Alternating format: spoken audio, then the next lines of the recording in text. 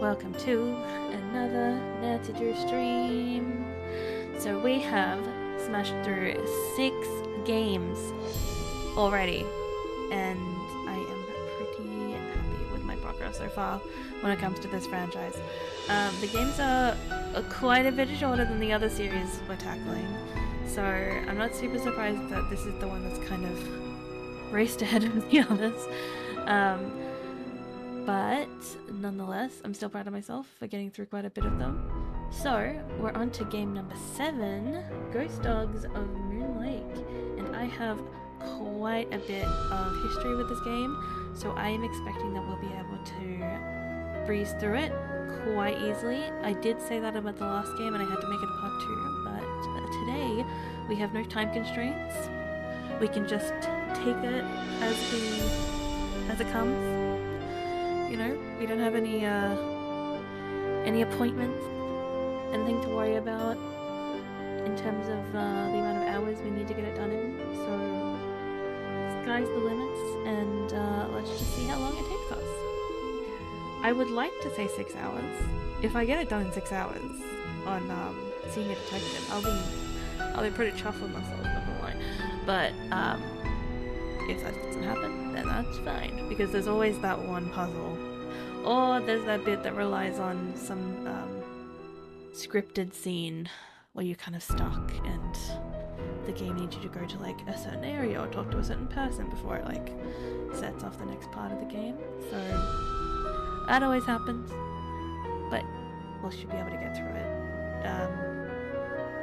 Anyways, let's go. Let's start. I'm really excited. This is, oh gosh, so there's a cemetery in this game, and I remember when I was playing as a kid, the cemetery, like going into the cemetery to look for clues, was so scary, and I played it as an adult a couple of years back, and I was like, why was I scared of this? This is so dumb.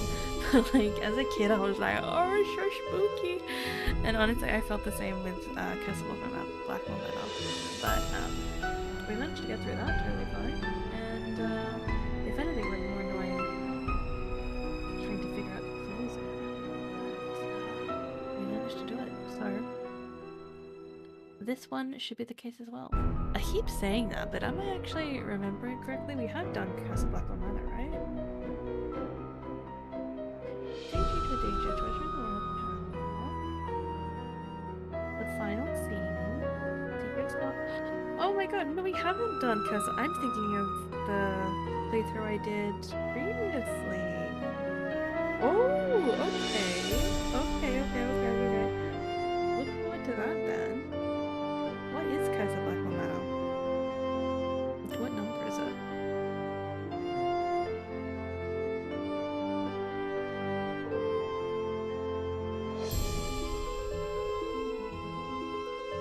Game 11! Oh, we are way off! I am confusing.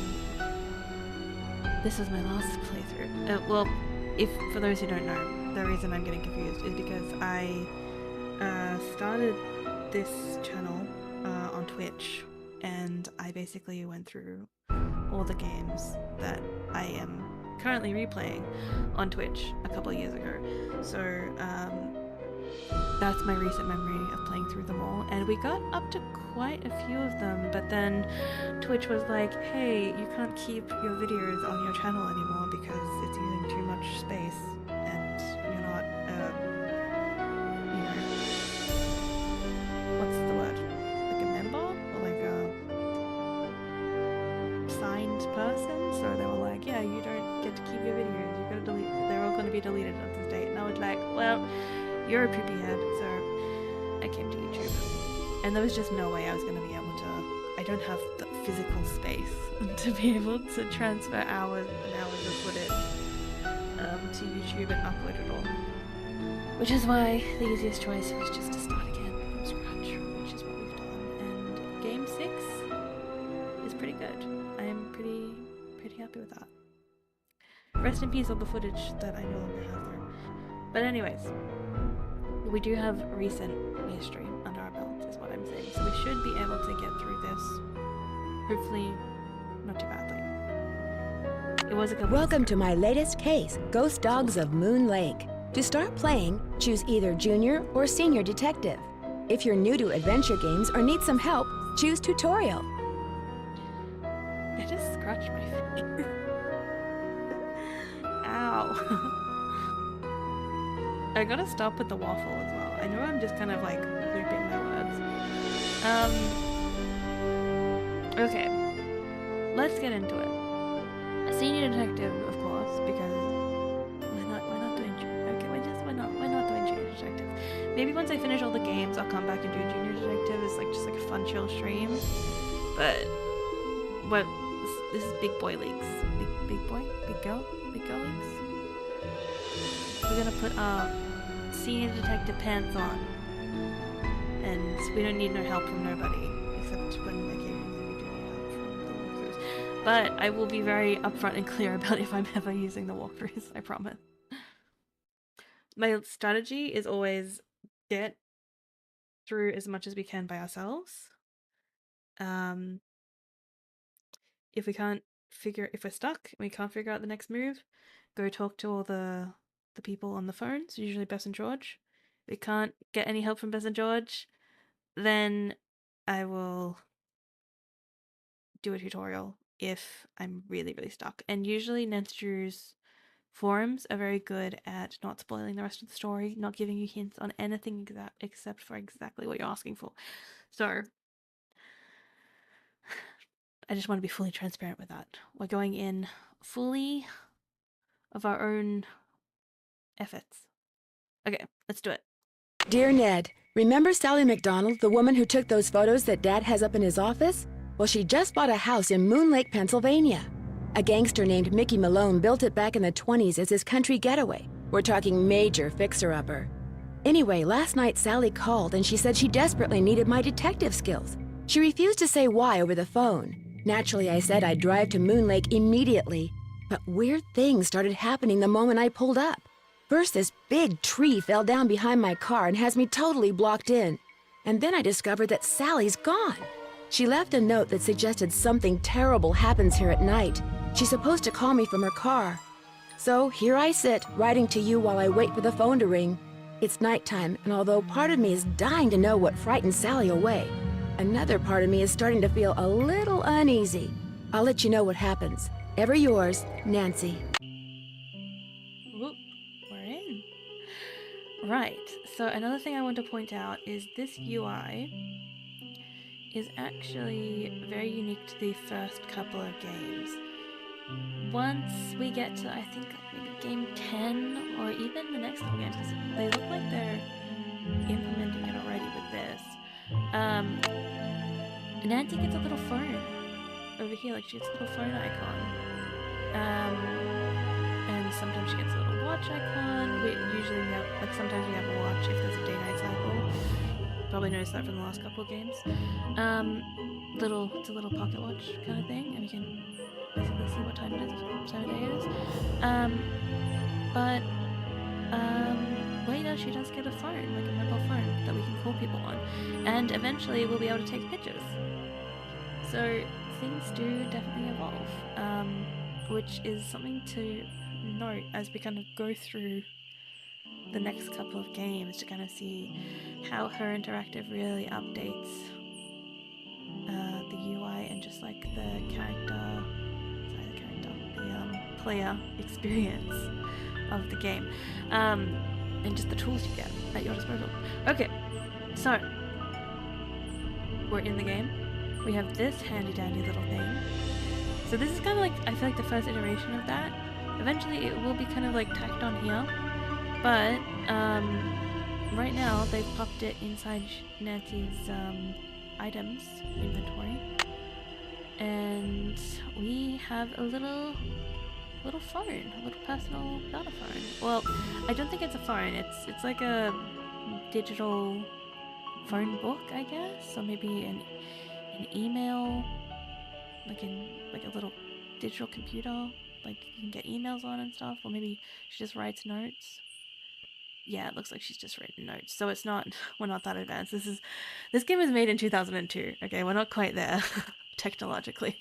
So this is literally just like a digital kind of notebook, which is very cool because previously she's had her notes have been written down in her like her suitcase sometimes. Like for instance, the message in the haunted wait, the message in the haunted tower, was that the one?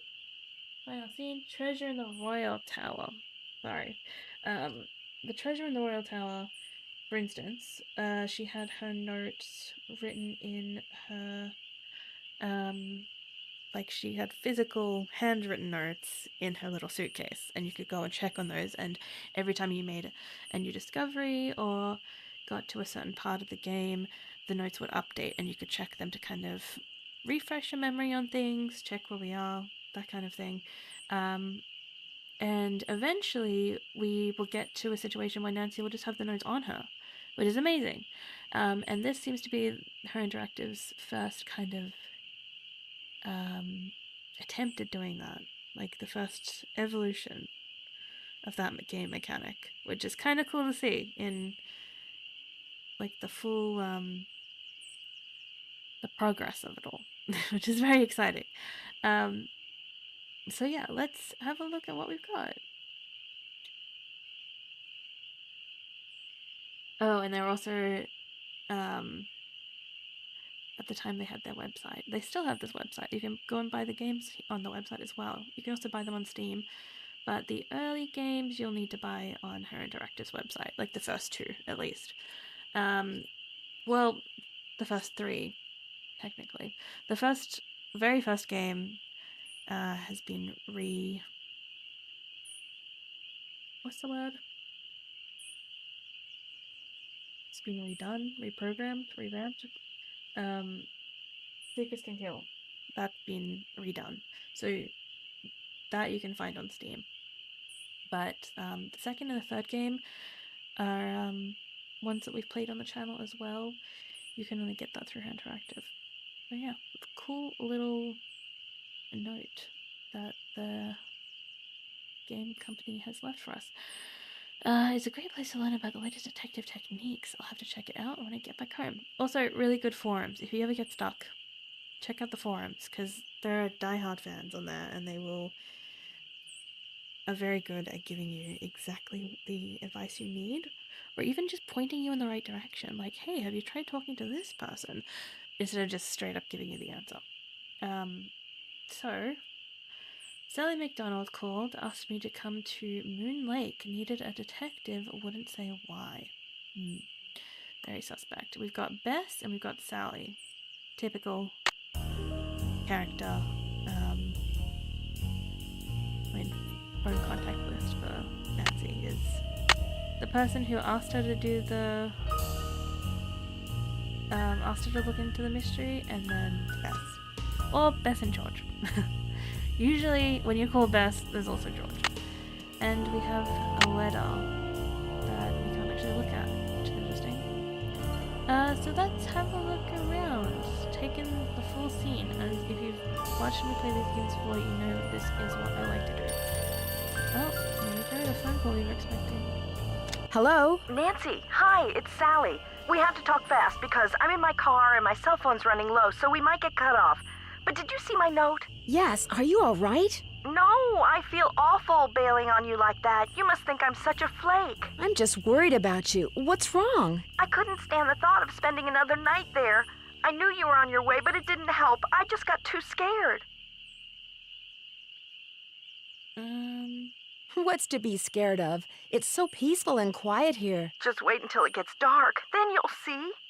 What am I saying? Nancy, you shouldn't be there by yourself either. Why don't you just go get in your car and go home? Or drive to Philadelphia. My aunt's got plenty of room.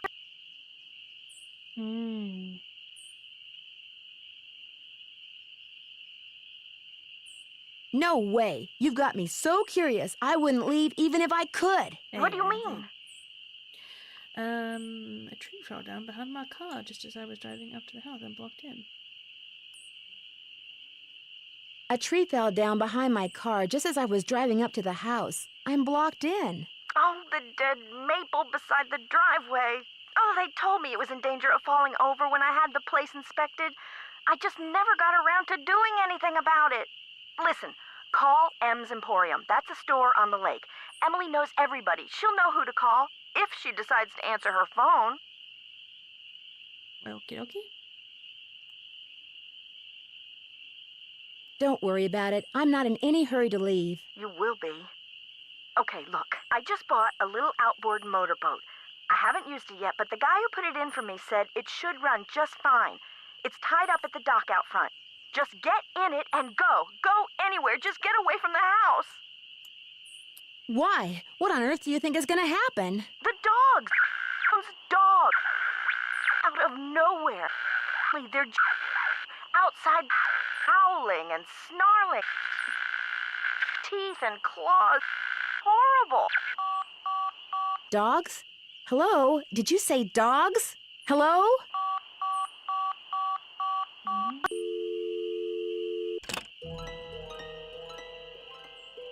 Ooh, I love that they really put in these like really fun, like, oh, things are getting a little bit spooky element to the game. It's very exciting. I feel like they do this so well in this game.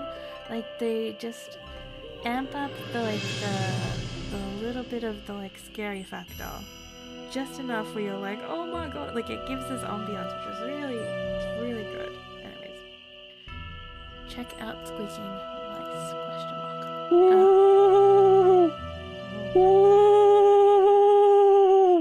What is that? Who knows?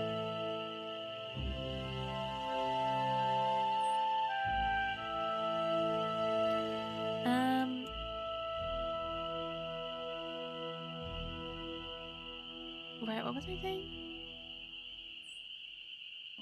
Yeah, they just do a really good job with that. Like creating like this this like ambiance of it's a little bit spooky, but also very mysterious, and like you think, oh, maybe is there like there's a supernatural element to it all. It's very Scooby-Doo coded, you know, like that like, oh, it might be supernatural, or is it just some guy in the marsh messing with us, you know? And it's always the guy in the marsh. That's very much the kind of vibes in the Nancy Drew games, which I love. One of the reasons why I love the series so much. Nothing seems to be over here that we can look at. Okay, now let's just go around and look at the room, shall we?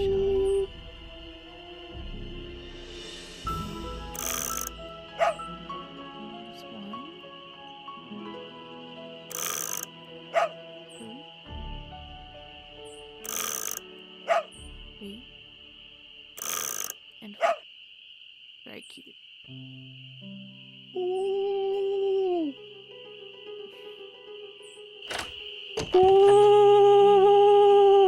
Something's out there. Now look what you've done.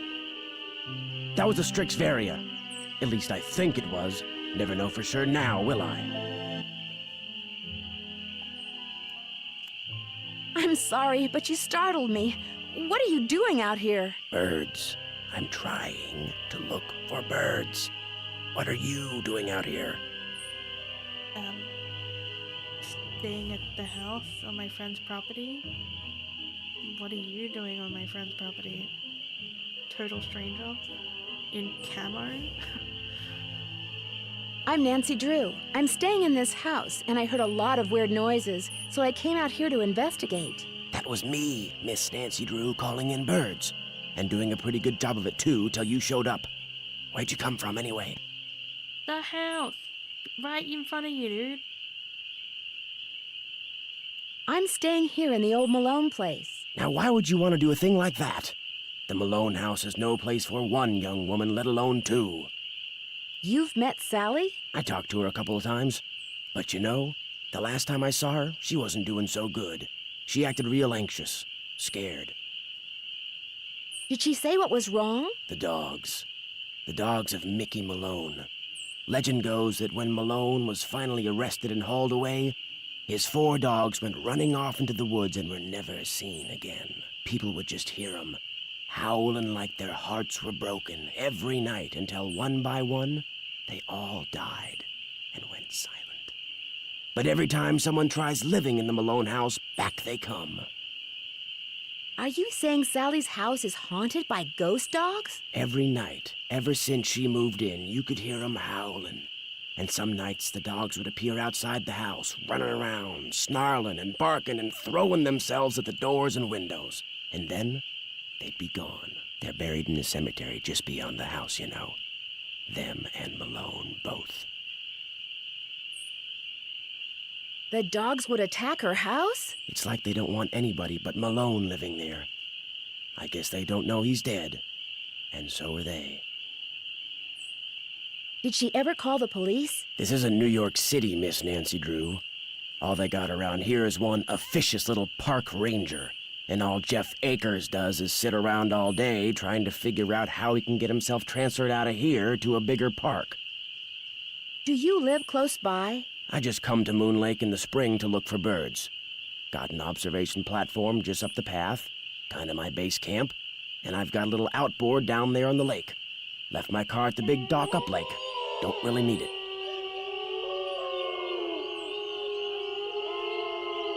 Are those the ghost dogs? Yes, ma'am.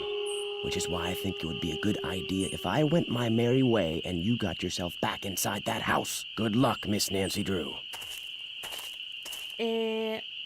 Thank you. Not terrifying at all.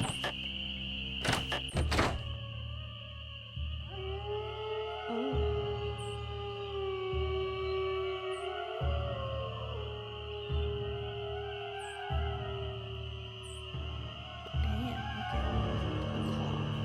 Wow. Oh my god. This is not good.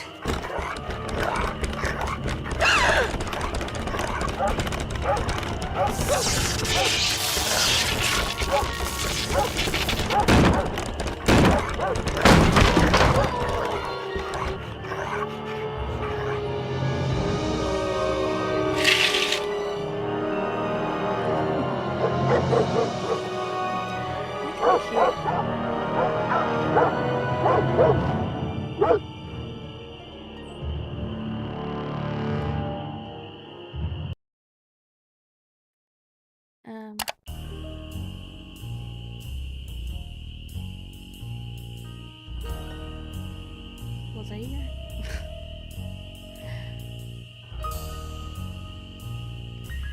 Leaves that appear on a fresh spring day make my birth different from the other three. When swans drift by on a shimmering blue, I'm the one who plays in the sun too.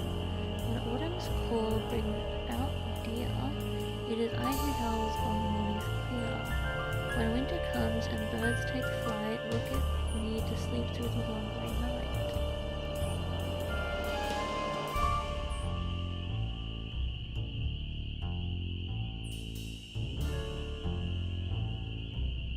We already have a good bad. Rotten floorboards. Watch your...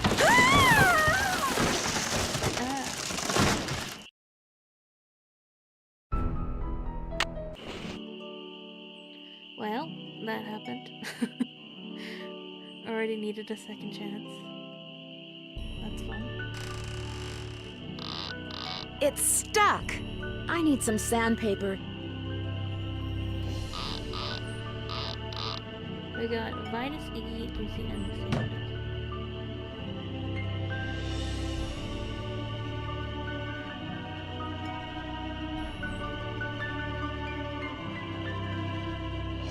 Get well water tested.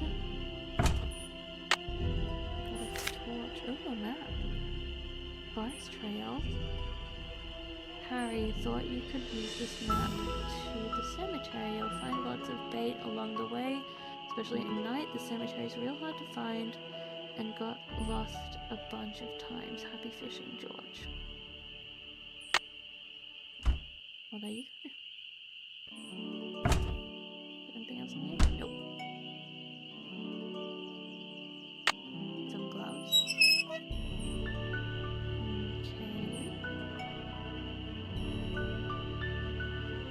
This is her note. Nancy, I'm really sorry, but I just can't face another night here. I'm going to my aunt's in Philadelphia. Door is open. I guess I'll at home. Will call you from my car, Sally. P.S. My cell phone is... Well, P.S. Please don't hate me. Okay. Nancy Drew would never hate you for giving her a mystery. She might thank you even.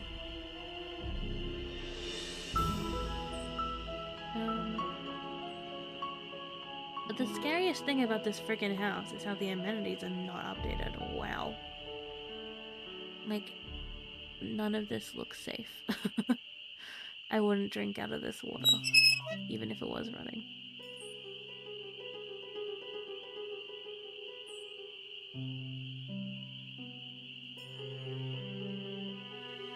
Okay, let's go to sleep and wake up in the morning.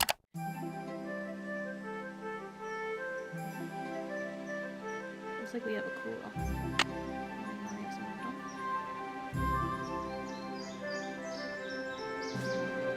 Get dead tree cut down.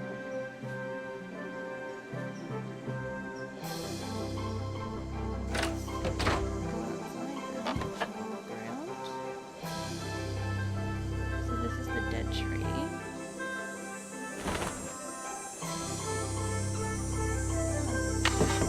Oh. Those look too rotten.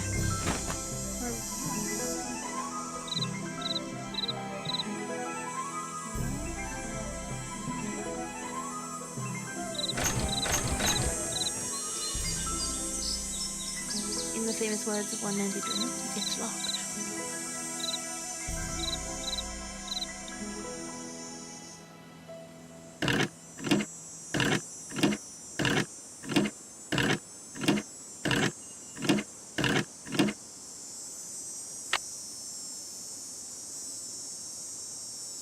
We have a bucket.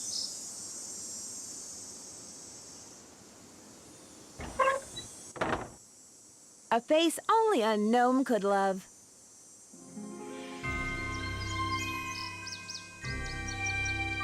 Oh, a key.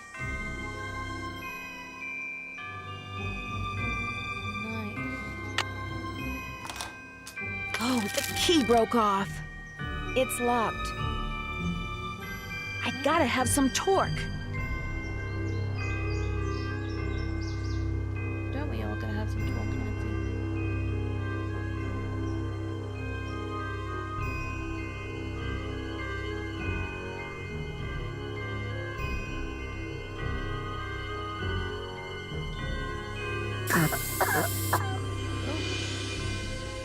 Okay, let's not do that then.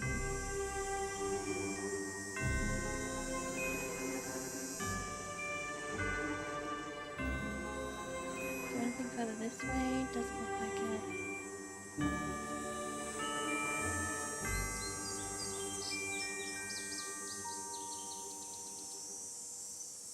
So we need a crowbar or something to open that?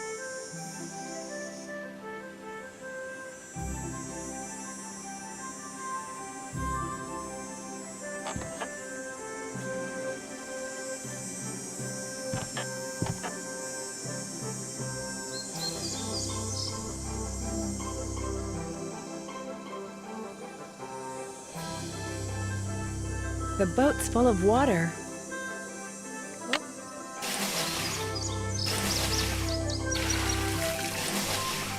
Oh, I think we just found some torque.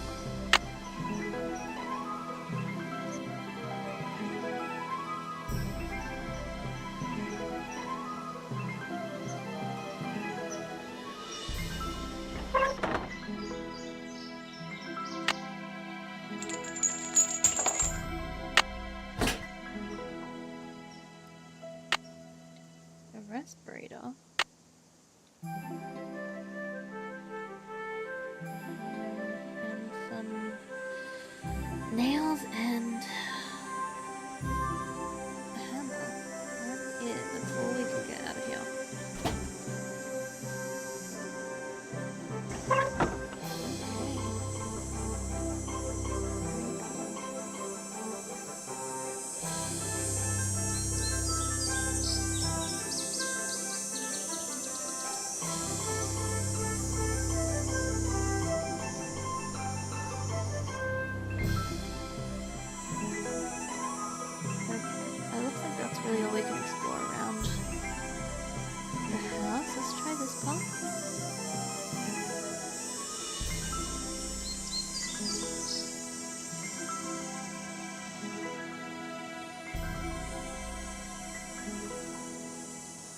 This must be Red's observation platform.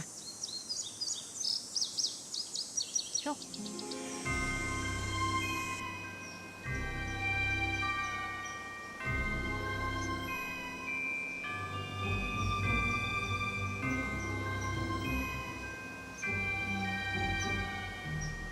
Looks like we can't go anywhere except the tree on the side. Well, that's pretty clear cut then. It's good to know. Okay, let's go check out the boat then. The spark plug is missing. I gotta have some torque.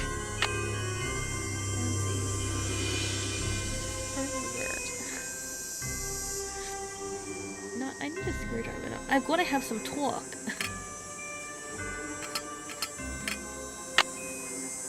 Okay.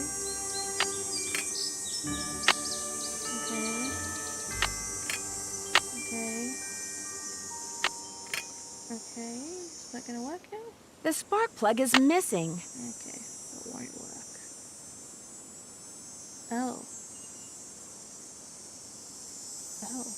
I think I did that wrong.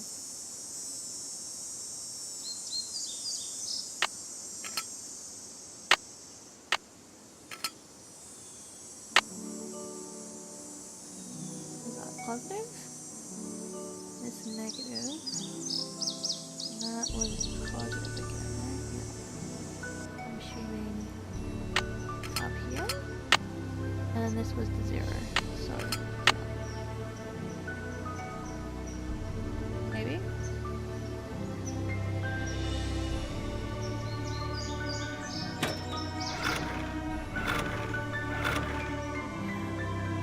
Need the spark plug.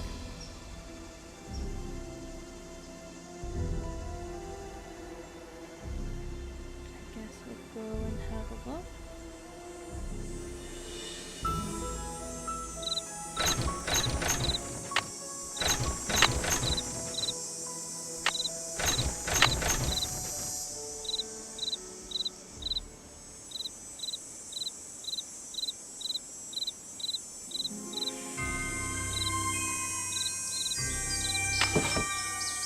We're collecting planks, which is interesting.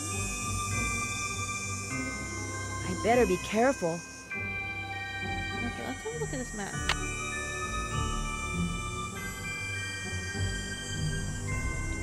So we've gone this way, right?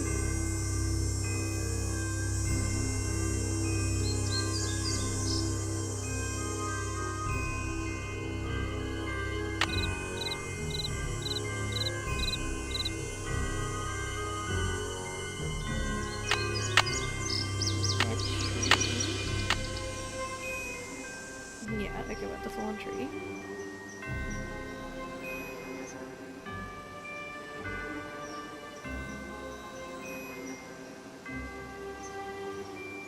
So we go this way.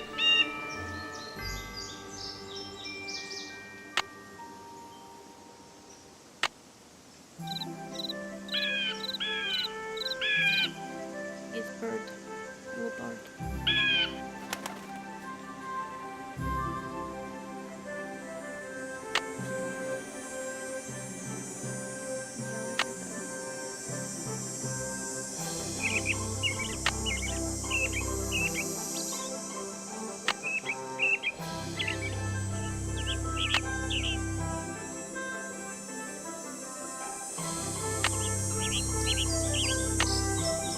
Tree's done, and then cemetery. There you go. Waldo Matthias, 1876, 1925. Snoopy. Very cute. Robert Powell. Piffin Pass.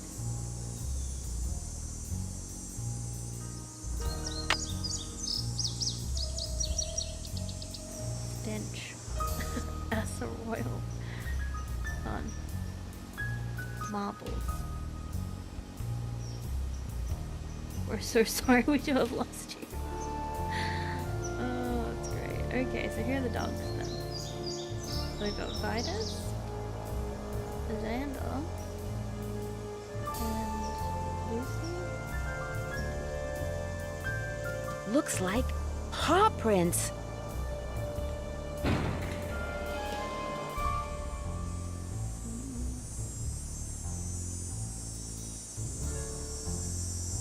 So I can't interact with anything here. Interestingly.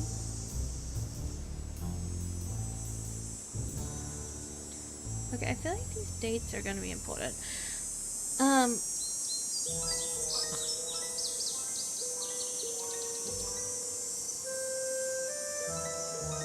Okay.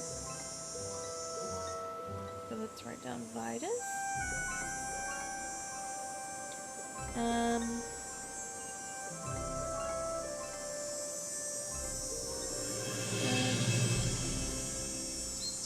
8th of Feb,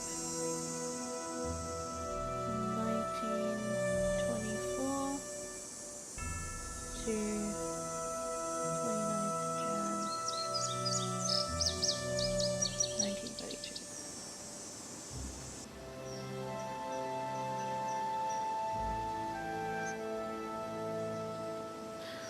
It's an 8-year life. I don't know. Do Ruddies live for longer than 8 years, roundabouts? Usually like 12 to 15 at most for big dogs, right? Okay, then Xander.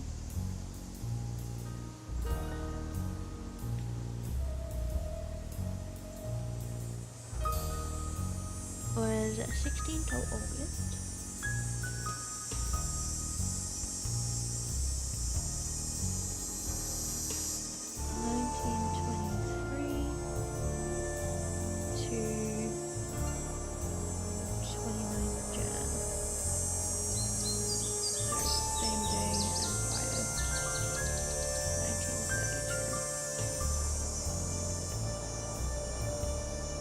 That's so sad. Oh my god, they all died the same day. Wow.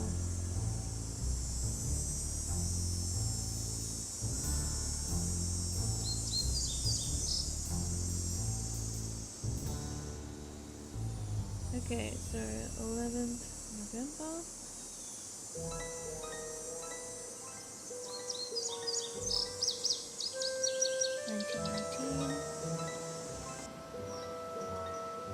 Lucy.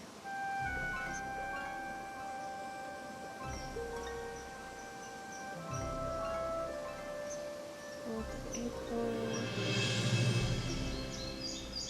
1922. Okay, so if we were to put them all in age, in order, it's Iggy was first,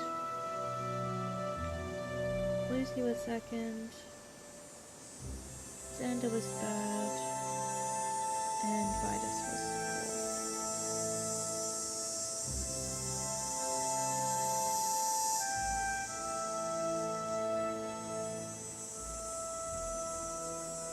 Yeah, so it's Iggy, Lucy, Xander, and Vitus. In terms of like age. Makes me think that there's something. Oh, Malone. Maybe something else there.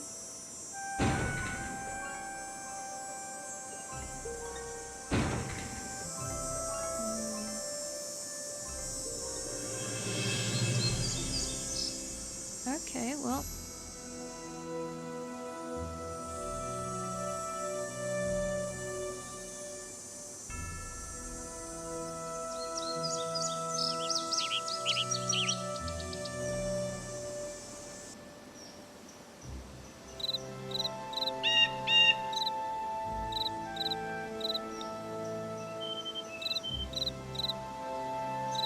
And we're out. And I didn't even look at the map.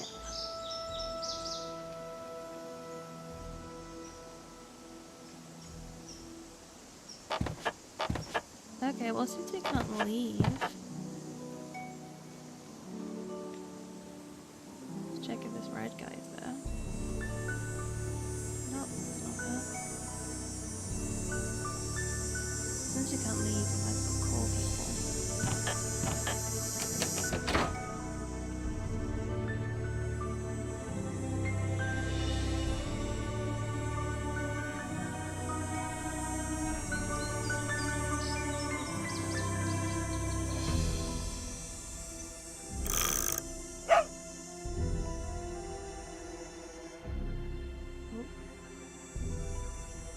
Okay.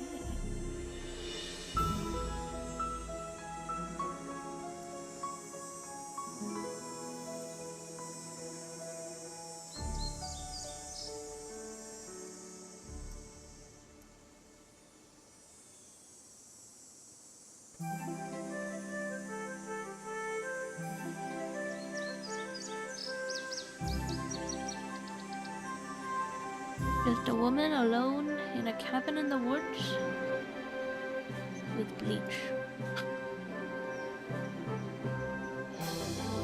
Okay, yeah, let's give people a call. Before we do that though, I'm gonna have a look at this and see what else was written down. Oh!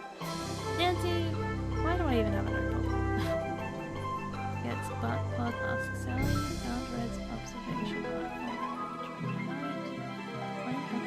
Water done, pumps are working, so radio station.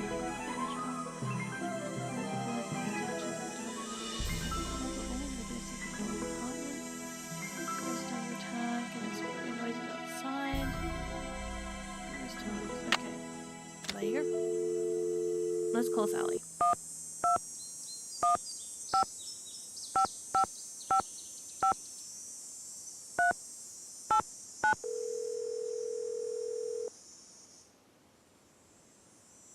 Hello? Hey, Sally, it's Nancy. Nancy, did you see them? Did you see the dogs? Yes, I did, and I can understand why you left. They were pretty frightening. But if it's okay with you, I'd really like to stay and get to the bottom of whatever's going on. That's why you asked me here in the first place, right? Yes, but Nancy, are you sure? Positive. Consider Detective Drew officially on the case. Hey. I wish I were even half the trooper you are, Nancy. I have such high hopes for that house. All the beauty there, the wildlife, all the pictures I was going to take. It would break my heart to have to give it up. I need you to tell me everything you can about those dogs. They're black and they have yellow glowing eyes and they don't like me one bit. When's the first time you saw them? Well, let's see. I heard them the very first night I was here. I heard them almost every night, howling in the distance, but I didn't actually see them until I'd been here about a week. After that, they started appearing pretty much every other night. When they appeared, did they always do the same thing? Yes, come to think of it. They always came running up to the house, barking and snarling. They'd lunge at the windows, they'd jump up on the door, they'd run around and bark some more, then they'd run off. What are you getting at?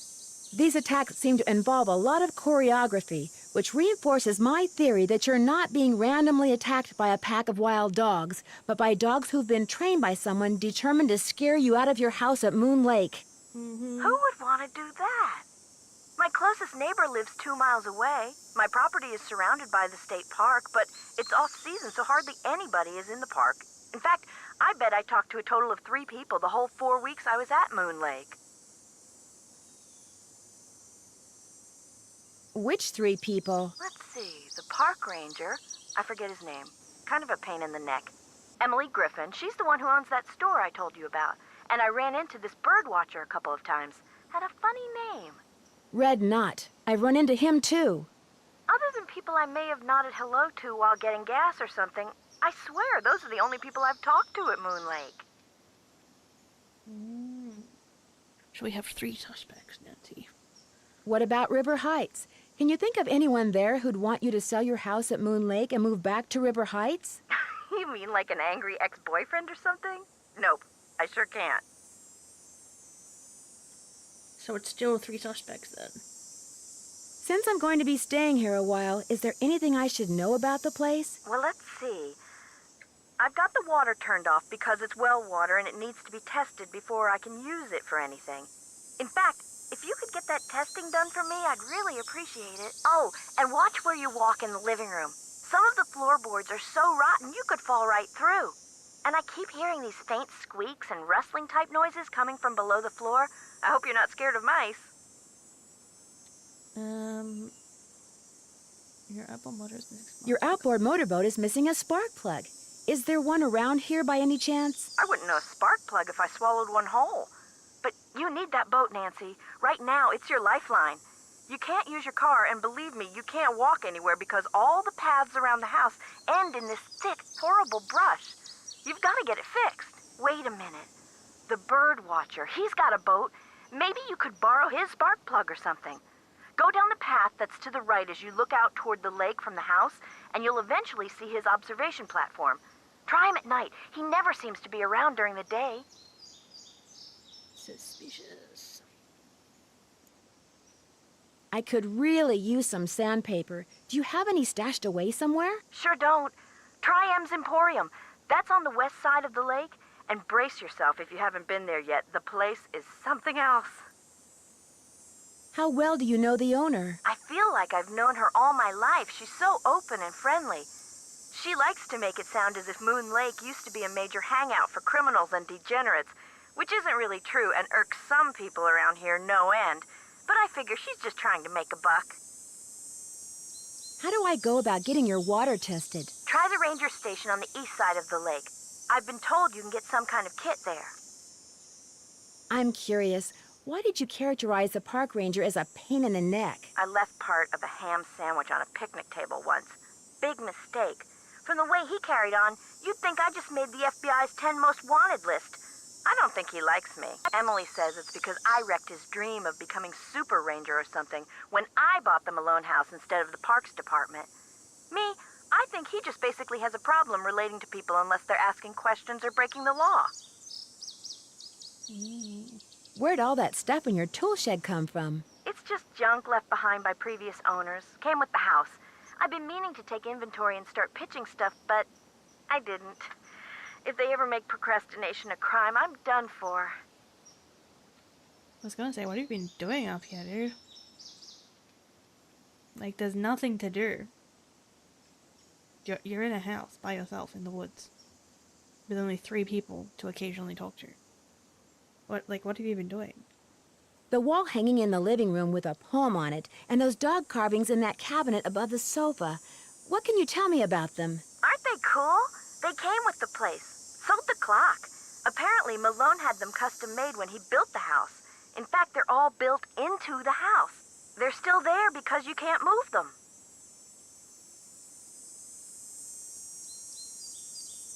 Has the clock ever worked? Not for me. Oh, but get this. One day, I was messing with the hands. You know, trying to get them to work. And all of a sudden, one of the 4 little doors flew open, and instead of a cuckoo, this dog popped out and barked 3 times. It's a doggy clock.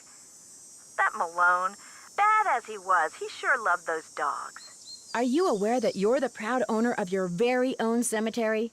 Yes. When the realtor told me there was a cemetery on the property, I went, ugh. But when I saw how far from the house it was and how small it was, I decided I could live with it, as it were. Okay. So you didn't go out there much? No. Talk to you later. Bye. No. Okay. Which is like, I mean, fair. Why would you want to visit a creepy cemetery? If you don't know anyone who's in there.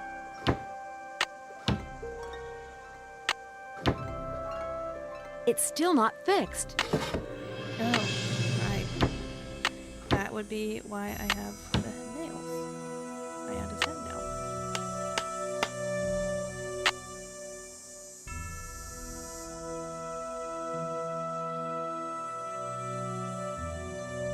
Anything else to look at here? Guess not. This is weird.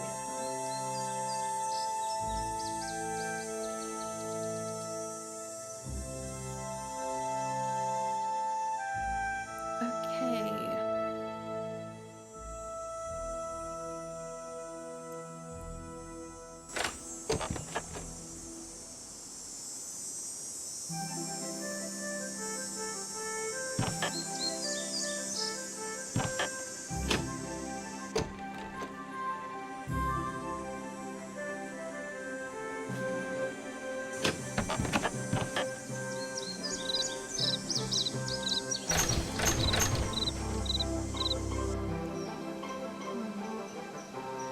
Okay, well, let's go to bed then.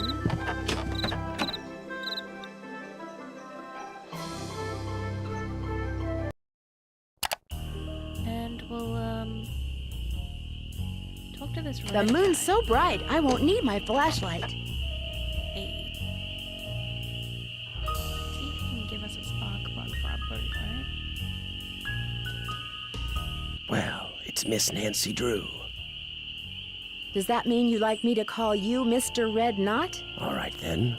Hello, Nancy. Now put a muffler on it, would ya? I just heard a cerulean warbler. Really? Are they rare? Something tells me they're gonna be with you around. You didn't come up here to chit-chat, did you? Do you know much about outboard motors? Sure do. Only type of motorized vehicle that's allowed on Moon Lake. Heck, if it were up to me, I'd ban them too. Have everybody get around by canoe. Nothing like the threat of physical activity to keep tourists away. Okie doke. Why don't you like tourists? I came to see birds, not people. The more people there are in a forest, the fewer birds there are. It's a fact of life. Reason I like to come here is because nobody else does. It's perfect. Not a decent grocery store, restaurant, or motel for miles. Do you realize if they got rid of tourists and restricted people's access to the area, which is the only way they could probably regulate tourists, it probably means that you would have access restricted as well. I'm just saying. So I don't know exactly what you're getting at here. Anyway. There's no place nearby that sells boat parts? Sally's outboard is missing a spark plug. I might be able to help you out. After all, I was a Boy Scout. Be prepared. You're creepy. You mean you have a spark plug I could buy? Well, just so happens I've got 2 spark plugs right here in my pocket. Question is, if I give you one, what do I get for it? I don't need cash, but maybe you could take a few pictures for me. Know how to use a digital camera? Sure. What would you like me to take pictures of? Birds, of course. There's a couple of birds I'm supposed to take pictures of for PEPSOB. That's People for the Preservation and Study of Birds. You can recognize them by their songs, which are on this tape, which you can play on my cassette player, which you're gonna have to get from M's Emporium as soon as you get your boat fixed. Think you can handle that? Sounds good. Here's everything you'll need. M's Emporium is up lake on the west side. Not that I'm trying to get you out of my hair or anything, but try not to come pestering me till you're done, okay? One more thing. You smoke? Cigarettes? No. These woods may not look it, but they're tinder dry. One lit match, and the best bird habitat on the East Coast will go up in smoke. So watch what you do. 'Cause if anything like that happens, I won't be looking for birds anymore, I'll be looking for you. Watch yourself out there. This dude is, kind of a grade A asshole. Anyways. It's not safe to take the boat out at night. What kind of attitude?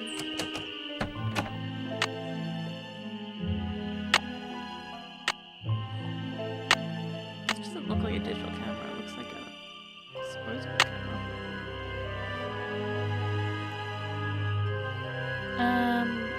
Okay, well, I can't fix the boat until daytime, so let's do it. So far, not a lot of things that need to be written down. I feel like this is going to be a pretty light note-taking game. The spark plug is missing.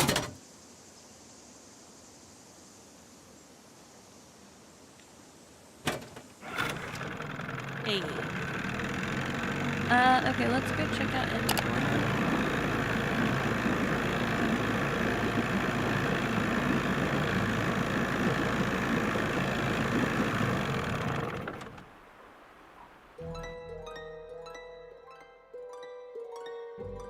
there! Welcome to M's Emporium. I'm Emily Griffin. My name's Nancy Drew.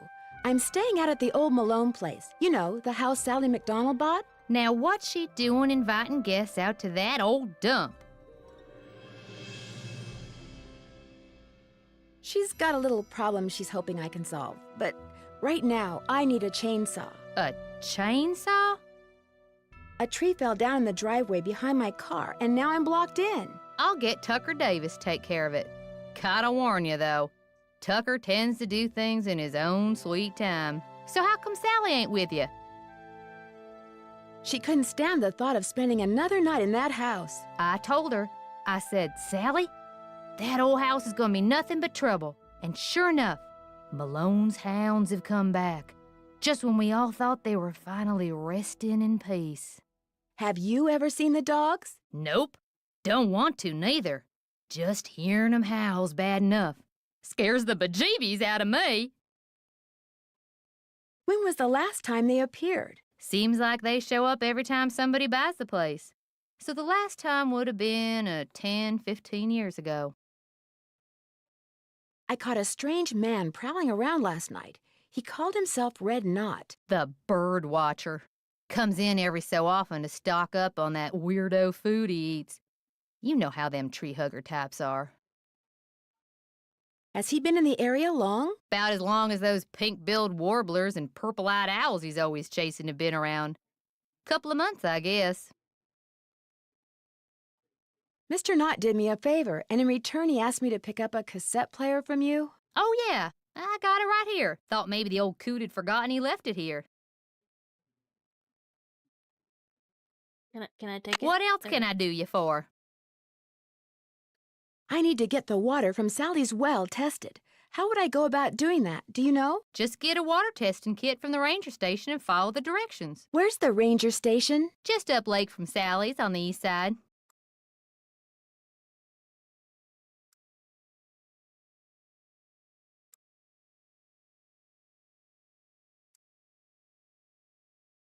I need to buy something. You want it? I got it.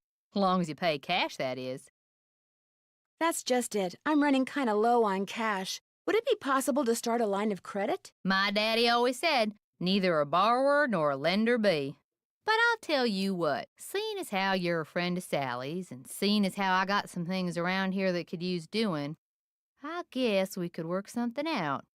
What is it you need? Do you sell sandpaper by any chance? I do, but Mr. Birdbrain was in last week and cleaned me out. Said he was tired of that observation platform of his giving him splinters in his hinter regions.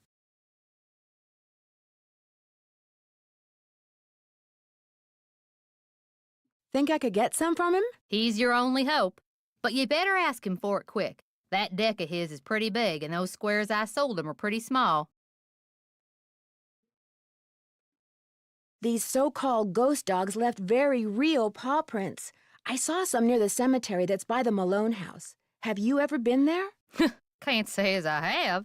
Poking around cemeteries ain't exactly a hobby with me. Does the name Waldo Matthias mean anything to you? Can't say as it does. Where do you find your... Achoo! Bless you. It's all the dust. Sometimes I think it grows on this stuff. Some of those old bottles are beautiful. Where'd you get them? Found 'em. See, back in the days of Prohibition, that old Malone place used to be party central. Only way to get to and from back then was by boat. And when those boats dumped, on account of bad weather or bad driving or the feds suddenly showing up, well, everything from diamond necklaces to full bottles of illegal booze sank to the bottom of the lake. So, it's finders keepers, huh? That's right. See, recovering objects from the lake bed is illegal. According to Squeaky Wheel Acres, dragging the lake for artifacts was upsetting its delicate eco-balance. So thanks mostly to his constant squawking, the state banned it. Are you saying you acquired this stuff illegally? Well, of course not. It all washed up on shore. Sounds like you aren't real fond of Ranger Acres. Jeff Akers could take all his precious rules and regulations and take a flying leap. Now, I got nothing against getting more customers in here, mind you. But I kind of like Moon Lake the way it is. Small, quiet, out of the way. But Jeff Akers, why, there's nothing he'd like better than to see all the lake and all the property around it turned into one big, noisy, jam-packed state park. Why would he want that? He's the type of guy who likes to boss people around, makes them feel important. So if the park got way bigger and was crawling with tourists, why, instead of giving out maybe 1 ticket for littering every 2 days, he'd be giving out 12 tickets every 2 hours. He'd be in heaven. Well, hey, I'm sure you got better things to do than getting your ear chewed off by yours truly. Guess I'll see you later. Yodelay-hee-hoo! Okie dokie.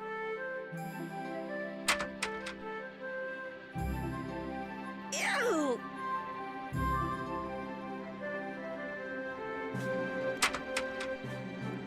Okay, Nancy.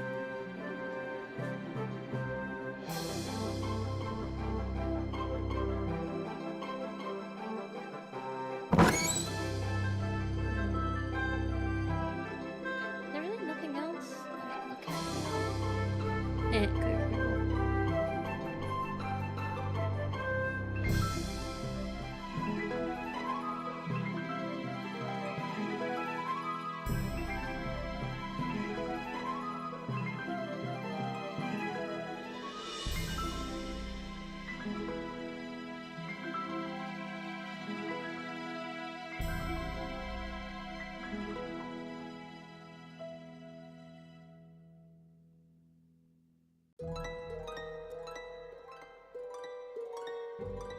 Well, there you go.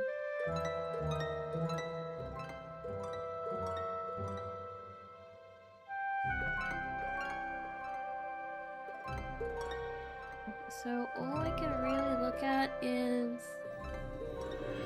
the bait. Nothing else is really in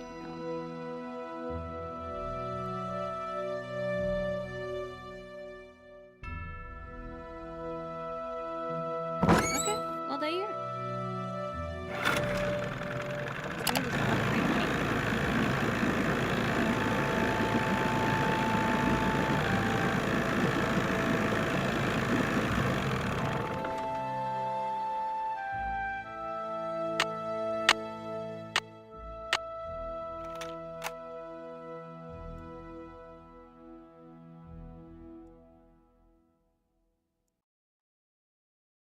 American goldfinch. Northern cardinal.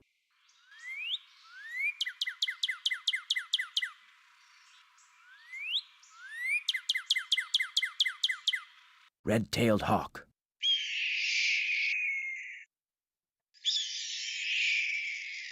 Western tanager.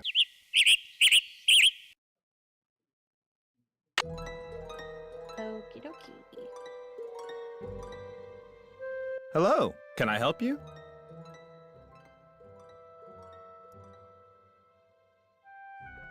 Hi, my name's Nancy Drew. I'm visiting Sally McDonald. Are you the park ranger? Park Ranger Jeff Akers, at your service. Let's see, Sally McDonald is the woman who bought the old Malone place. That's right, only she's gone back to Philadelphia. Malone's dogs got to her. Don't tell me she believes all that ghost dog stuff. Does that mean you don't? There's always a logical explanation for everything. Whatever's out there, I'm sure they're no more and no less than exactly what they look and sound like. Dogs. Living, breathing, very noisy dogs. Why do you think dogs would attack Sally's house? Dogs can be trained to do almost anything. Have you ever investigated the ghost dogs yourself? Do you always ask this many questions? Yes. As a matter of fact, I do. I'm a very busy man, Miss Drew, but I am here to serve the public. Do you have something I could use to test the well water at Sally's? Sure do. Simple to use, too. Just pump some water into this vial, return the sample to me, I'll send it off, and in a day or two, you'll find out whether or not your water's fit to drink.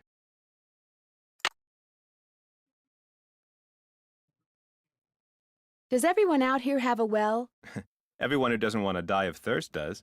Hooking up to a municipal water supply is out of the question. Too expensive.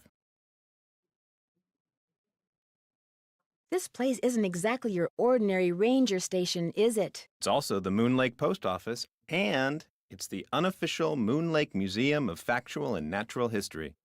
I've lived here all my life, so I can't help but feel obligated to protect not only the area's flora and fauna, but also its past. Which is apparently rather colorful. As a member of the law enforcement community, I prefer to dwell on the positive aspects of history instead of on the activities of a bunch of glorified thugs. So you'd probably like to see the old Malone place torn down and forgotten. Not necessarily. It's hard to ignore its potential as a tourist attraction. And if that's what it takes to draw more people to Moon Lake, I'm a reasonable man. As an officer of the law, can you think of anyone who might want to scare Sally off her property? The woman who owns the shop across the lake? Emily Griffin? I can't prove it, but I'm pretty sure she's been dragging the lake in front of Malone's house for artifacts, which is illegal. It would be a lot easier for her to do her dirty work if nobody was living there.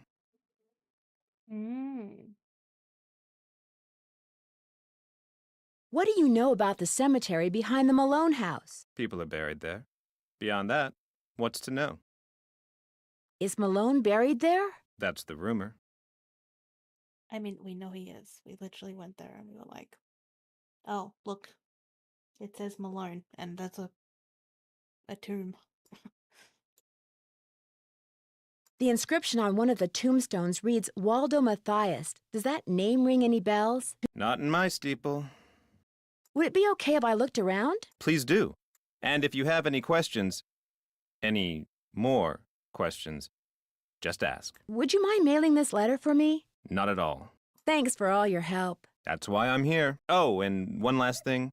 The deer mouse population has boomed this year, so please take precautions if you're cleaning out any area where they may have nested. They can carry some nasty diseases. Thanks for the tip, Ranger Akers. Oh, it's a doggo. It's a doggo bed.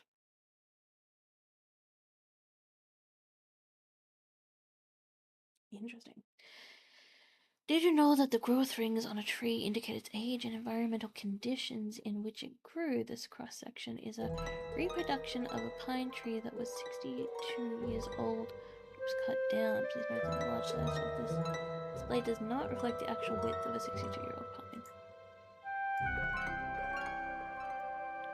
Okay, I don't know why we're looking at that.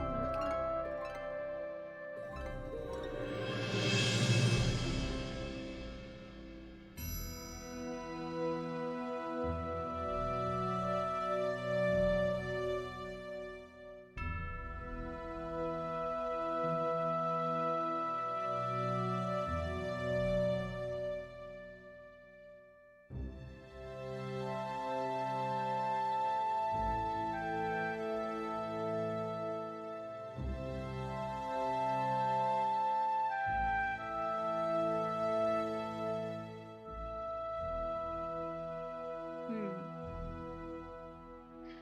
Okay, Civilian Conservation Corps. In 1932, when the United States was in the throes of the Great Depression, presidential candidate Franklin D. Roosevelt recognized that the country was facing two very serious problems. Its natural resources were rapidly being destroyed by soil erosion and deforestation, and thousands of able-bodied men were unemployed and desperately looking for work. So when he was elected, Roosevelt immediately compelled Congress to pass the Emergency Conservation Work Act. It called for the establishment of a peacetime army of men who, stationed at various camps throughout the country, would undertake work projects that would save and revitalize the nation's forests while allowing the men to earn much-needed paychecks. By the end of the 1930s, By the end of 1935, this army, called the Civilian Conservation Corps, had been successfully mobilized and was hard at work. 500,000 enrollees were stationed at 2,650 camps, which were located in all 48 states, as well as the territories of Hawaii and Alaska. The men undertook projects ranging from building roads and fire towers to stringing telephone lines to planting billions of trees. When CCC was abolished in 1942, it had left its mark on every state in the nation. The importance of its role in the development of recreational facilities in national, state, county, and metropolitan parks throughout the country cannot be understated. The building in which you're now sitting is a testament to the dedication and determination of Roosevelt's Tree Army. Okay. I don't know if that'll be relevant at all, but there you go. I probably shouldn't mess around with this without Ranger Aker's permission. A computer.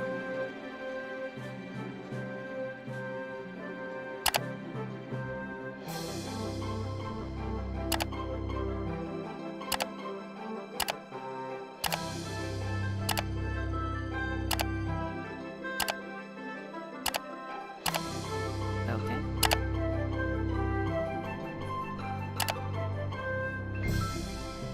God, so much reading.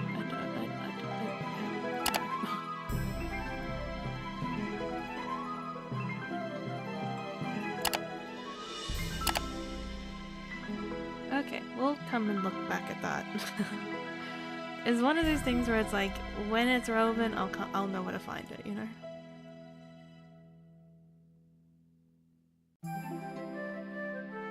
A skunk dressed in human clothing? Oh my god.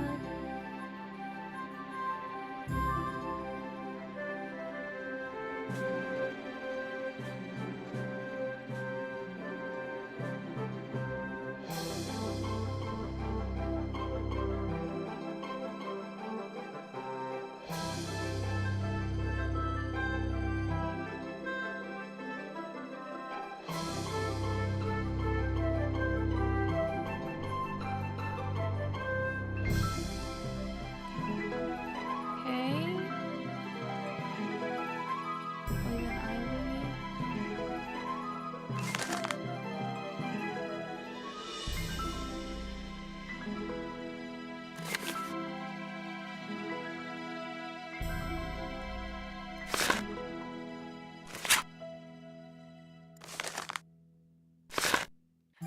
I really don't know if any of this is gonna be relevant.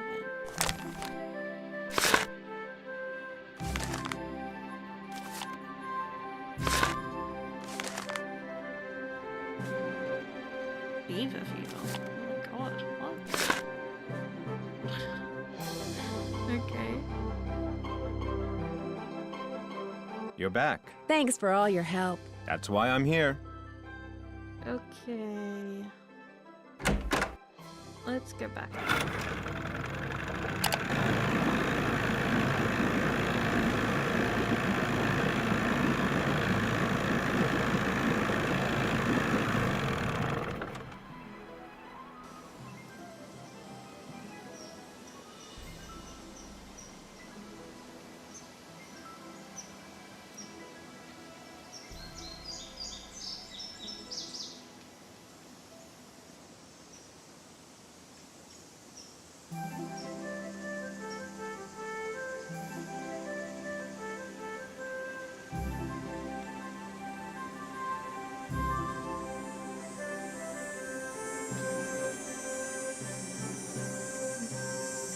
Anything else?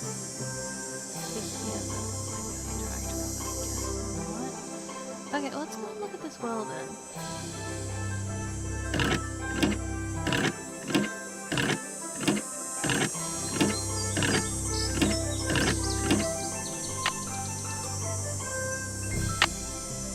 I need a bucket.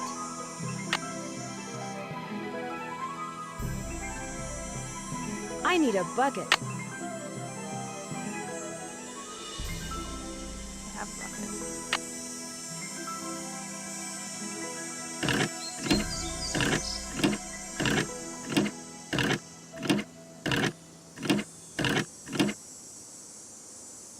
well is dry as a bone.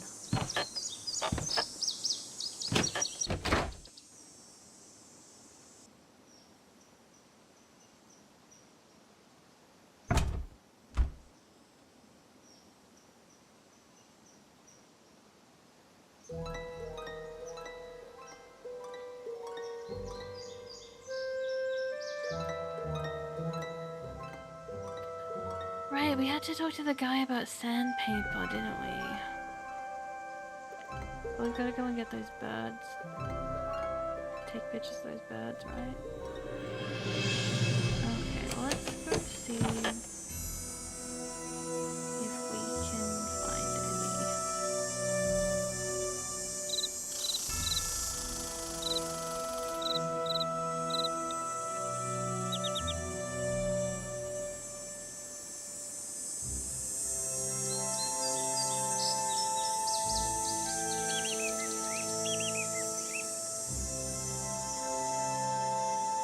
Tweet, tweet!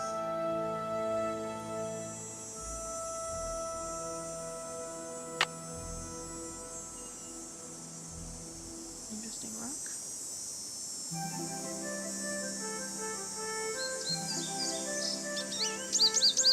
Oh. Oh. Oh.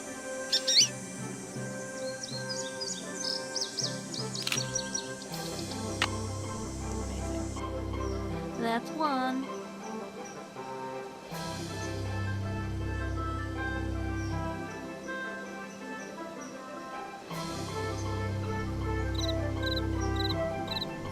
Tweet, tweet! Nancy, I think that's how you get birds to come to you first. It's cute that you're trying. Like, it's sweet.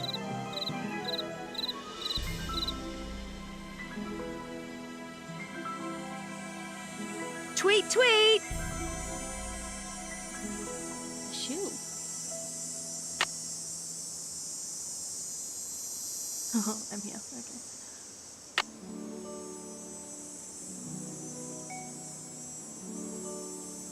Basically, my. Oh.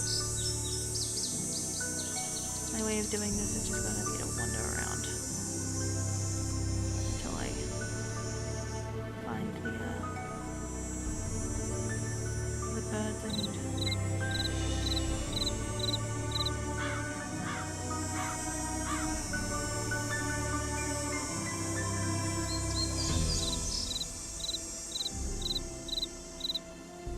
Okay, let's try going towards the cemetery this time.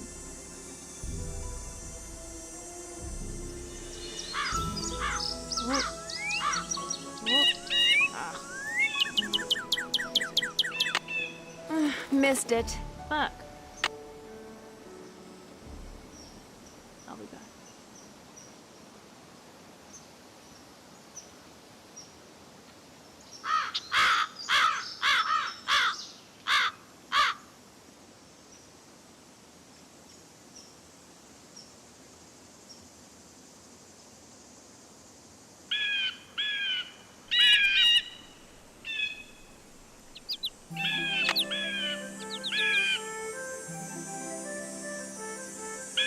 Take the pigeon and take. There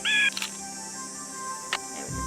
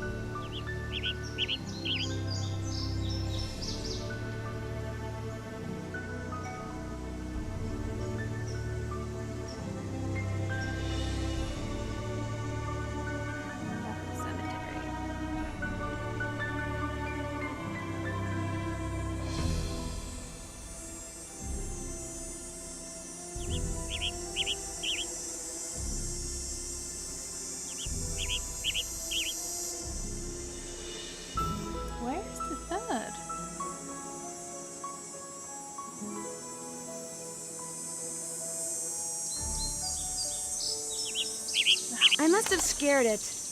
God damn it, Nancy.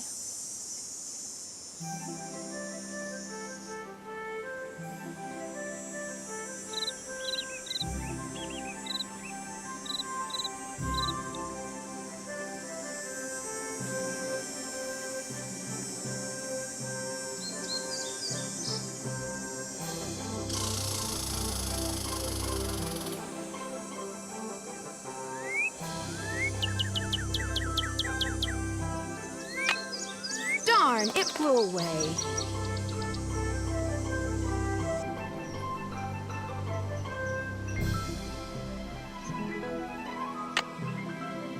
American goldfinch.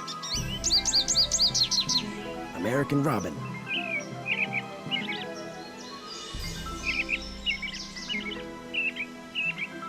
Blue jay.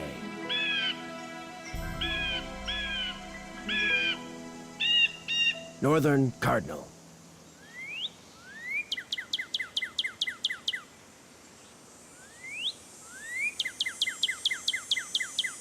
Red-tailed hawk.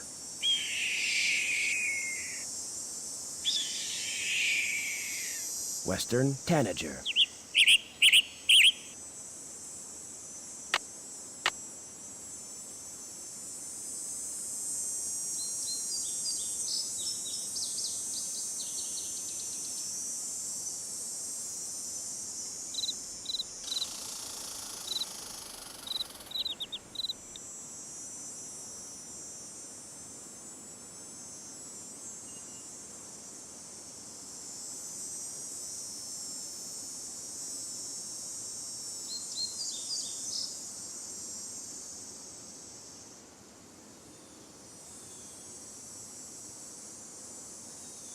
That is a nice boulder.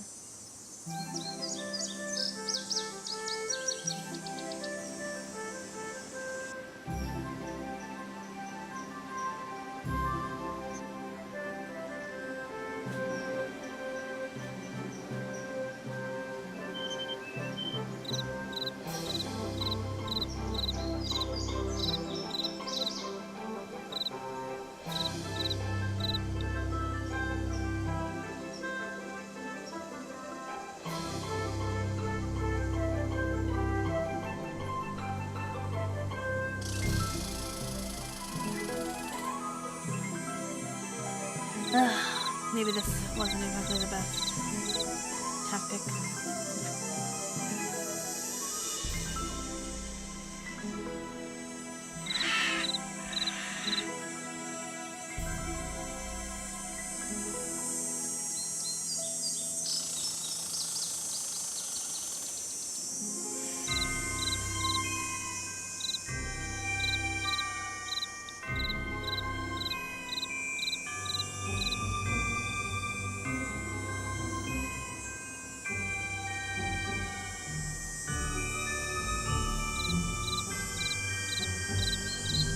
Okay.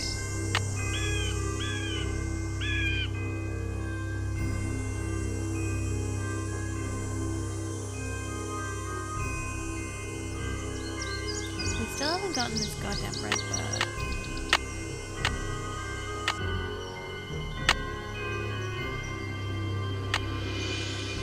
So...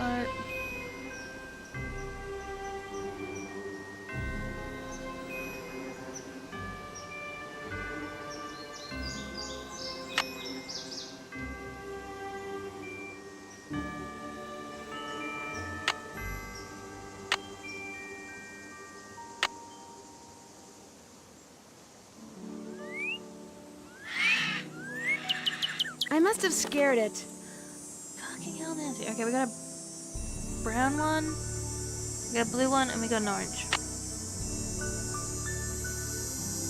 I mean a yellow. Did I say orange? I mean yellow. Maybe we gotta go to red and get something that'll, like, not frighten them.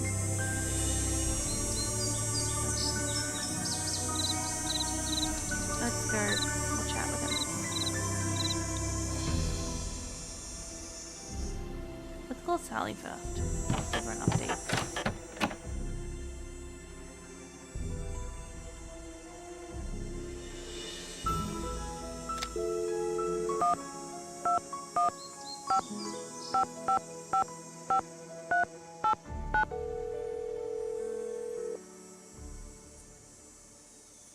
Hello? Hey, Sally, it's Nancy. Nancy, hi. How's it going? Is there a trick to getting your pump to work? When I pump the handle to get a water sample, nothing comes out. It needs to be primed. Take some good water, like from the jug in the kitchen. Pour it into the top of the pump, then start pumping. That wets the seals so they expand and make a vacuum or something. You have to do it every so often whenever the seals dry out. Gotcha. Talk to you later. Keep me posted.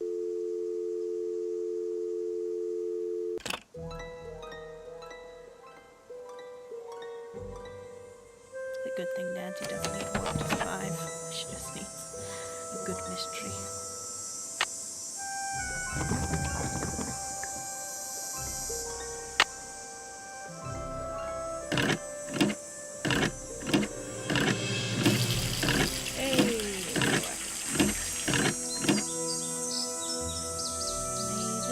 I don't need water right now. Oh, fuck off, Nancy.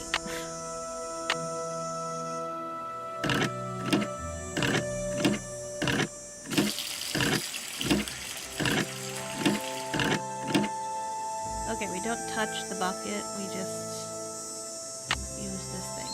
Done. Amazing. Now let's go back to that guy and give him the sample.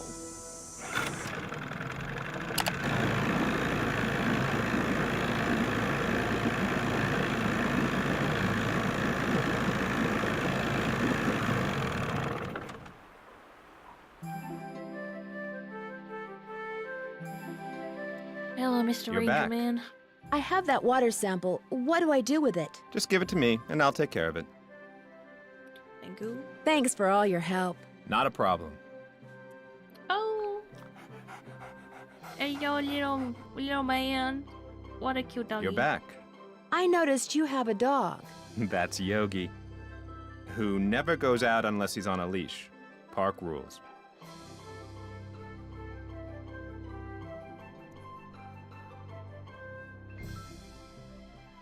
Do you have any other dogs? I hope you're not suggesting I trained Yogi to run around in the middle of the night barking and attacking houses. Nope. Because those were clearly Rottweilers, and he is not a Rottweiler. Thanks for all your help. Not a problem. Oh my god, he's so cute. Oh my god, I love him. Ugh. I needed that. I needed that virtual dog happiness.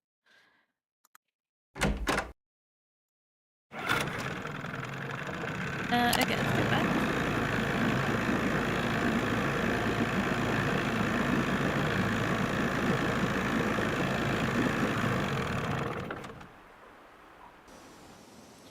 And then let's go to bed. Let's go to bed.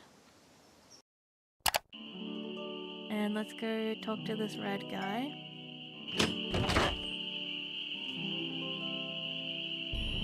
Be like, I'm trying to get these birds, but it is flying away. You find all the birds?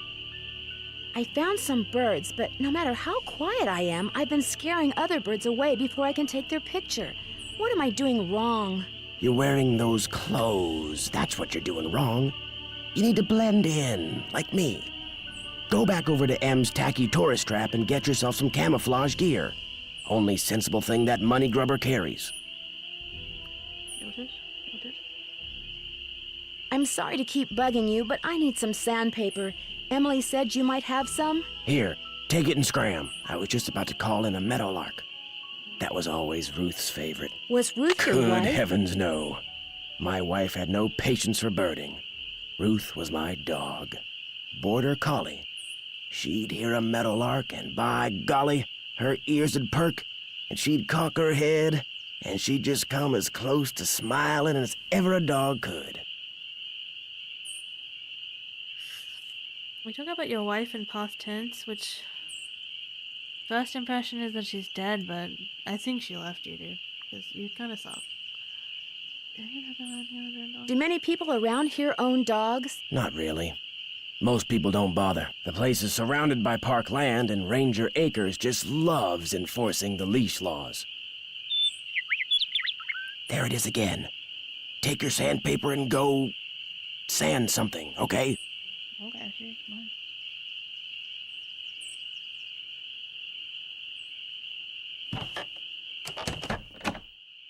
Hey. You know what that means. It's stuck. Hey. Nice. Okay. And I think, from memory...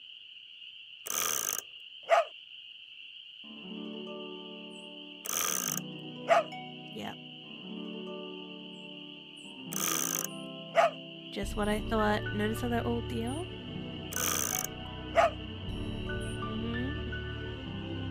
Okay.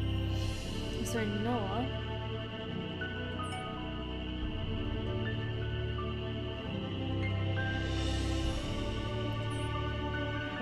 Forward. Let's just do forward until southeast, north southeast thing, because it's gonna get confusing because there is actually a direction component to this game, based on the thingamabob outside, and then if you look at the map, it's the same thing. So let's not get confused.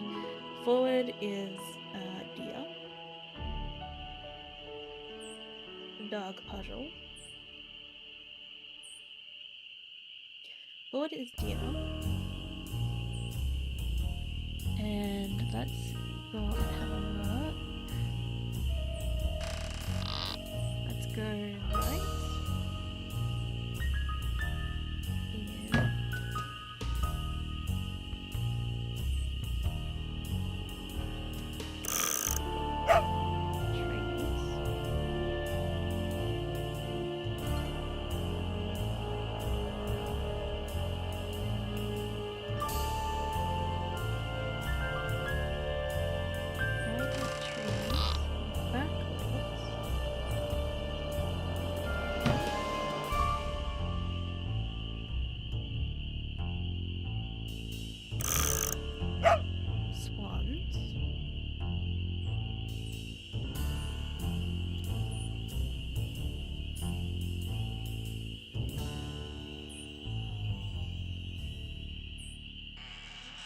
And and then left is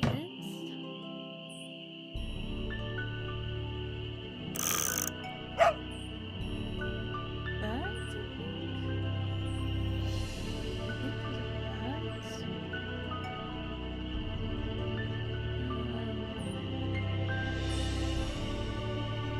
I'm just gonna write down blue.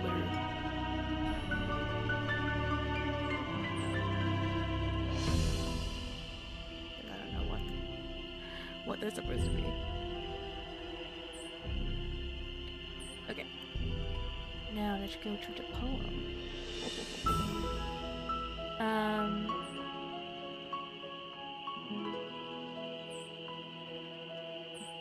was kind of hoping.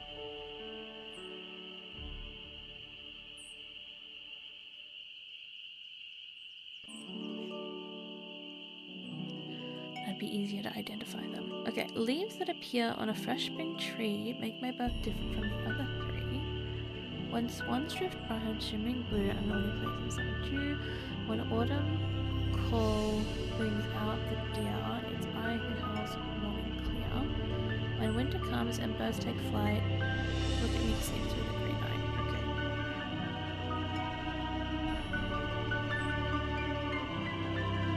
So they're not birds. Okay. Here's the thing, the dates of these dogs, they're born in America, obviously, so I don't know when American seasons happen. I'm just gonna go with the opposite of what it would be in Australia, and I hope I got it right. So February, so Vitus is born in Feb. And February here would be summer still, like tail end of summer. So winter? I gotta imagine that February would be winter then. So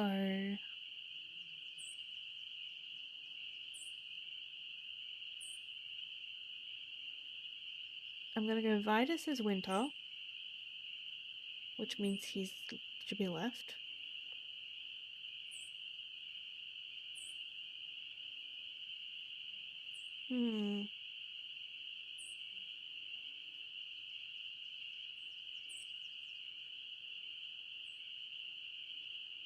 Okay, April would be autumn for us, so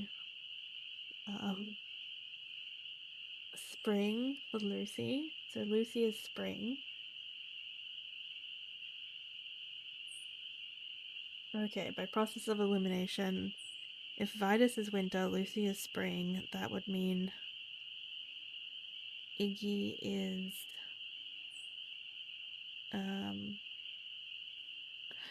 oh my god.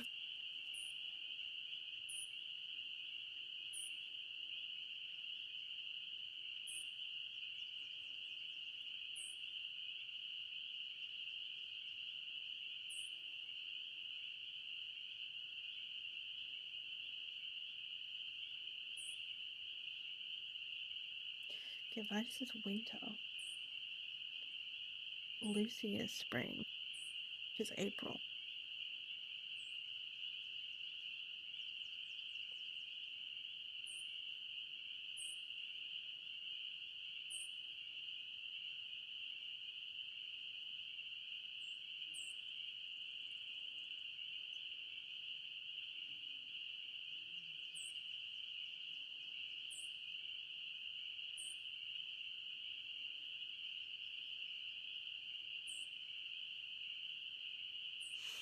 I think Iggy might actually be winter, because February, I'm thinking, well, February is like the end of summer here, right? It's like end summer ended. So I'm still thinking it's summer, but I think Iggy might actually be winter. So let's put Iggy down as winter. This is all like tentative. Like I'll end up changing it if it's wrong. And then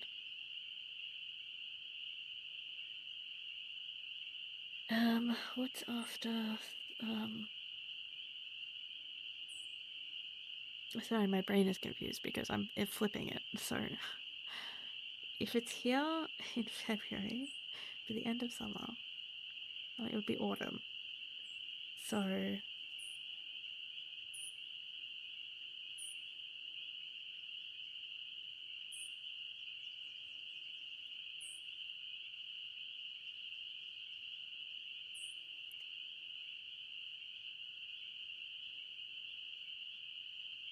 it would be autumn.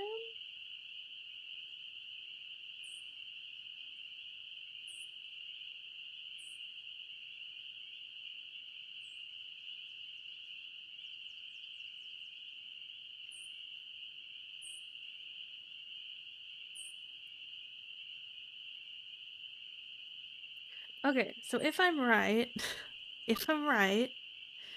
if big if, because I'm probably wrong, Vitus is Lucia's spring, so she is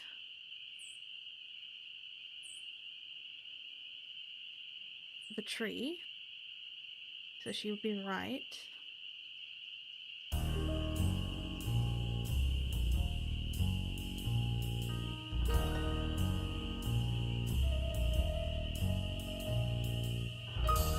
Okay.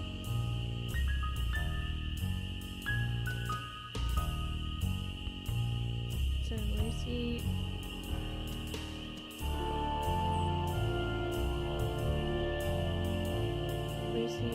is the trees.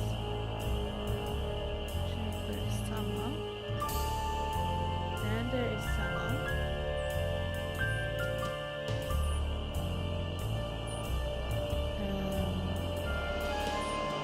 So he's swans. Xander. And Iggy is winter. So they're the birds.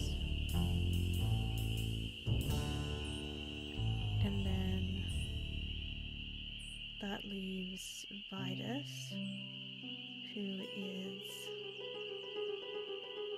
Autumn. Which means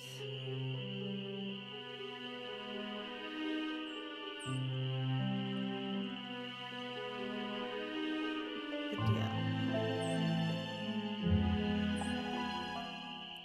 Okay, which means if I've got this right, again, big if. So it means Vitus should be forward. Iggy should be left. Xander should be... Sorry, Lucy should be right. And Xander should be back.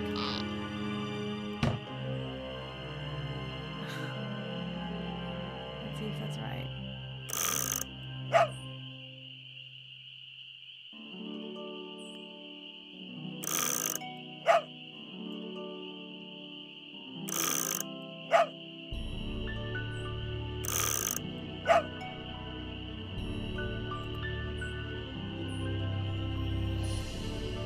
Did I do it?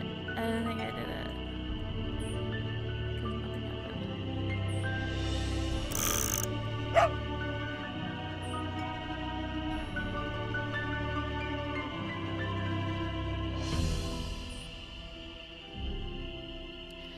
Okay, I'm just looking up American seasons.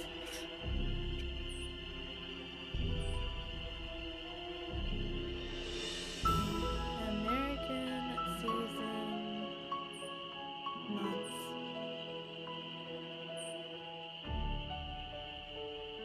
Okay, let's see how off I was.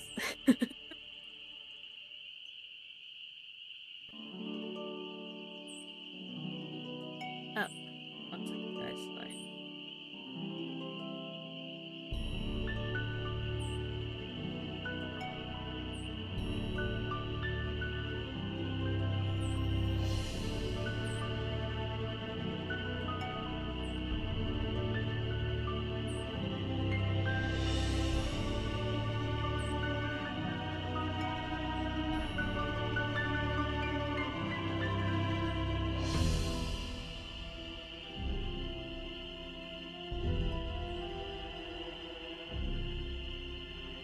Oop.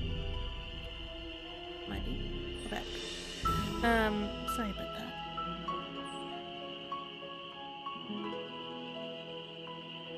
I've got people over at the house today, so I'm sorry if it's a little bit loud in the background. Hopefully you won't hear any of that, fingers crossed, but worst case scenario. If you do, that's what's going on. Okay. So winter is December to Feb. Oh, I was way fucking off. Okay. I was right in the beginning then. I was right in the beginning. Okay. I second guessed myself. Okay, so...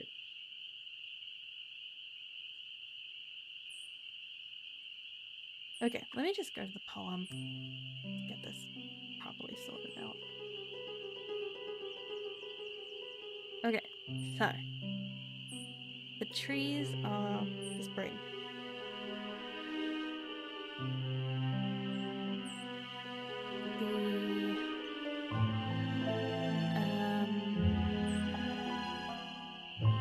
The swans are for summer.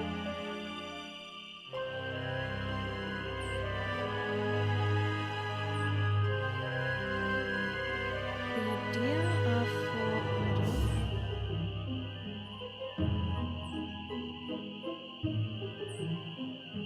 And then the birds are for winter.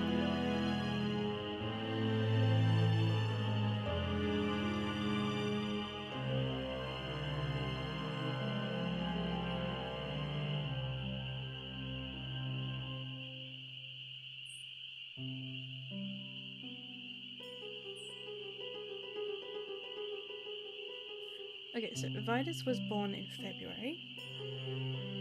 That makes him winter.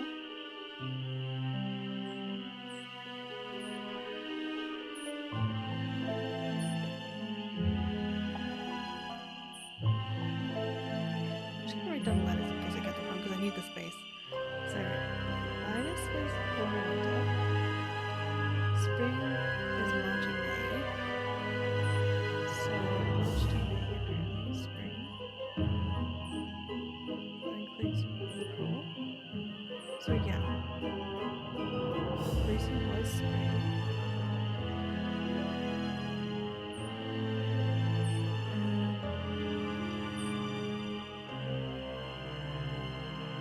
June to August, and Xander was born in August, so Xander was, okay, yeah, Xander was summer.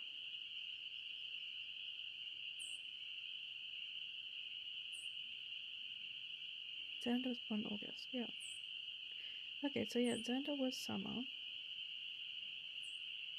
So the only ones I got confused, I mixed around autumn and winter for some reason. So Vitus and Iggy were just confused. Okay. And September, November. Iggy was born in November. Is autumn. So that's Iggy. Okay. So now that we've fact checked that. I think I was on the right track, I just got slightly confused. Okay, so that means Vitus should be left. Iggy should be forward. Yes. Oh my god. Oh, there we go. Oh, hello.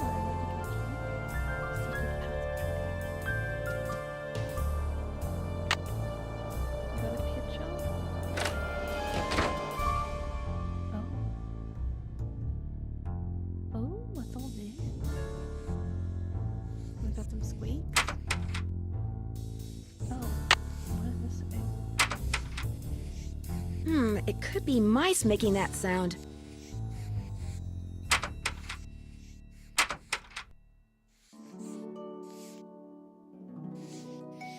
MN pinched. I don't know. MN pinched. It's blocked. It's blocked. Okay, Nancy, we've got a combination of some kind.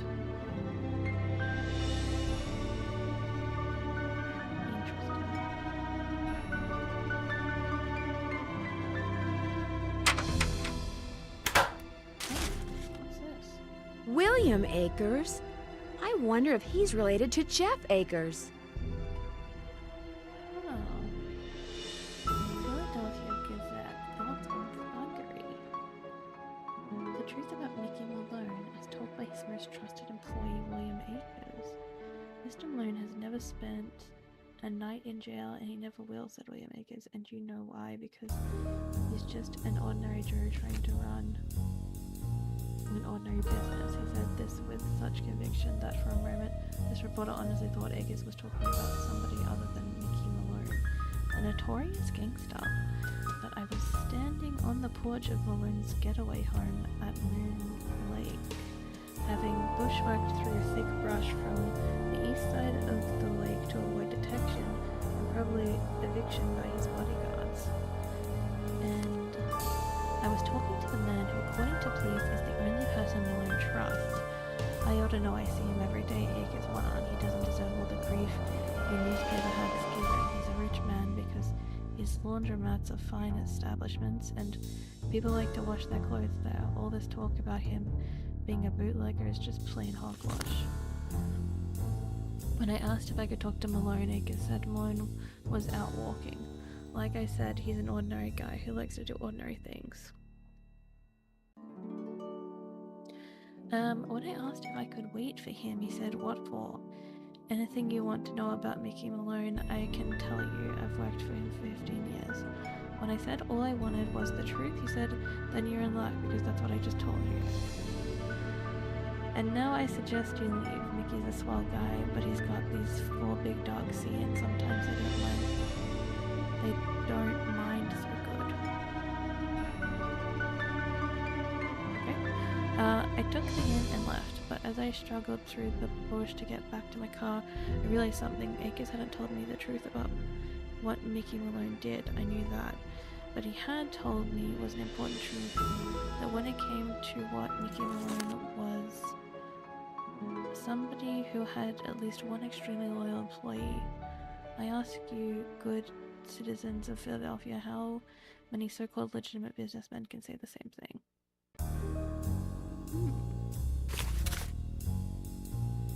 Interesting.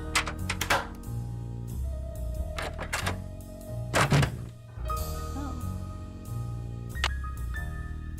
So this is where I came in. Why did I think that is where I came in? Okay, so this door... I've got the mice over here, and then I've got what looks like a safe. And Impinged is still weird. It's blocked. I need a code of some kind. Okay, let's look in here. Oh, so this is the... Okay, so now we can go through there. Amazing. Beautiful. Okay. So we found a little secret hideaway down there. Very cool. Okay, let's go to sleep. And then in the morning, we've got to go to what's it called?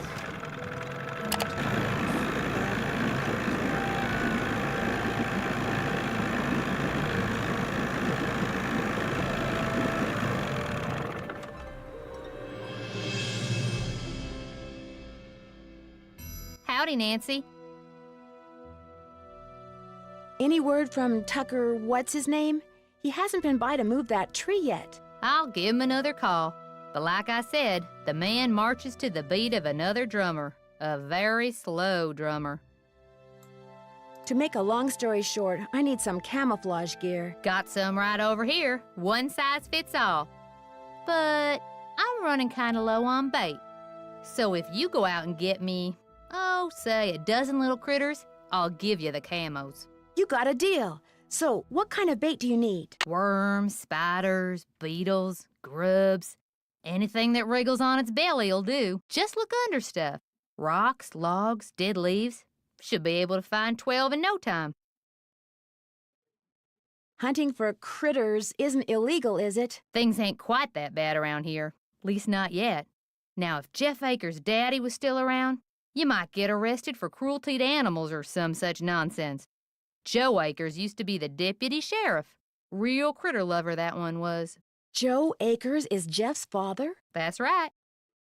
I found an old newspaper in Sally's house that contained an article on Mickey Malone. It really got my curiosity going. What else can you tell me about him? Person you should talk to is Jeff Akers. He's got this historical museum thing going out at that ranger station of his. I found this picture in Sally's house. Do you recognize anybody? I'm guessing the guy's Mickey Malone, but I don't know who's that lady. Sounds like a case for our resident know-it-all Ranger Akers. Guess I'll see you later. I guess you will. Okay, we gotta catch some bait.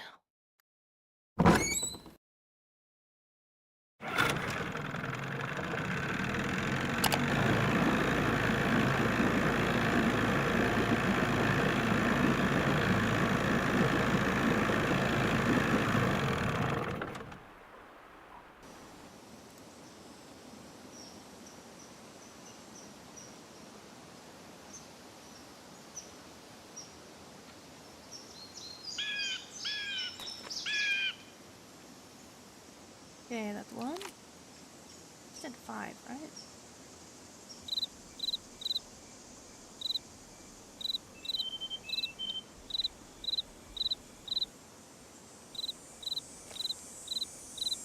Two.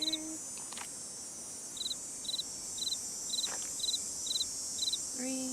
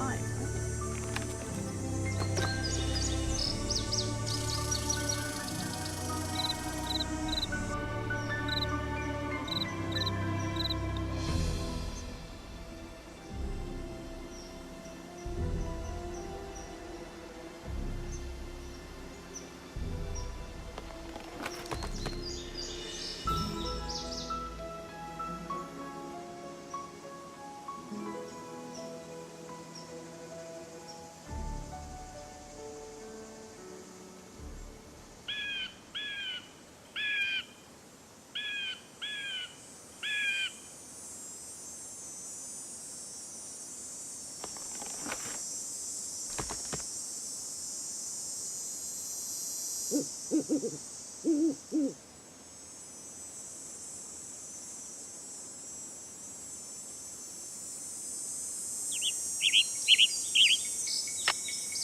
back! There's probably no point even trying until we get the camera here, right?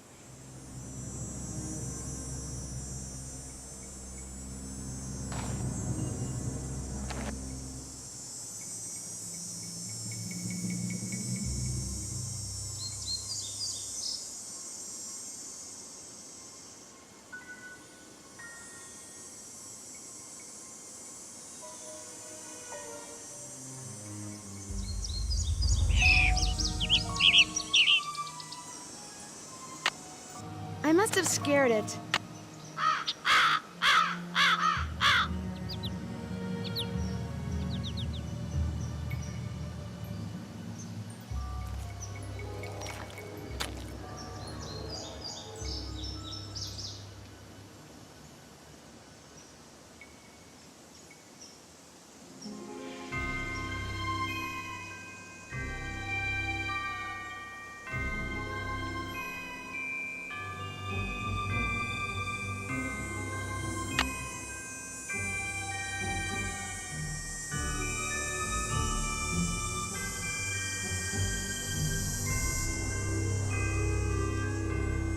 What did this story too long?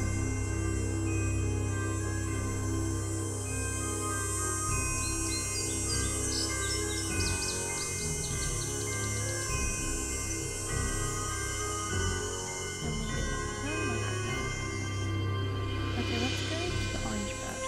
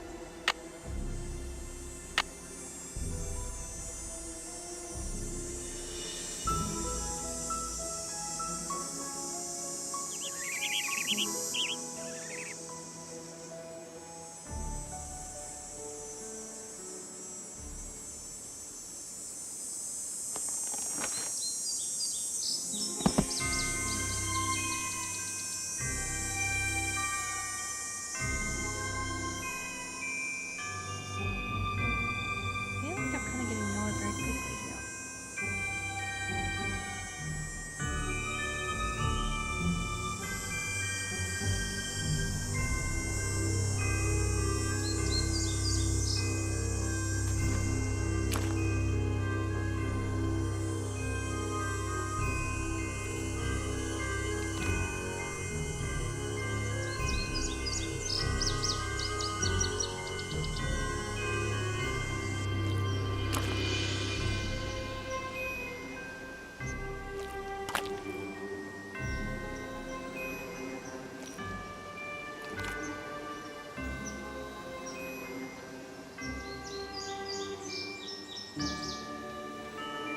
Oh, wait a second.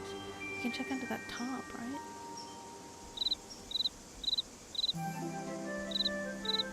Oh my god. Surely that's enough,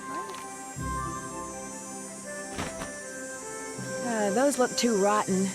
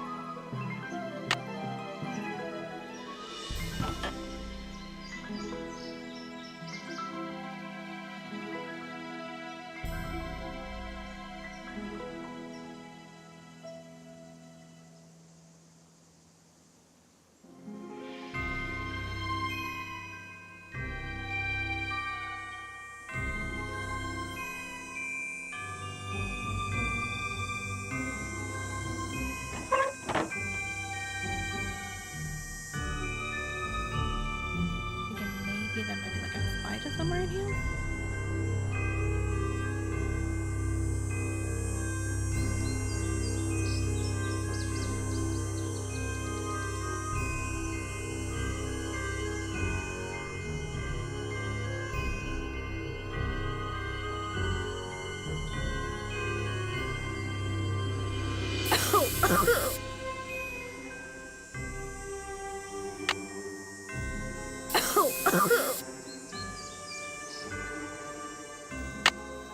That's not it.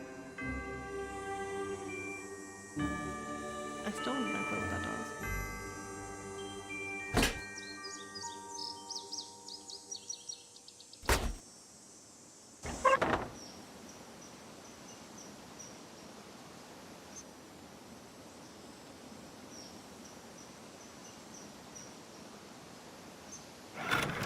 Okay, let's try this.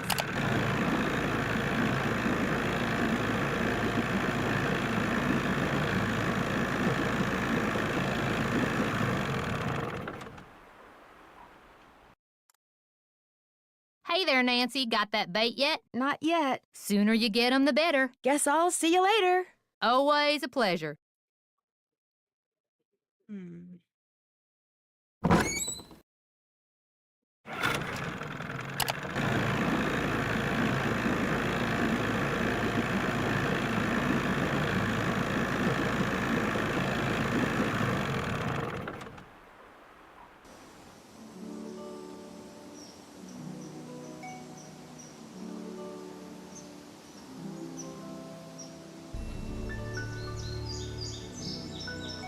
Oh my god, look, there's a dog print. Oh wow. I never noticed that before, but yeah, there's little dog prints. Oh, that's so funny.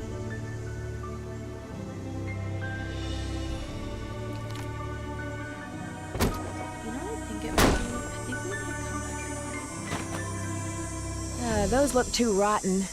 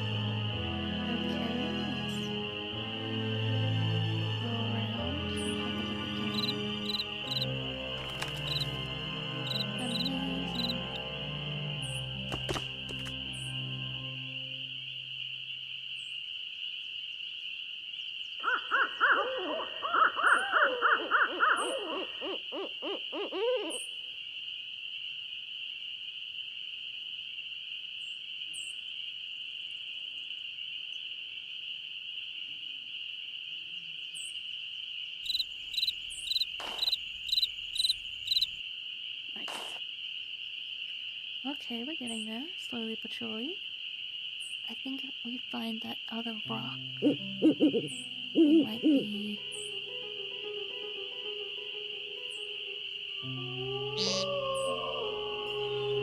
Oops. It might be good.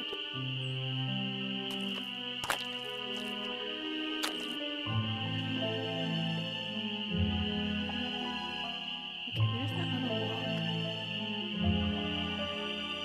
We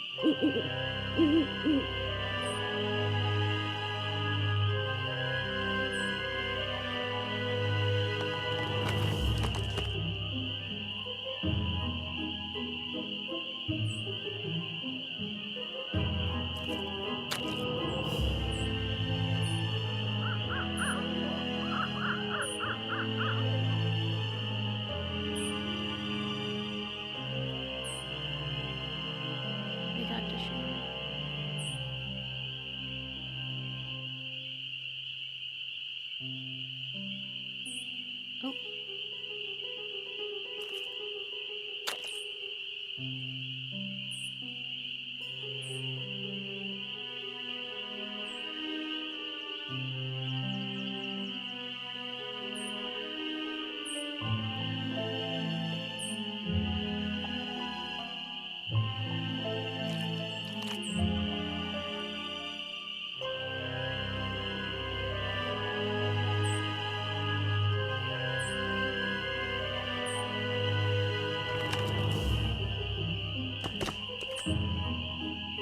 That was the log I was kind of counting on, honestly.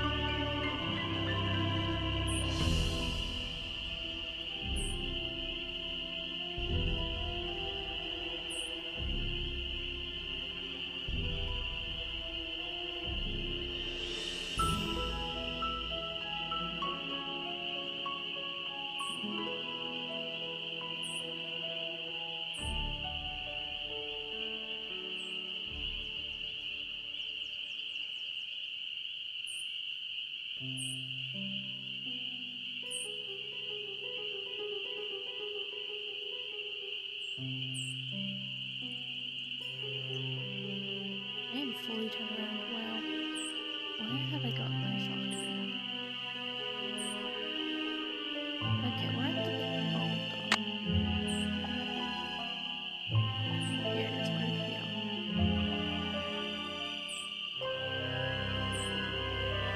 So we need to take a right.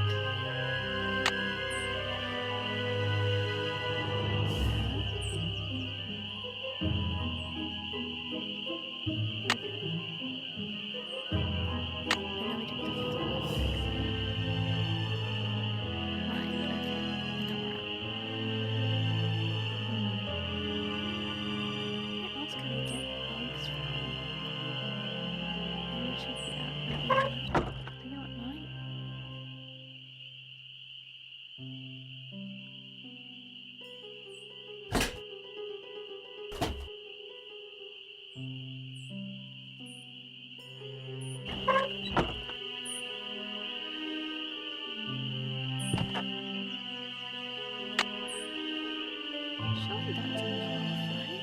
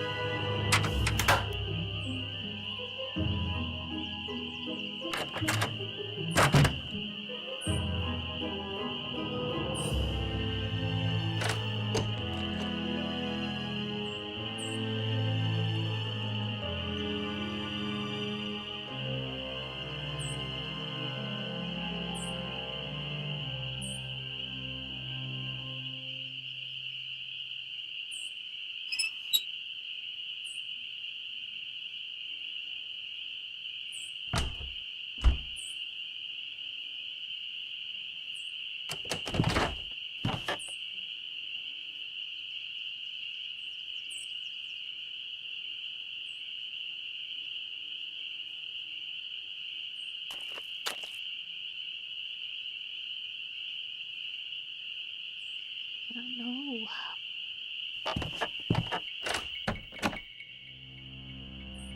Let's give Sally a call.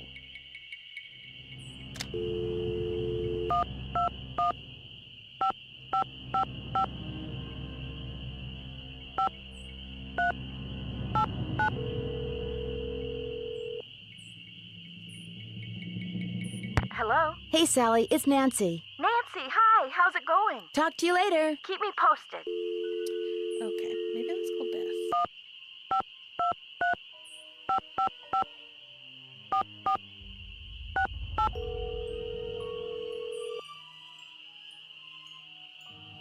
Nancy, how's it going? Hey, Bess. How'd you know it was me? Telepathy, of course. Just another of my many talents. You are so full of it. She got caller ID, Nancy. So now, instead of hanging up on the geeks that always call her, she just doesn't answer the phone. Very funny. So what's up? I could sure use a nice big hint right about now. Get outside and find that bait. You can do it, Nancy. I sure as heck couldn't.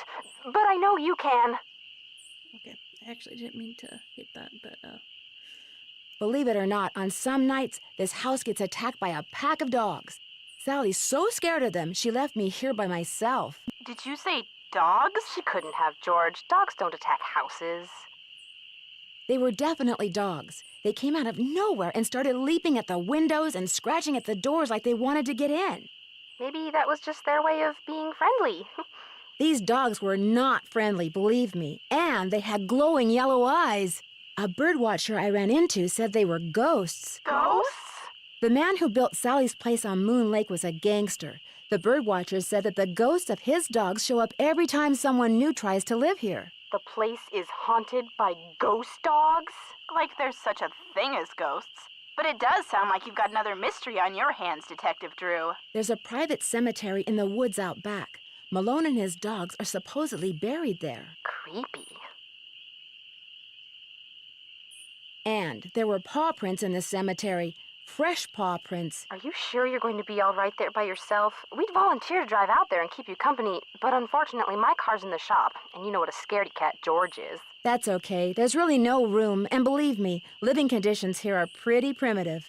Scaredy cat, huh? You're gonna pay for that remark, dear cousin. oh yeah, in case you didn't know, Beth and George are cousins. Moon Lake is gorgeous, but it's so remote. The park ranger is the closest thing they have to a sheriff around here. Park ranger? What's he like? Which, as we all know, is Bess's way of saying, park ranger? Is he cute? Not true, George. Nancy thinks everybody's cute, so what would be the point? Anyway, Nancy, you were saying? His name's Jeff Akers. He's very helpful, polite, efficient, knowledgeable. Sounds boring. In fact, he probably knows more about the area than all the other residents of Moon Lake combined. Sounds very boring. What's he know about these alleged ghost dogs? He thinks they're just plain old dogs that for some reason like to run around at night scaring people. And what does Detective Drew think about the dogs? I think Sally had good reason to be scared of them. I don't blame her for leaving, which leads me to think that maybe that was the whole idea. Somebody had those dogs attack Sally in order to scare her away? Why would anybody do that? She was there for less than a month. You'd have to be a total creep to make enemies that fast. And Sally's one of the nicest people I know. Ooh, Nancy! Speaking of cute guys, Frank and Joe Hardy called. I filled them in on where you are and what you're doing, and they're dying to hear from you. Oh, yeah?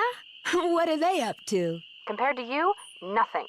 As I was telling them about this latest case of yours, I could hear them turning green with envy right through the receiver. Their number is 280-555-4865. Bess didn't recognize it when they called and almost didn't answer the phone. Good thing my cousin here has a memory like an elephant, huh? What's that supposed to mean? Call them, Nancy. They're dying to hear from you. But remember, Frank's cute and all that, but George and I want to hear from you too. Yeah, no fair discussing the case with them from now on and not with us. Promise you'll keep us up to speed? I promise. This birdwatcher I met has got me taking pictures of birds for some survey he's doing. He's a bit of a grump. Does he live nearby? No, he just kind of hangs out in the woods. In fact, I only see him at night. Interesting. He's in the woods at night. The dogs are in the woods at night. Could he have had a reason for wanting Sally out of the Malone house? As far as I know, he and Sally were on good terms. But I also know that Red doesn't seem to have much use for any life form that doesn't molt. He sounds like my Uncle Zach. He's into birds. Only he doesn't watch them. He hunts them, then shoots them. I never really liked my Uncle Zach. You two would get a kick out of the woman who owns this little store on Moon Lake. How so? She's a real country gal. We got this deal worked out where if I need something she carries, she'll let me do little chores to pay for it. What kind of little chores? Oh, like collecting bugs and worms so she can sell them to fishermen as bait. Sounds delightful. Unfortunately, she may not be as harmless as she seems. Why do you say that? She also sells antiques from the 1920s that she finds in Moon Lake. Is that bad? If she's been getting them by dragging the lake in front of Sally's house, it is. That's illegal. You know what that means. It means Emily Griffin has made my suspect list. Because if she is breaking the law, she'd want the Malone house to stay empty so she can keep dragging the lake without anybody seeing her. Did I mention that all the water in Sally's house comes from a well? Ew, really? Does it taste like rotten eggs? Not all well water tastes like rotten eggs, Bess. I don't know if it does or not. Because the well is so old, I need to get the water tested before I drink it. Good plan. Nothing will wreck your day faster than a nice tall glass of contaminated water. I found the coolest old newspaper. It's from 1927, and on the front page is an article about Mickey Malone and a man named William Akers. Akers? Any relation to Park Ranger Jeff Akers? I haven't asked him yet, but according to the newspaper, William Akers was Mickey Malone's most trusted employee, his #1 go-to guy. Where'd you find it? Oh, big sneeze. You know how I always seem to wind up in houses with secret passageways? Sometimes I think they follow you around. Well, I found these hidden stairs leading from the living room into the cellar. What's down there? That's what's weird. The stairs led down into this empty space. There's some kind of safe in the wall and a set of stairs leading to a door that goes outside, but that was it. Why would Malone bother hiding a staircase if it didn't go somewhere important? I could sure use a nice big hint right about now. Get outside and find that bait. You can do it, Nancy. I sure as heck couldn't. But I know you can. Bye, you guys. See ya. Bye. Okay, so we'll call the Hardy Boys later. Is it nighttime? It is nighttime. Okay, let's go and wake up in the morning. And that should hopefully. I feel like I've just missed something, you know?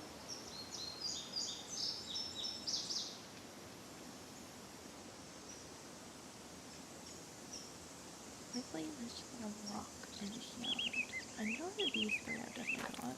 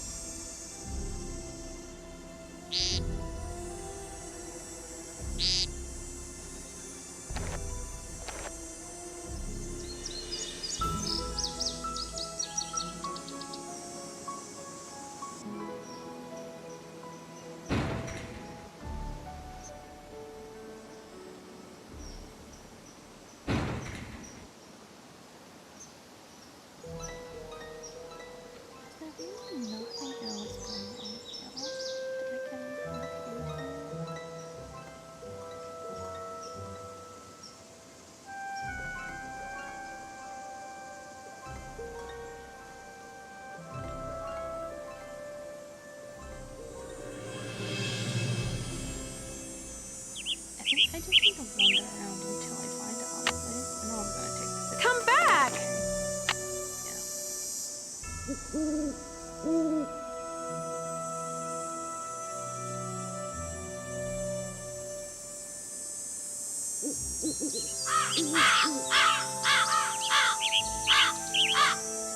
Let's have a look at the map. You know what? I think I need to go up to near where the orange bird is. I don't think I've looked at that very much.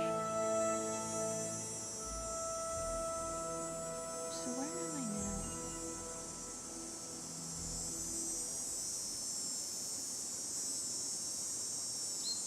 I think I'm here. Okay, I think I'm near tree stump. If I take a run up right, and then not right. cemetery.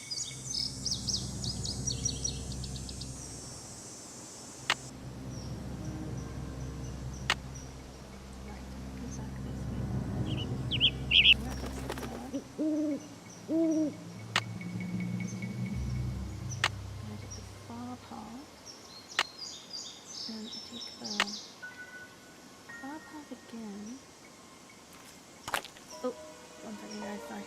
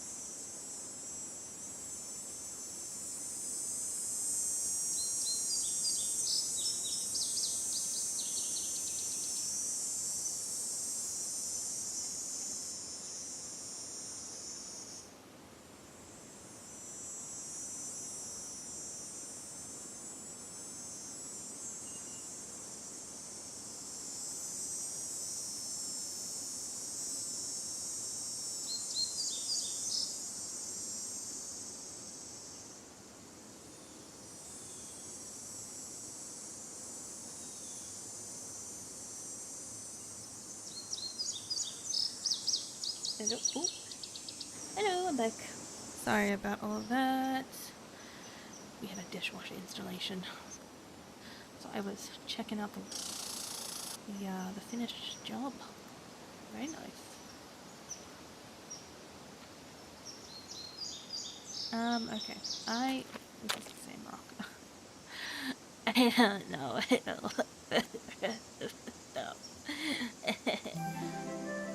Like genuinely, I am so confused on where to go. Where's the rest of it? I'm just going back and forth with the same shit on my ass. Okay, we're here.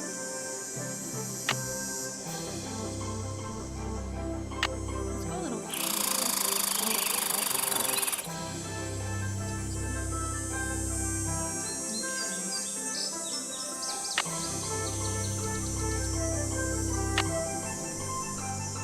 Bird should be here.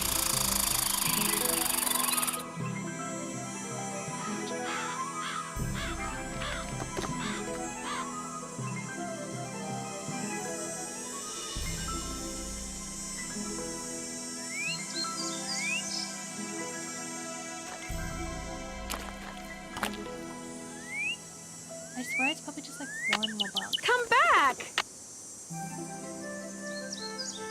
Ah.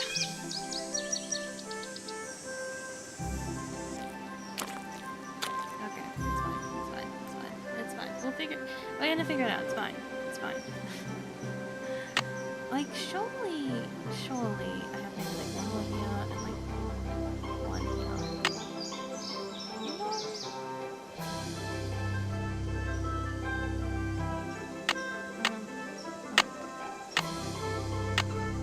So where am I? Log. We're at the log with the bluebird, fallen tree. Are we going past the log this way?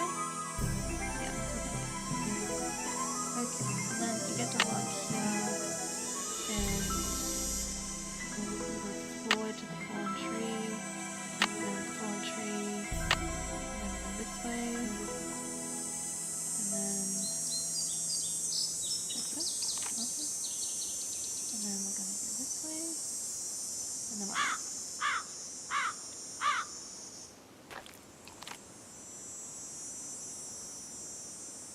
Ah. This will frustrate me. I can already tell.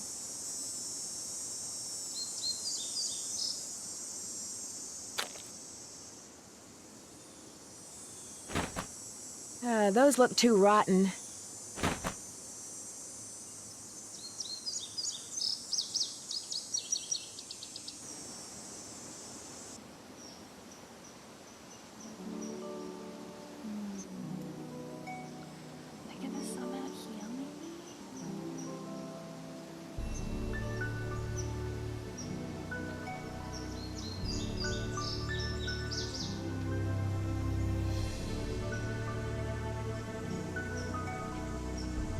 It's frustrating because I gotta get the bait to get the camouflage, and I gotta get the camouflage to take the picture of the bird, and I gotta take the picture of the bird to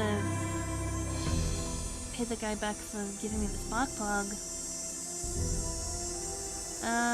Okay, well.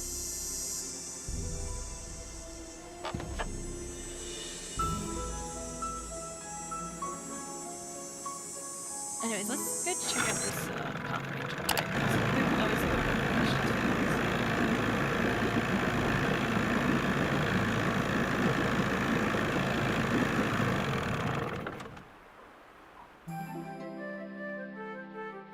Oh, the dog's gone. You're back.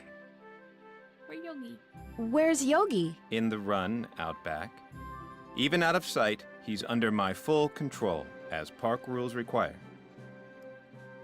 Very cute. I found a newspaper dating back to 1927 in Sally's house. Since you're kind of an expert on the history of Moon Lake, do you mind if I ask you some questions about Mickey Malone? Not at all.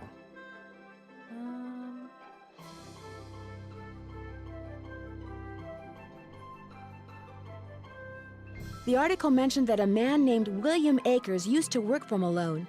Is he a relative of yours? No. Quite a coincidence, I'll admit, but no. I am in no way related to the head flunky of some two-bit gangster and his gang of thugs. I found this old picture in Sally's house. Do you know who these people are? The man is Mickey Malone, I know that. I'm guessing that this is his girlfriend, Vivian Burnett, I think her name was. And judging by the year of that brand new Ford in the background, I'd say the picture was taken in 1928. Interesting. She was probably as familiar with Malone's house and his dogs as he was. Think there's any chance she's still alive? Tell you what, Miss Drew. Why don't I go through my files and see what I can dig up on this mystery woman? I'm a busy man, but like I always say, I'm here to serve. I've been trying to take pictures of birds for this guy named Red Knot. Ever met him? Oh yes, the Birdman. I'd stay away from him if I were you. Why? Is something wrong with him? He's a fanatic. He's got it in his head that Moon Lake would be the best bird-watching venue in the world except for one thing. Too many people. Believe me, if there was a way to get this park shut down and all the homes on the lake torn down, he'd do it in an instant.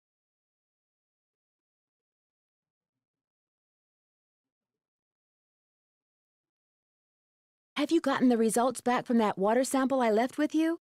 I meant to call the Department of Health today for a status report, but frankly, I've been way too busy. Sounds like Moon Lake could use 2 rangers. If I were in charge of just 10 more acres of parkland, they'd give me an assistant, and I could devote more time to the acquisition of more land and eventually put Moon Lake on the map as one of the biggest, most popular parks in the state.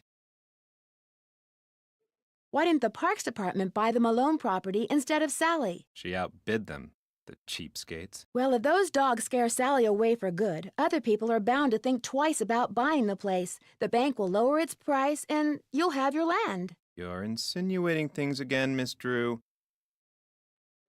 I'm sorry, I really am. It's just that Sally's my friend, and I'd really like to find out why someone's doing this to her. Tell you what, if you're serious about making amends, there's some boxes by the computer labeled with dates. They're from the estate of a local history buff.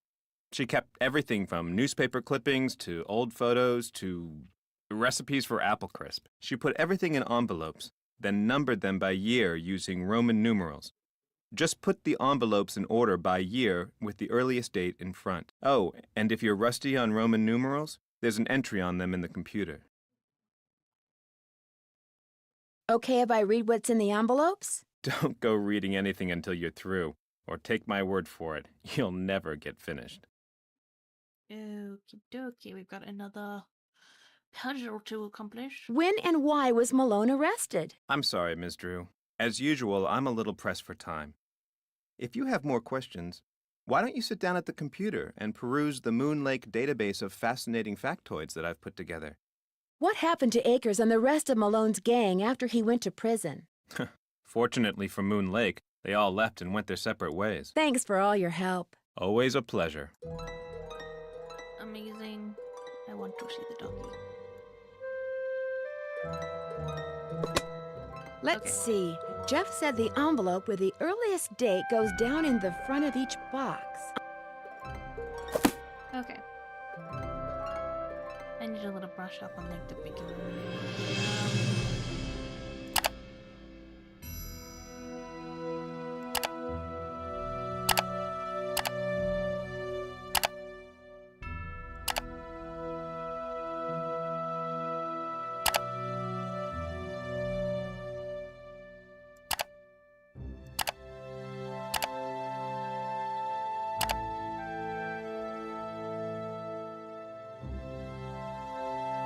Here we go. Obviously I know 1 to 10, but 15...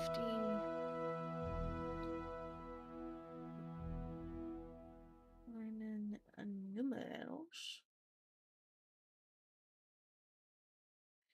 Okay, so L is for the way you look at me. Okay, 50. L is 50. C is 100.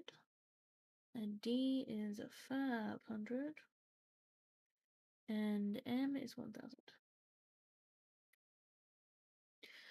Fabulous.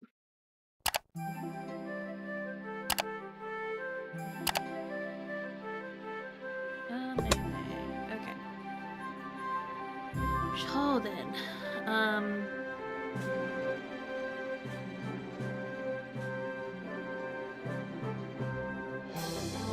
1,100.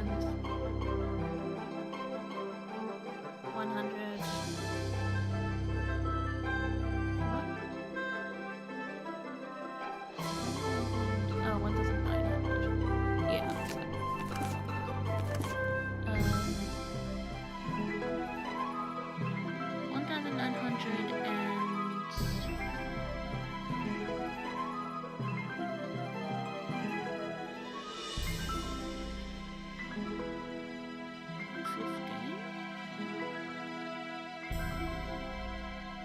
I think.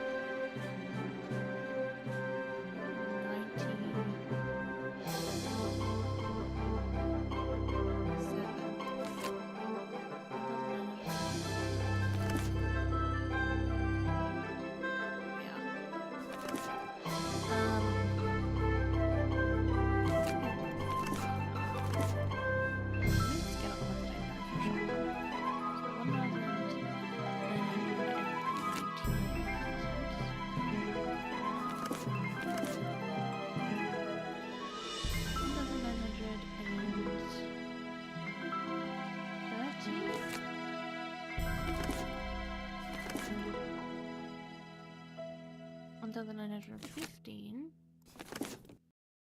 1,925. So we're over here. 1,990. No, 40. My bad. 40. So here. 1,905. 1,908. That should be right.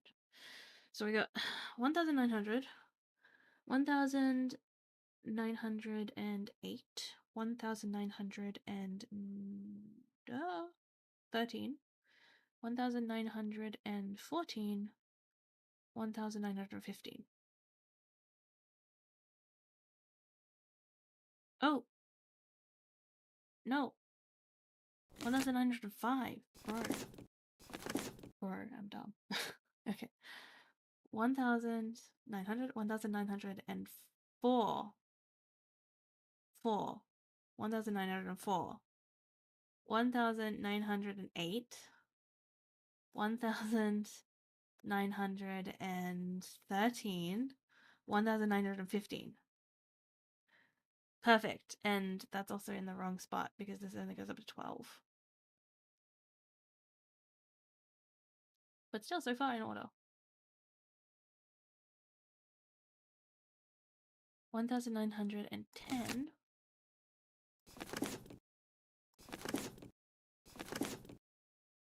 And then 1,950.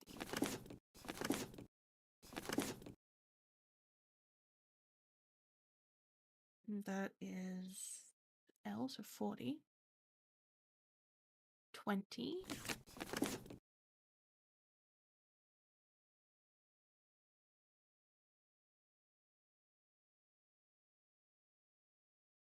A.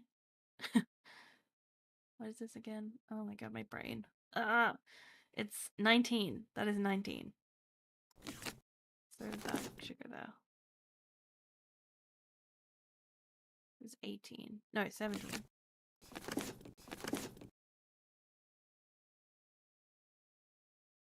That's 10 before 50. So 40 plus 5. 45. So top of the list. And that's 50. Plus 10, that's 60.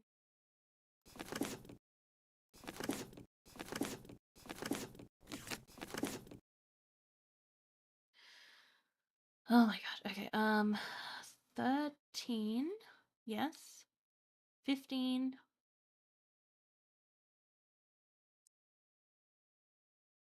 41.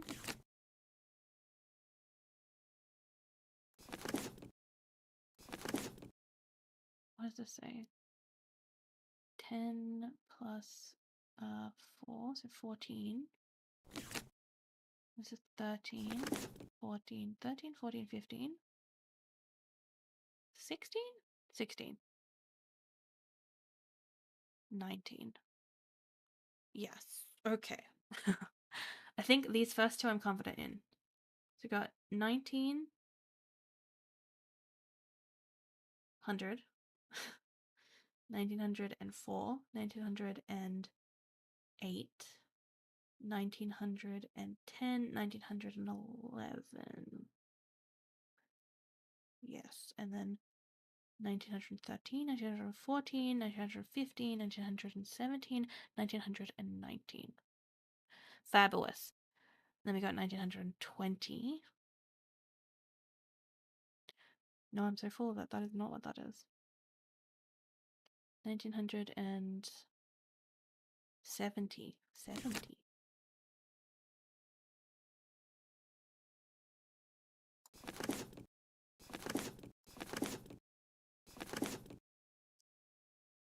Um,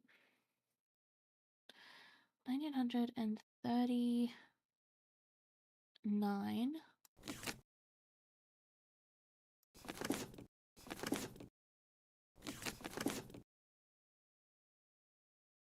This is 1920. Yeah, 1920. No, oh my god, I literally did it again. I literally did it again. That is 50 plus 10. I keep missing the L. C, let's see again, 100 minus 10, that's 90. 1997. So if anything, that's probably lost.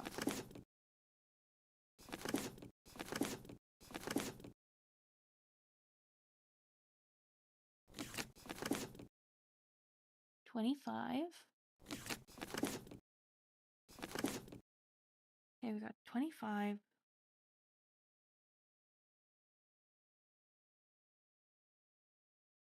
$91. Oh my god.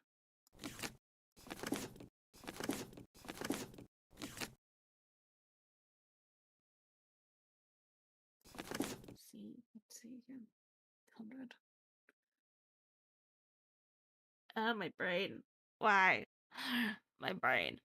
Okay, 1997. 1991.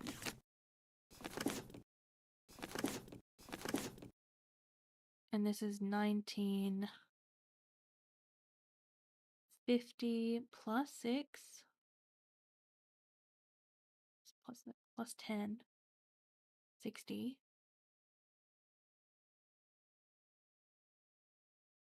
9.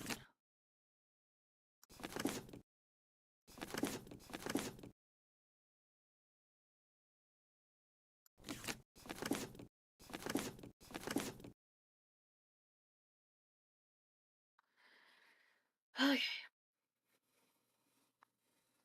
1925, 1939, 1932,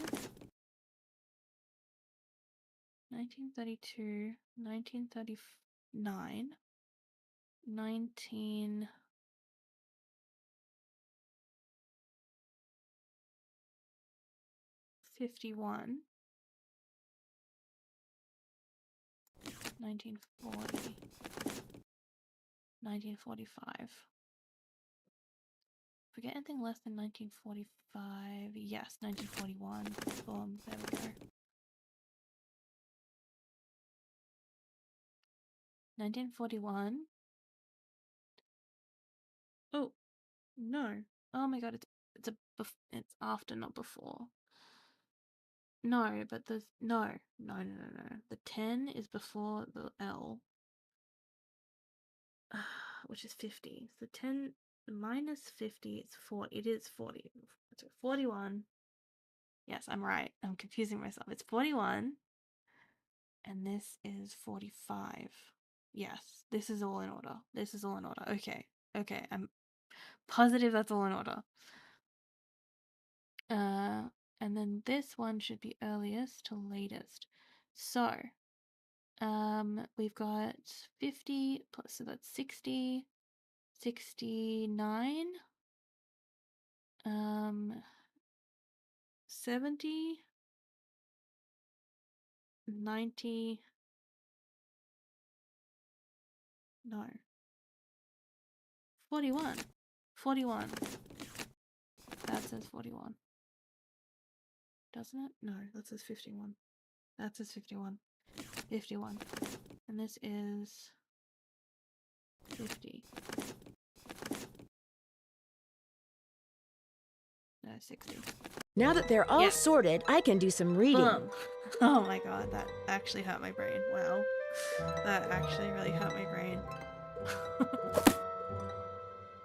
This must be what it's like for people to read in like another language. Because you're translating every word as you go. Like, fabulous. You're back.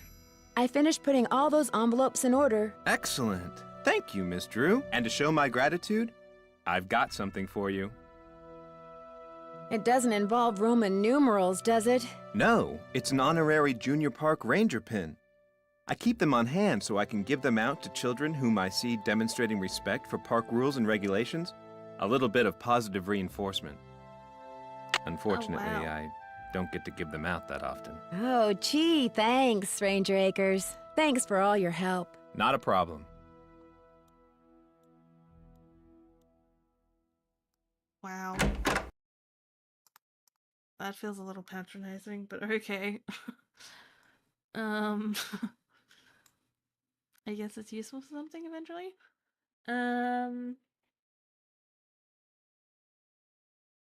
What to do next?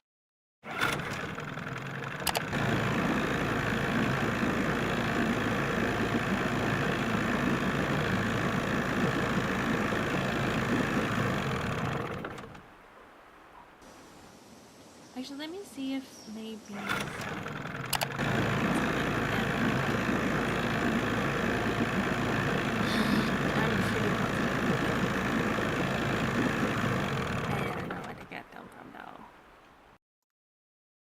Nice Junior Park Ranger pin. You must really be on Acres' good side. Guess I'll see you later. Yodelay-hee-hoo! Can I steal the ones inside? Ew! Will she notice? Yes, she will.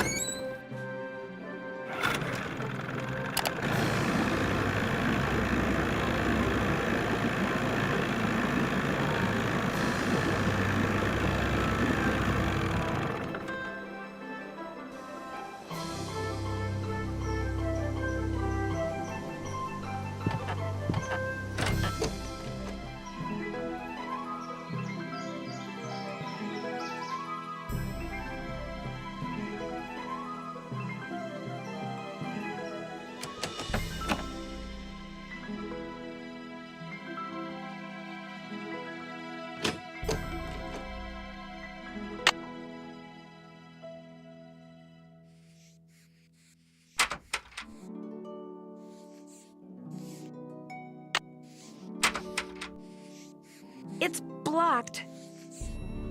It looks like a tiny hole. Oh. What's the combination?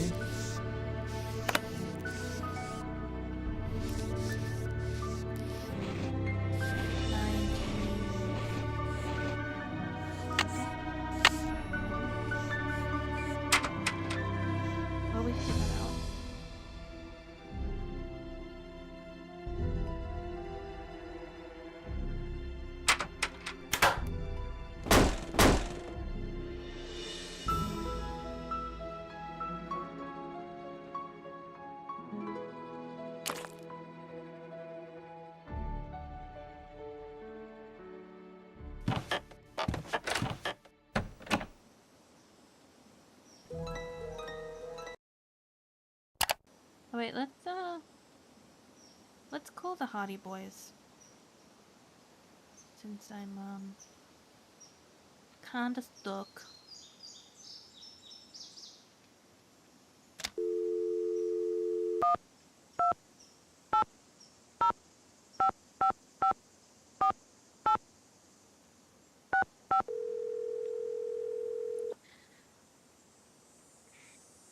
Hello? Hey, Joe, it's Nancy. Nancy, how's it going? No, wait, don't answer that. Talk about the weather or something. The weather? Yeah, that'll give me time to grab the other phone and take it outside. Frank's washing the car. He'll kill me if he misses anything. Here, wait a sec. Take a break, it's Nancy. Hang on, he's putting the hose down. He's drying his hands. He's walking over. Nancy, hi. What's up? Bess and George say you've got another mystery on your hands. Or should we say, on your paws. They told you about the dogs? We made them tell us everything. Pumped them dry. As you may have guessed, we're not exactly rolling in detective work here. So you're living vicariously through me. It's not the first time, sad to say. What conclusions have you reached so far, Detective?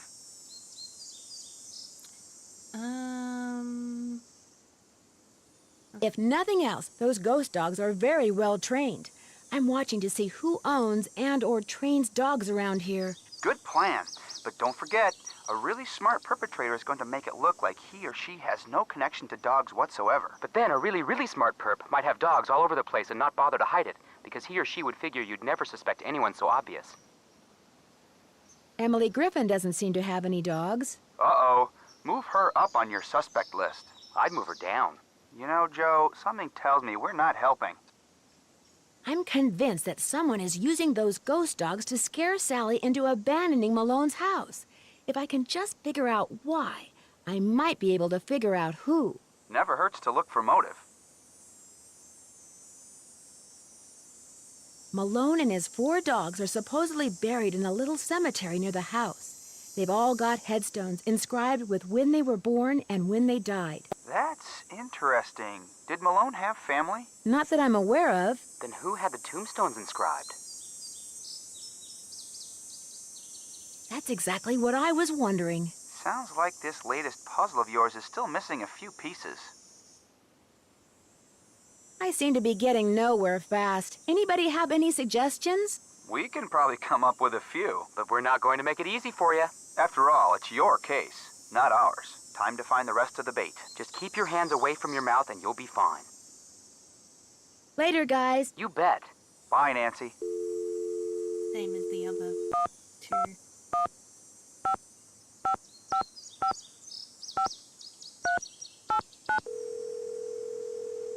I'm looking for the damn bait. I can't find it. Hello? Hey, Sally, it's Nancy. Nancy, hi. How's it going? Talk to you later. Thanks again, Nancy. Imagine legitimately having a conversation like that. Like, hey, it's me. Oh, hi, how you doing? Hi. Okay, you're the best. Like, that is so good.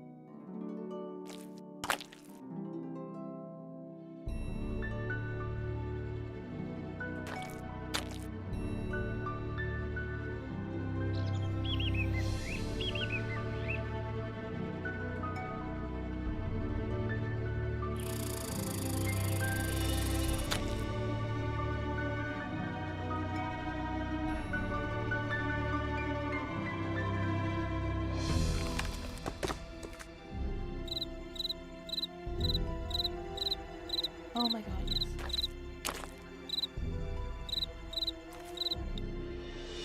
Oh my god, thank you. Thank you. This has to be enough. Please, please tell me it's enough. Please tell me it's enough. Please, please. I'm begging you, please tell me it's enough. I'm so done. I'm so tired.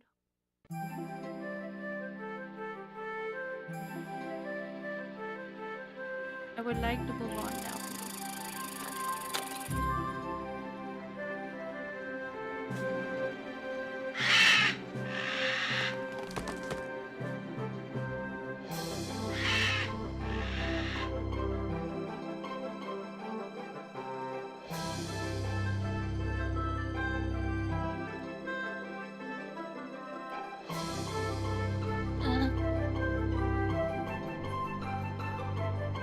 Mrs. Pomerhorse, I'd like to get down now.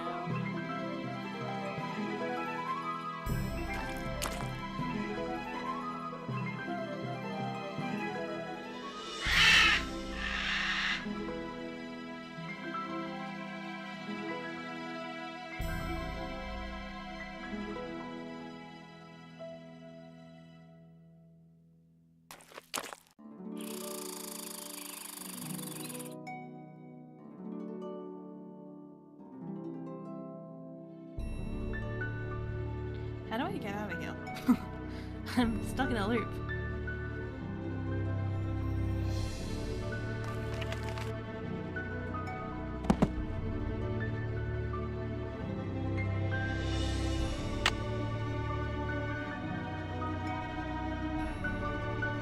Okay, take the right.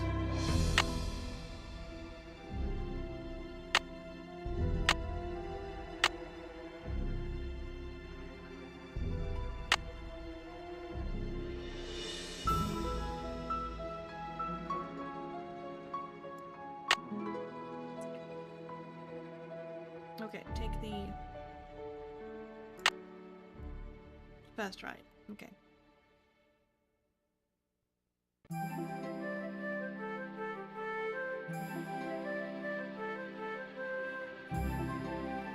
did not do that.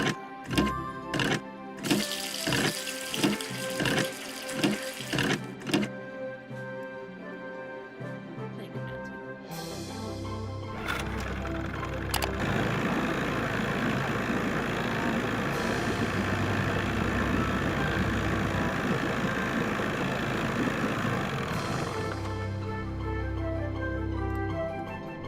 Hey, Nancy, how's the bait finding coming along? Got him right here. Well, now, you done all right for a city gal. Here you go. Hope whatever you're hiding from won't catch you. How you holding up? Guess I'll see you later. You betcha. Oh my god, I'm so glad it's over.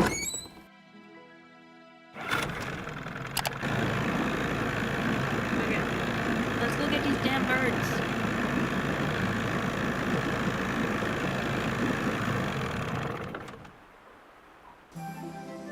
First things first, red cardinal.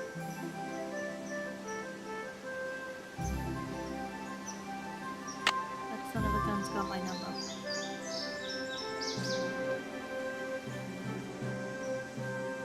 Okay, right and then forward and follow off. Got it. Got it.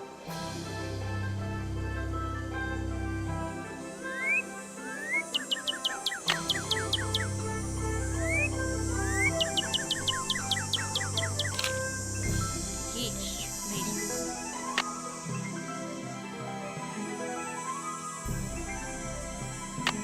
Okay, now we have the bluebird. The yellow bird over here is all we haven't gotten yet, right?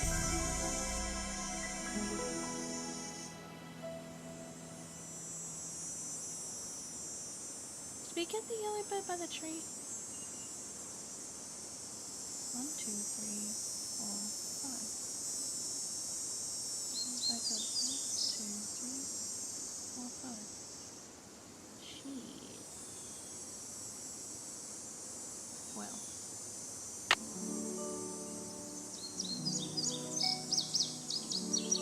Okay, fallen tree.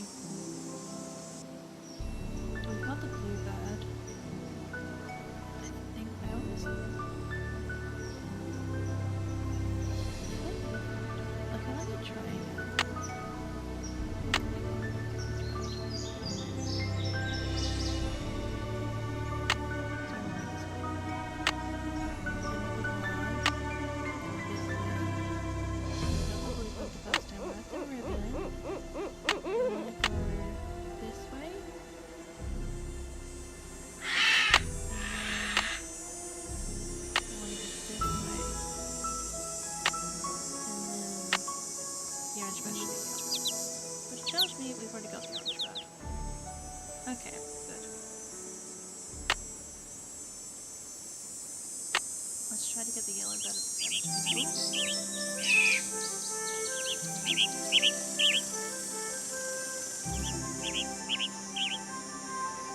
Oh my god, you bastard.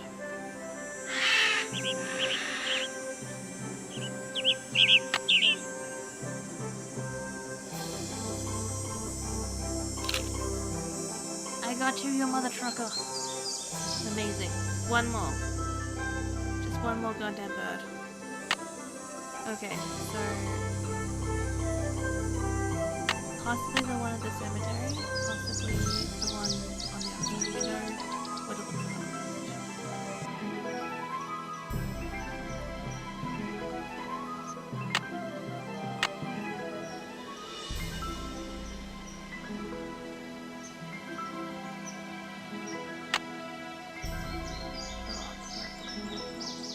No, not the one with the tree stump.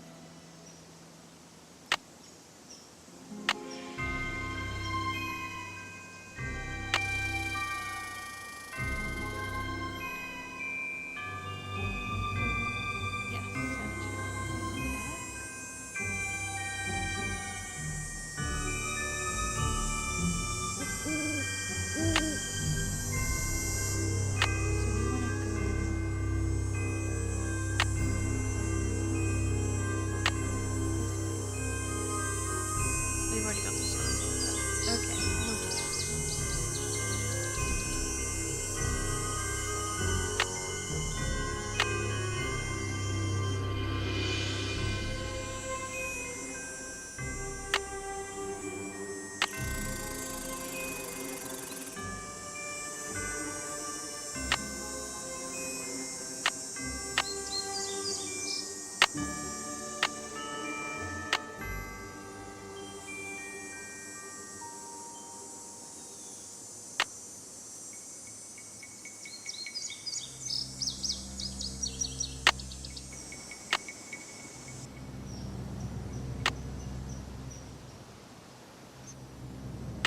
Amazing.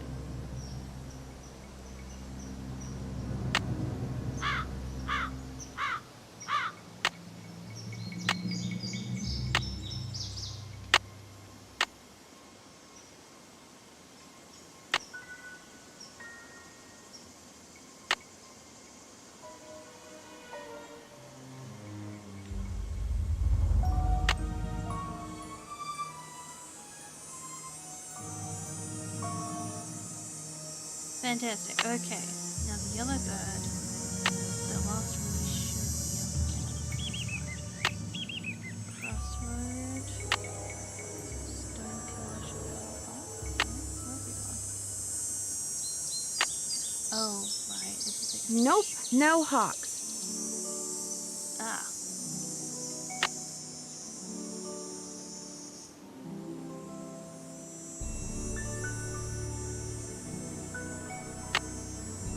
Okay, thanks, Nancy.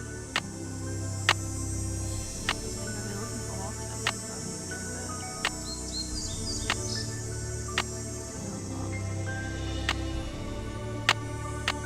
I don't see any hawks.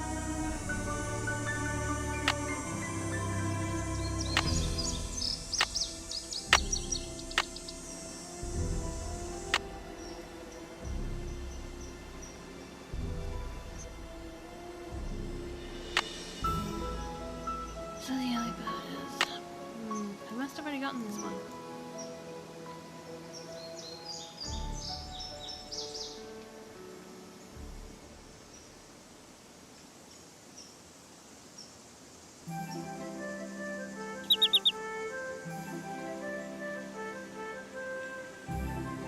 Well, then let's go talk to the guy.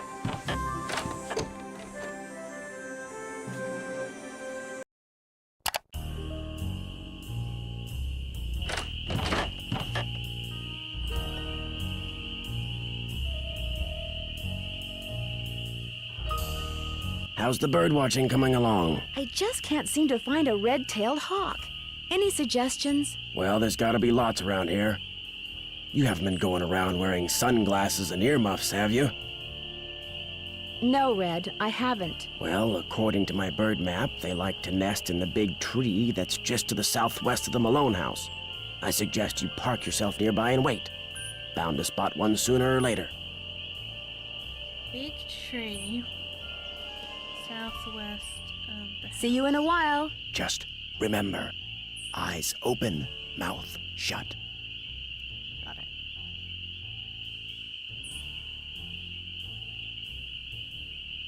This tree?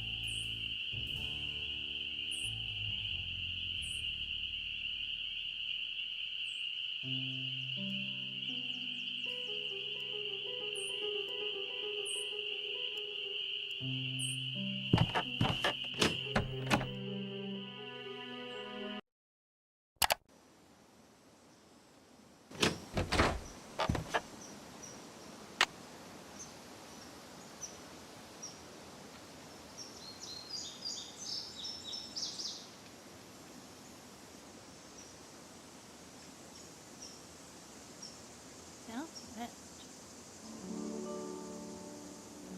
Southwest. Isn't that the tree he said? Southwest is literally the direction he was in.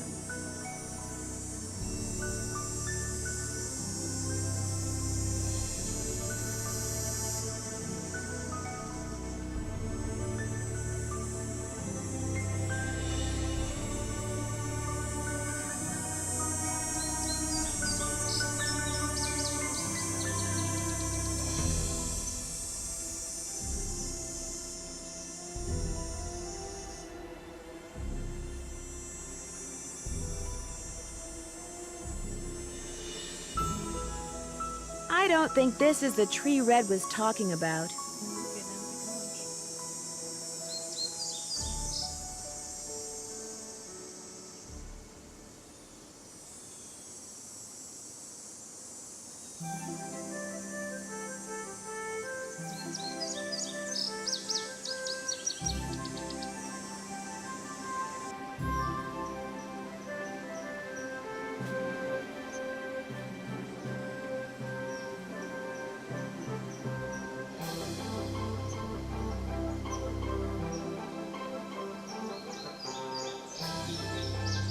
I don't think this is the tree Red was talking about.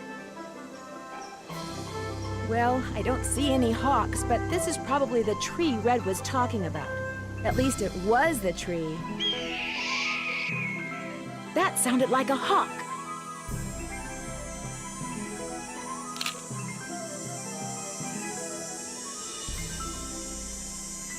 Hey, what is that hawk standing on? Oh, that looks like a speaker. Oh. Oh my god, Nancy. Huh? Oh my god. I better get out of here. My What the arms fuck? and legs are tied. I my can't God. move. Hold on, please. At least I can kick. If I could just get that scythe down, I could use the blade to cut the rope around my wrists and free my hands. What the shit?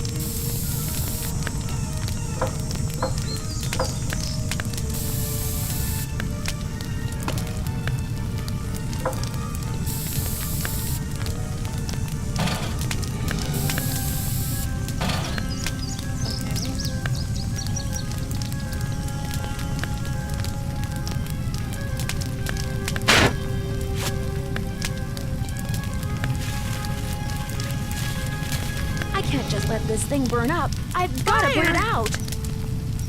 Oh my god, Nancy. Shit.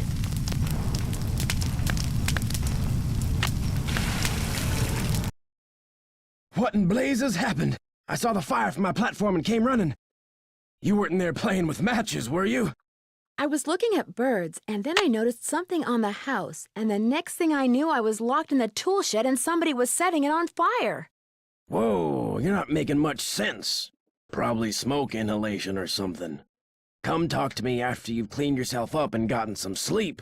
I need to tell you something. Somebody tried to kill you? I didn't say that. Somebody knocked you out, locked you in a shed, set it on fire, and you think they were, what, just pulling a prank? Wake up and smell the hostile vibes, Nancy. I guess it's just hard for me to believe that anybody would consider me to be that big a threat. I should have never let you stay there by yourself. Sally, I'm fine. I feel bad about your tool shed, though. Who cares about the shed? It was full of junk anyway. I'm glad to be rid of it.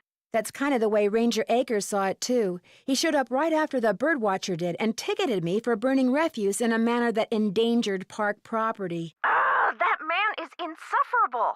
Emily was nice, though. She came by right afterwards and wouldn't leave until I drank the tea she made for me. Look, Nancy, one more time. If you want to leave, just say the word and I'll come get you. Sally, one more time. I'm fine. Well, then promise me you'll be careful, okay? I promise. I'll be in touch. You better.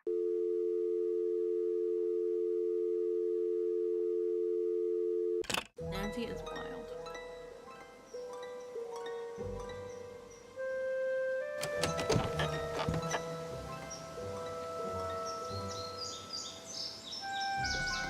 Well, can we go It's in the probably not safe to go in there.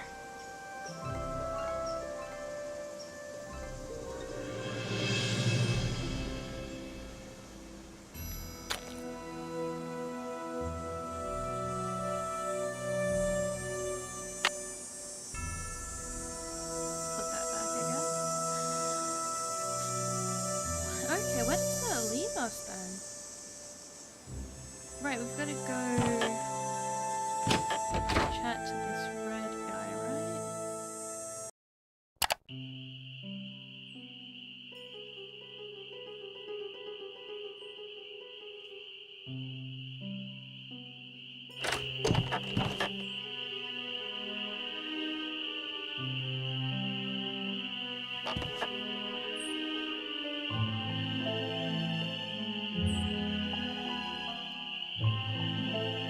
I see the speaker.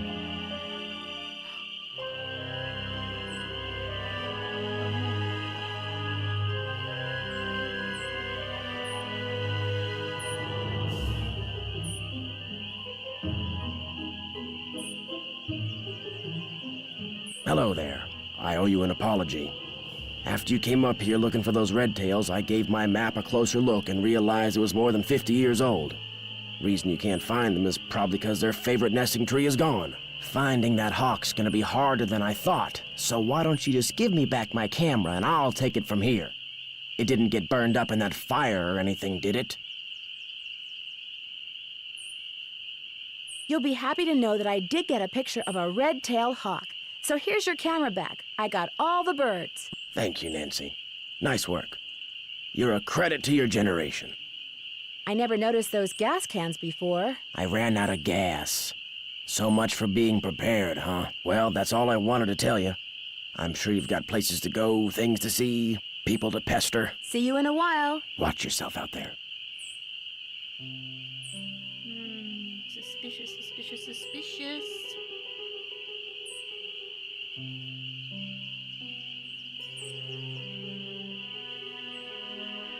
Oh, does someone just happen to have a ladder next to the house to get the speaker?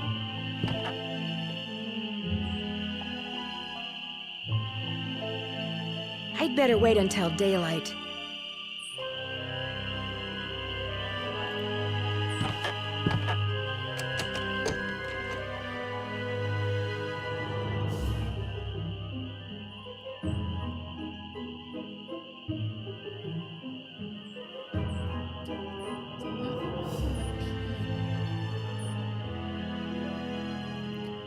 Sorry, not the pin, the pin number, like the safe, the code. I'm trying to think if there's any clues that'll lead me to that, but I've got nothing so far. Except the woman in the picture. So maybe we'll go talk to Akers tomorrow. And yeah. We'll see if he came up with anything.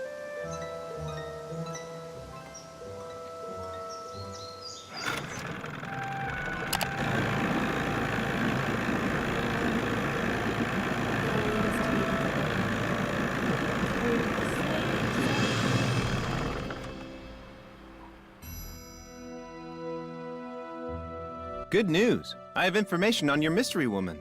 Thank you so much. Is she still alive? Her name these days is Vivian Whitmore. She lives in Las Vegas, and her number is 702-555-9137. Amazing. I want to write that down just in case.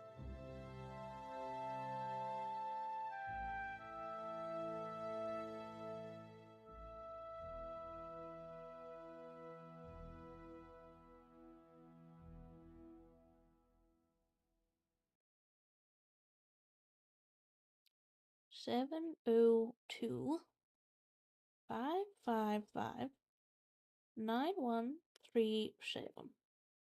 Beautiful. Sorry to bother you again, but did those results from the water test come in yet? There's something here for you from the State Department of Health. Initial test found high levels of arsenic in the Oh sample. my gosh, not only is the water bad, but it seems like the well may have been contaminated deliberately. While it's not unusual to find trace amounts of arsenic in wells in your area, the amount you sample exceeded vast standard safety limits. Therefore, the water in your well is unsafe for any purpose.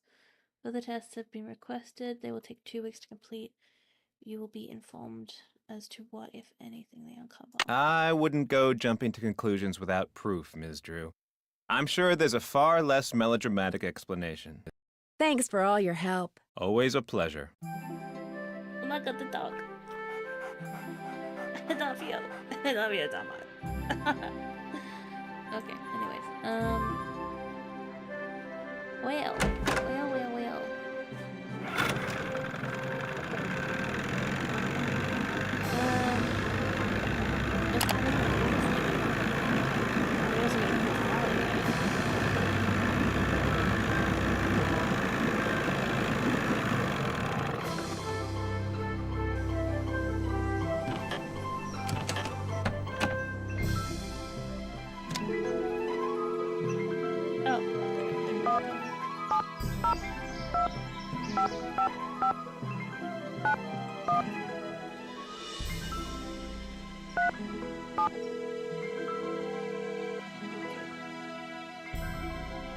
If you're selling something, hang up right now. I got an air horn in my hand that could deafen a dinosaur, and I'm not afraid to use it. Oh, no, please. I'm not selling anything. Believe me. Is this Vivian Whitmore? Maybe it is, maybe it isn't. You got exactly 5 seconds to state your business. My name is Nancy Drew. I'm calling from Moon Lake, Pennsylvania. I just wanted to ask you some questions. Oh, right. The Moon Lake Park Ranger said you might call. But you have to talk fast. An old friend of mine is flying in today from Florida.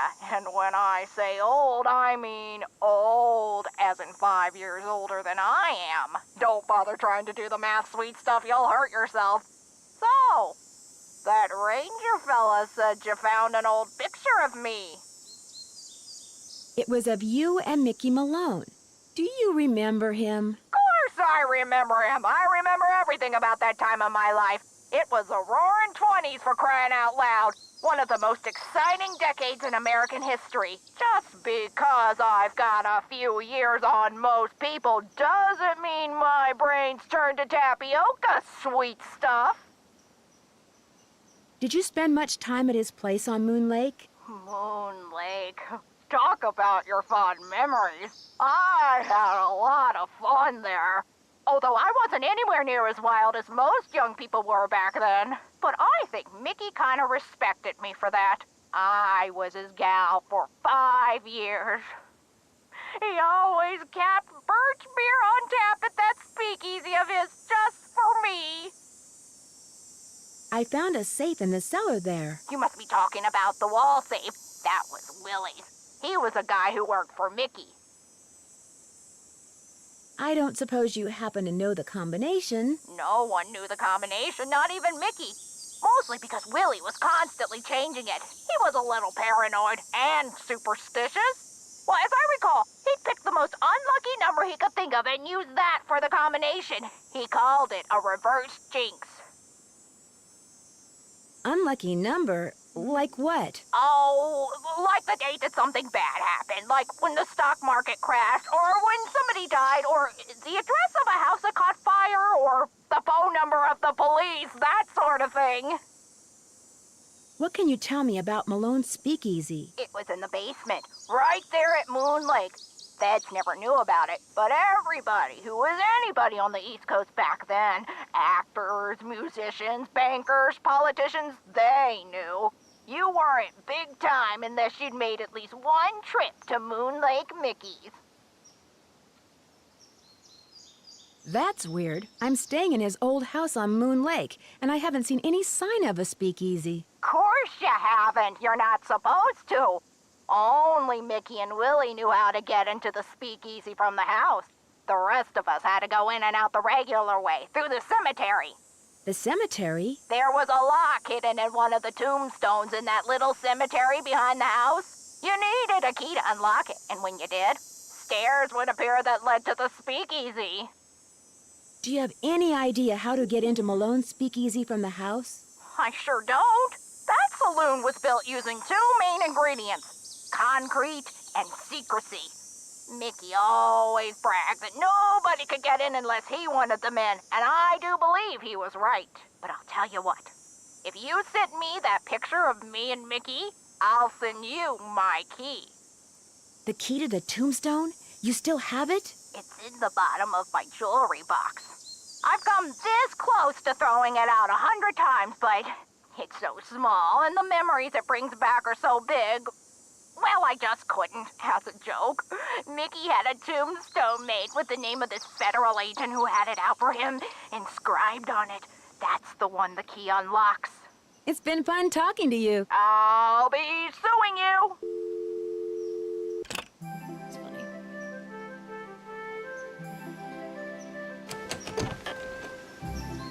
Okay, so we gotta go and mail her this picture.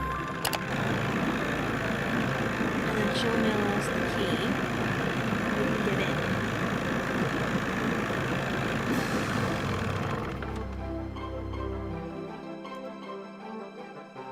Hello again, Miss Drew. Am I in for another interrogation? I'd like to mail this photo to the woman in Las Vegas. Can you do that for me? As always, I'm here to serve, Miss Drew. Just give it to me and I'll take care of it. I'm sure she'll be very pleased to get this back. Thanks for all your help. Always a pleasure. Yeah, your doggy. Oh my god, you're so cute. I love you. Okay, you're right.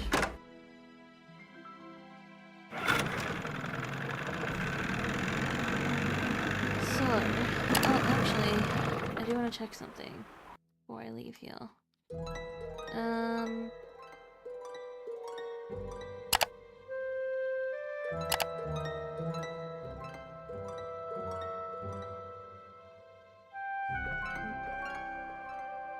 The early 20th century, many celebrities from the East Coast spent time here, including Florence Ziegfeld, Mysteries of Broadway musicals, 1920s boat, The Folly King went into the rocks of the shore, and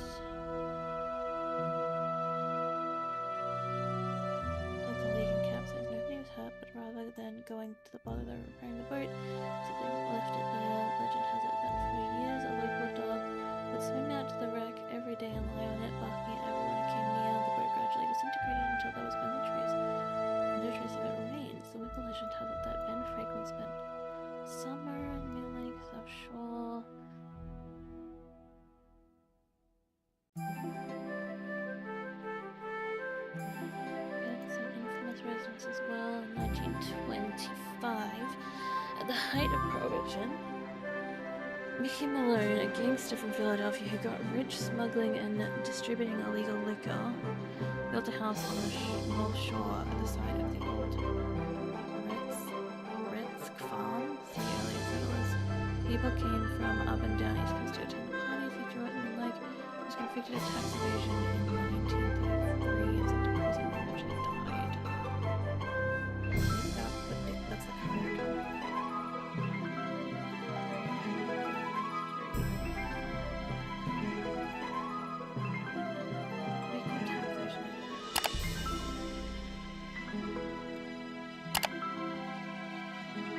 Okay, let's get my guard.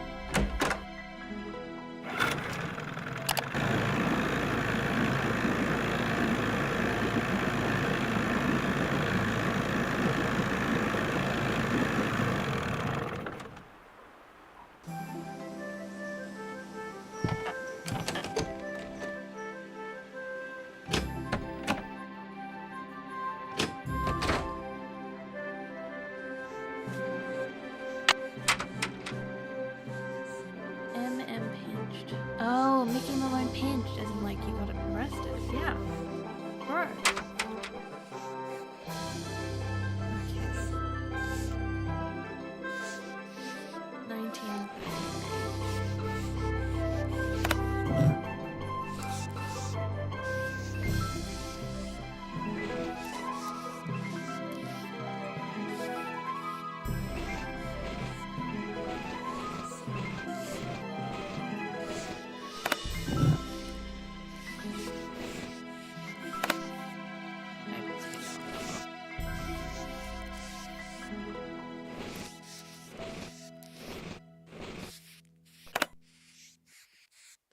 Three.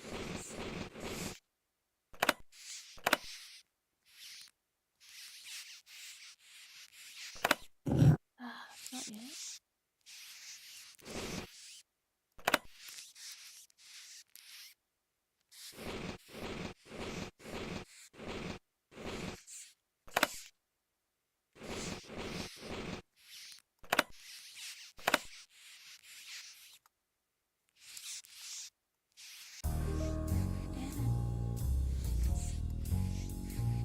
I thought for sure that was this.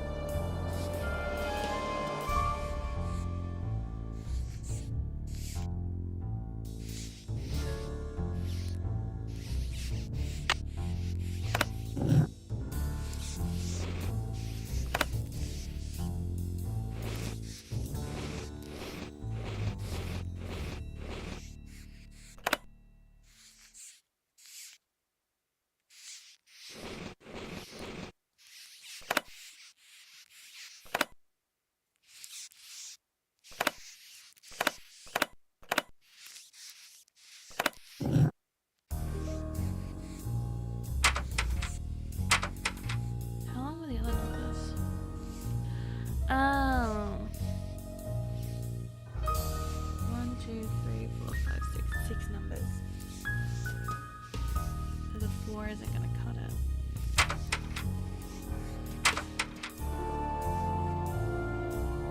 What was that one?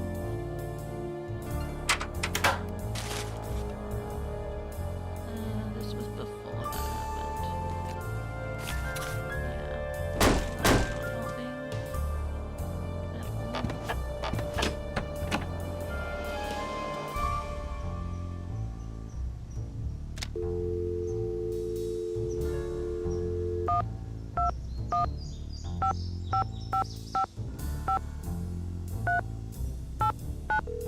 Well, let's go tell Sally her water's been poisoned. Hello? Hey, Sally, it's Nancy. Nancy, hi. How's it going?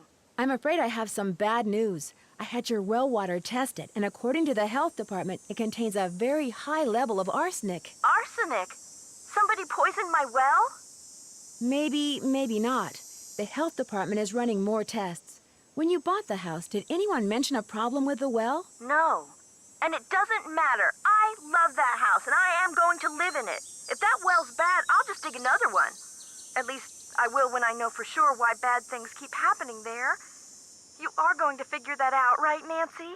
You bet I am.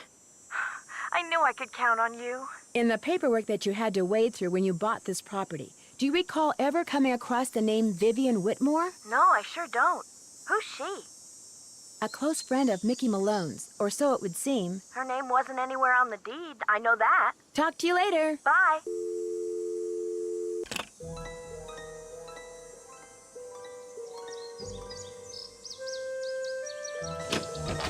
Makes sense. She didn't own the place. She was just his girlfriend.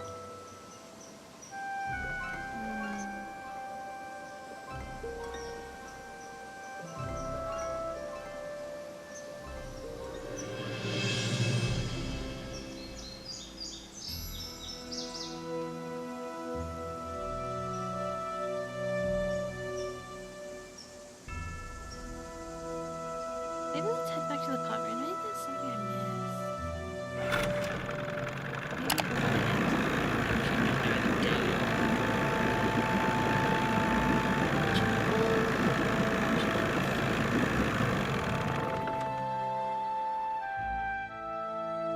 How you holding up? Guess I'll see you later.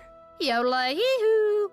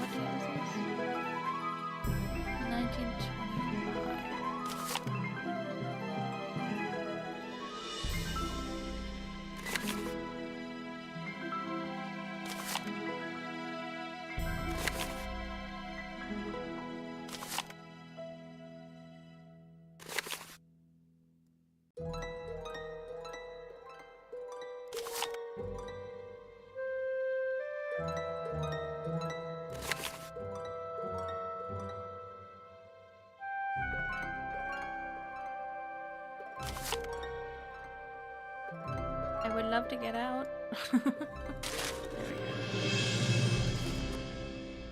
25, so it would have been 30,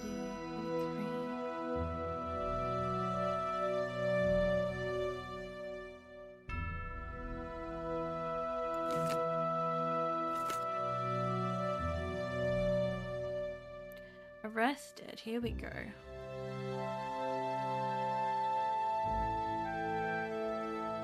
1932, January 29th.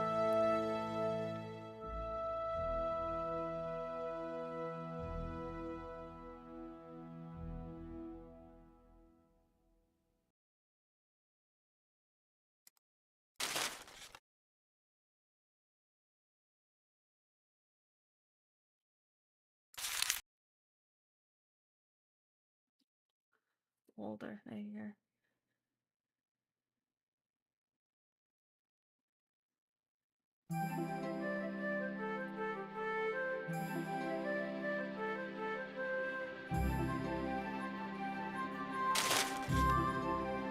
Okay, what was the date? It was 29th. Okay. 29th.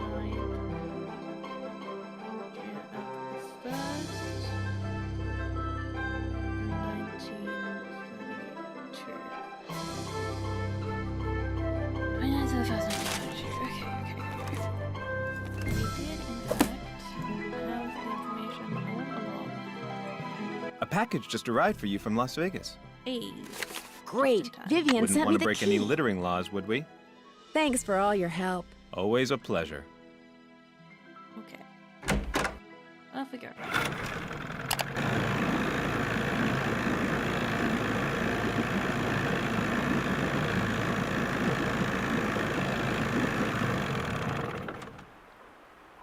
So it's 6 letters, so I'm guessing it's gonna be...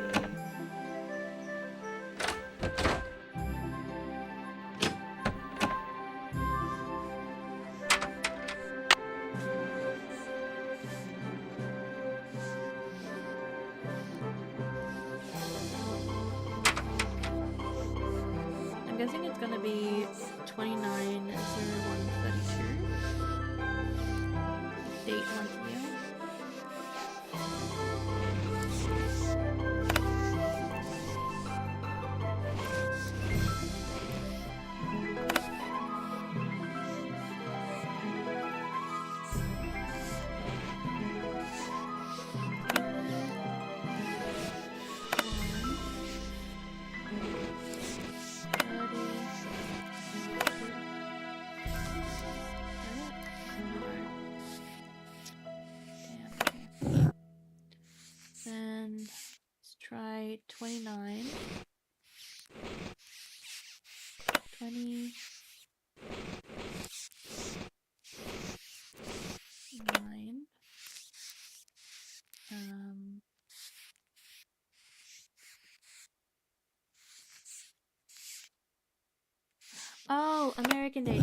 American dates. Month first. Which is stupid. Anyways, it's 1, 0. Then 29. And then 32.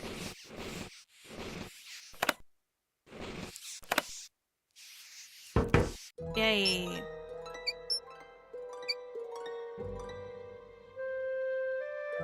I bet those were deer mice. William Akers.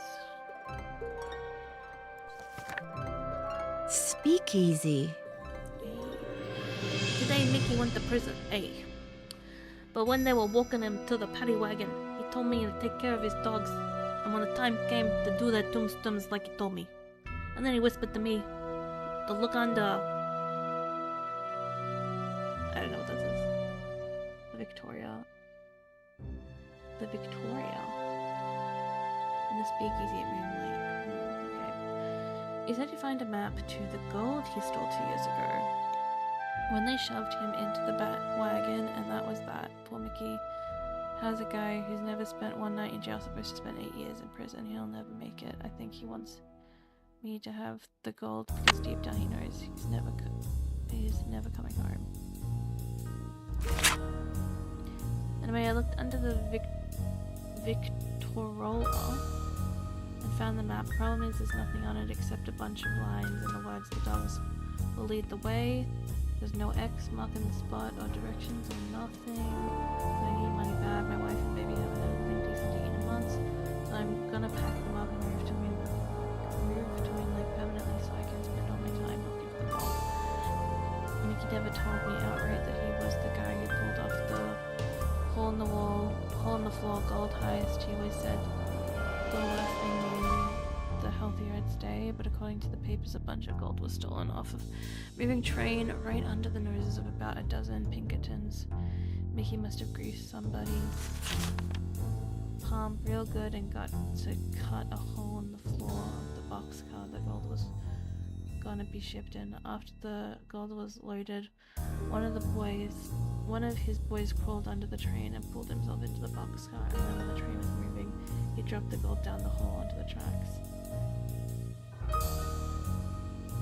Mickey's boys picked it up and got away clean. Nobody ever suspected Mickey was behind it. So what I'm looking for is 20 gold bars. The papers said altogether they weighed about 600 pounds. The question is, did Mickey hide them in one place or did he spread them around? He must have buried them. But where? I just thought of something. Maybe Mickey trained his dogs to go to the gold. If you say the right word, I'm gonna try to safeguard it. I've said every word I can think of to all the dogs, but they haven't led me anywhere except around in circles. I spent the last month following them around, first Santa, then Vitus, then Lucy. I don't have to follow Iggy because all he does is sleep on the porch. So it looks like I'm gonna have to start digging. I'll dig under the porch first, seeing as that's where Iggy always is. A month ago I started working as a handyman over in Lewistown to make ends meet. So even though I stopped by Mickey's every time to feed the dogs, I can only look for the gold at night. I dug all around under the porch, but didn't find nothing. I marked the porch. Joe Akers? Emily said Jeff Akers' father was named Joe. Maybe Jeff is related to William Akers after all. You think? Anyways, on the map with a big I for Iggy because that's the place he always leads me to. I was so busy digging last Tuesday night that I almost wasn't there for my son. Was born, we're calling him Joe. His big sister is real happy. They say baby Joe is just like the dolly she's always wanted. We could never afford to get her. Truth is, we can't really afford Joe neither. I keep writing to Mickey asking him to please tell me straight out where the gold is, but he never writes back. I'll just have to keep digging. Leavenworth Prison, Kansas.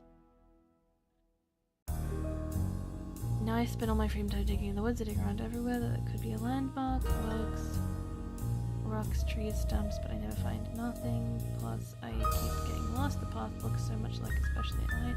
I spend most of my time trying to figure out where I am. So last day I memorized the way to the cemetery. It's left, right, I already know how to get this one. Even though Mickey never allowed the dogs in the speakeasy or the tunnels, I've been looking there for the gold because I looked everywhere else I could think of. I got nowhere last week. I found out that Mickey changed the passcode to the spigots and speakeasy. This got my hopes up because the way I figured it, why would Mickey change the codes without telling me unless he was hiding something? When I finally figured out the new code, I didn't find nothing in the tunnel that opened up that wasn't there before. Why Mickey spent all the money on pictures for those dog videos, I'll never understand. I give up. Mickey's dead and so are all his dogs. I'll never find the gold. I got a good job offer over in Harrisburg. I'm gonna take it. Little Joe and Sarah deserve a better life than they've gotten so far. And it's high time Kelly got a nice house and a husband who doesn't spend all his time chasing after something he can't find. But I'm leaving this journal here because who knows, maybe someday I'll suddenly remember something he said and it'll finally hit me why he hid the gold. Maybe I'll come back here and find it after all. But in the meantime, I got my family. That was important. Treasure enough. Okay. The dogs will lead the way. I wonder what that means. So here's the map. Is that the shed? No, that's the shed. What's this?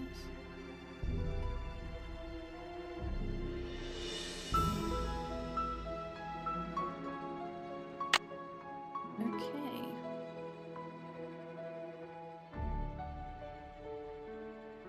Well, there you go.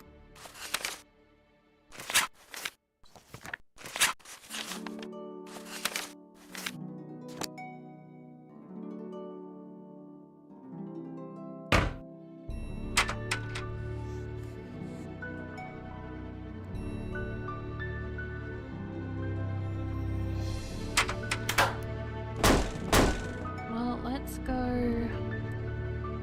We got a map now. Let's go to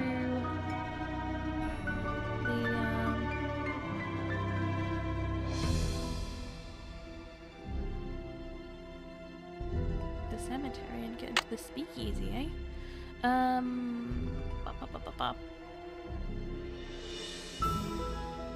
Right, left of the log.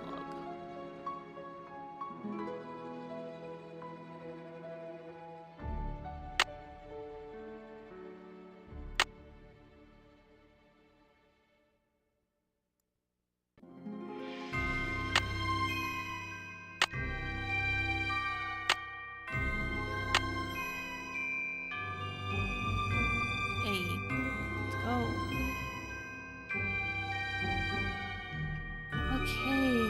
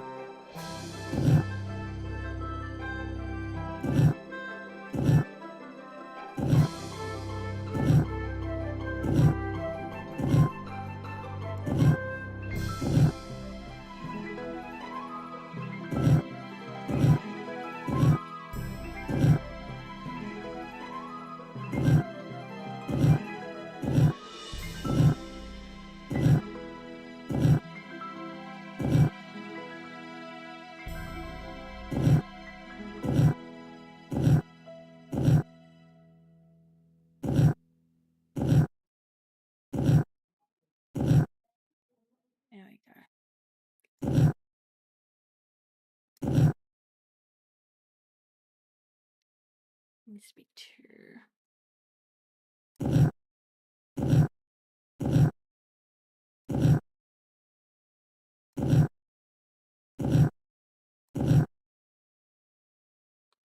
This is gonna change that one.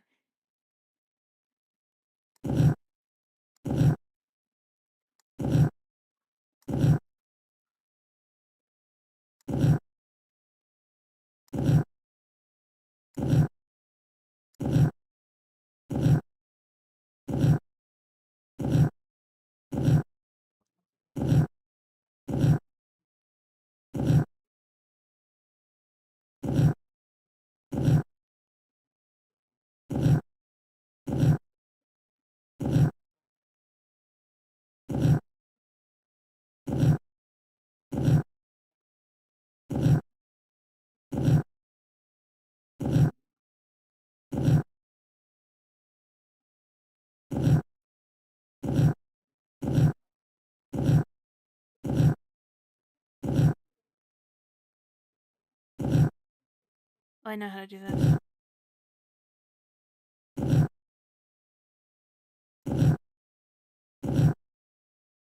And then this one. Ah, shit. So close.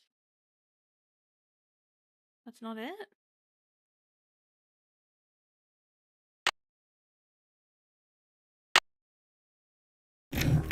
Oh. Oh, it is. Is it?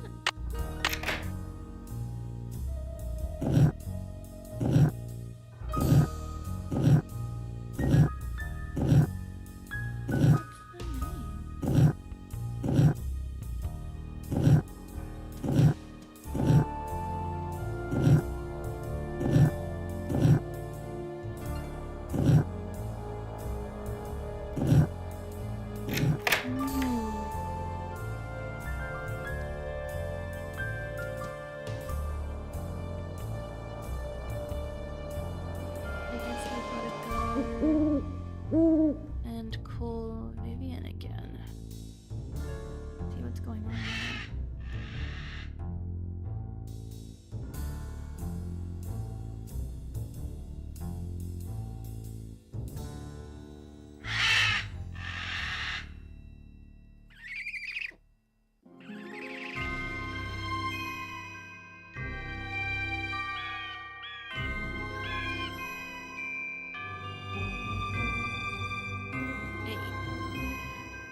She's got it down. Okay. So strange.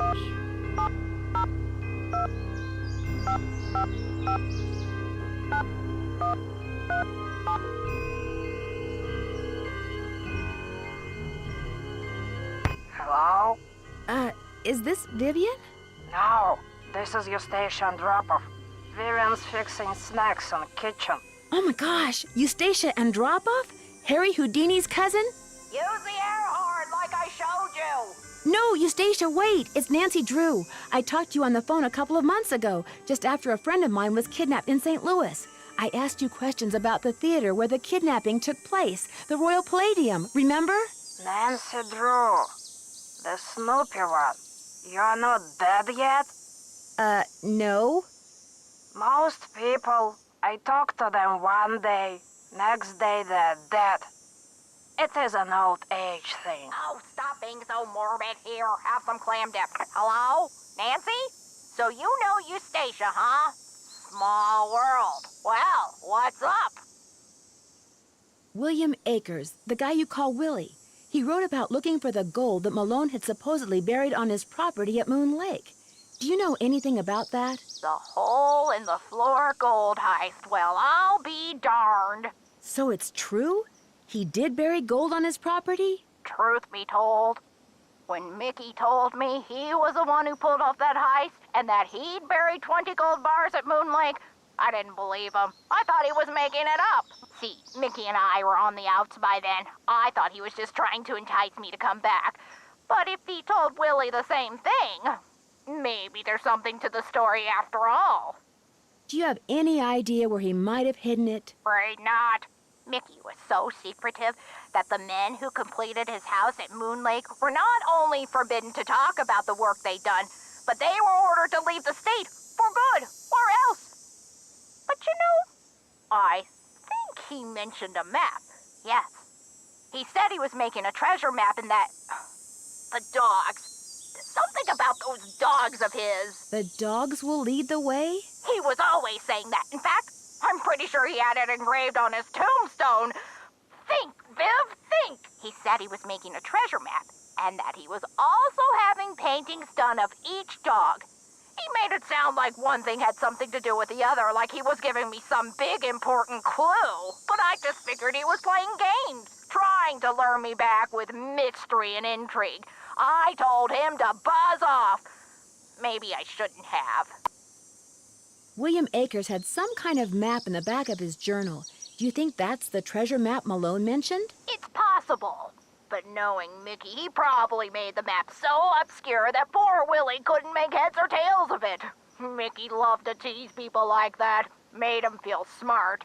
But feeling smart isn't the same as being smart. He died in prison, you know. No family, no friends. That's about as stupid as you can get. I got the key you sent me. Thank you so much. I really appreciate it. There's just one thing. It doesn't seem to work. Oh, where is my brain? The key unlocks the letters of the inscription. Just dial in the password and you'll be set. There's just one more thing. You don't know the password. I'm sorry. Eustacia and I've been playing canasta all day, and I guess beating her all those times took more out of my brain than I thought. Next game, I win.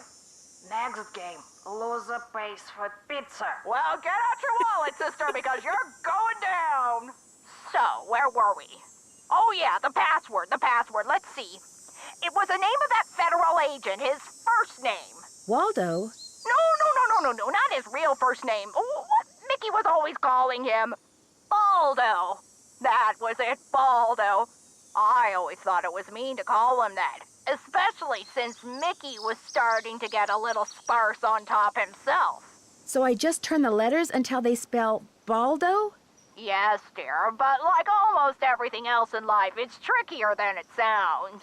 Did Malone say what he was going to do with those paintings of his dogs? He said he was going to hang them in the speakeasy, and I'm sure that's precisely what he did. Can you remember anything about Malone's dogs that might suggest where he hid the gold? I stayed away from his dogs. They made me nervous, always jumping around, barking at this or that.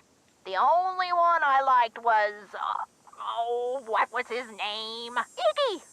I liked Iggy because he was nice and quiet.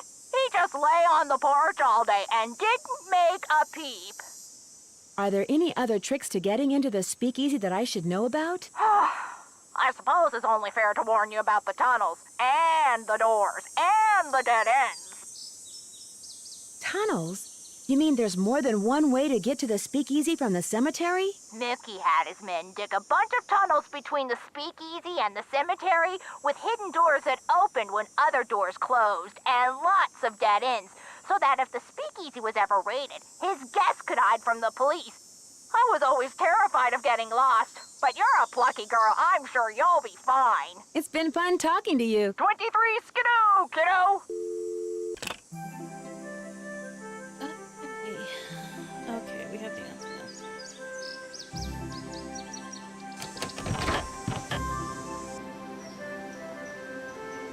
Let's do it.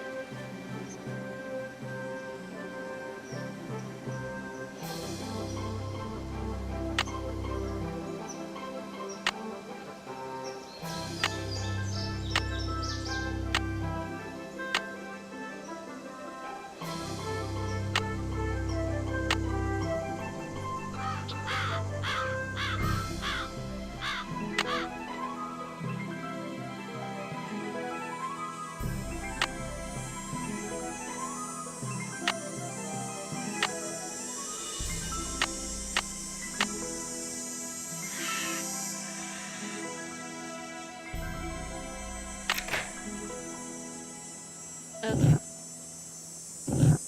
Same way we did it before.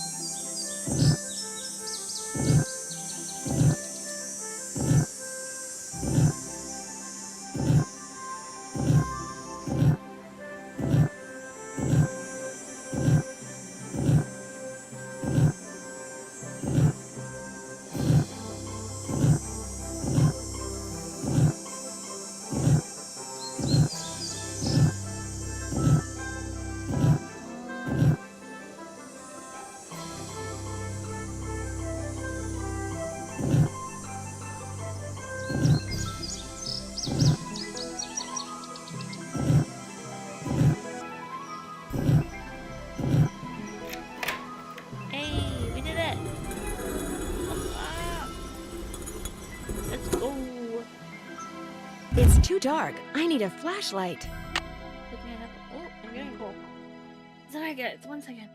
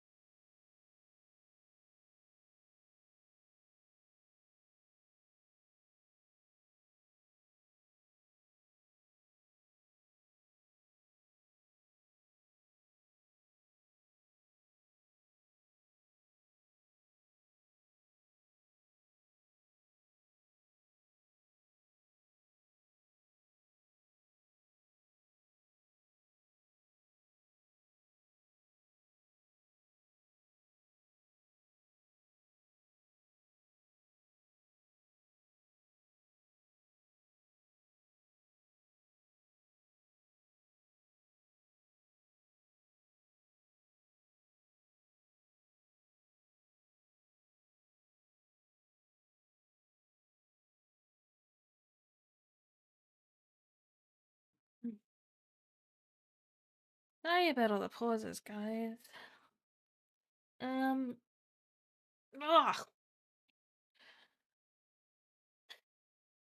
Okay. We're back. We're in it.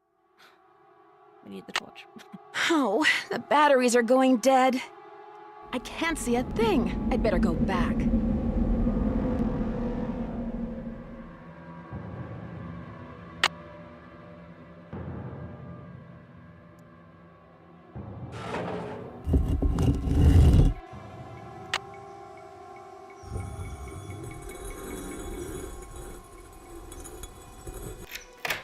Dang it. Okay, well. Now we gotta go and solve this conundrum.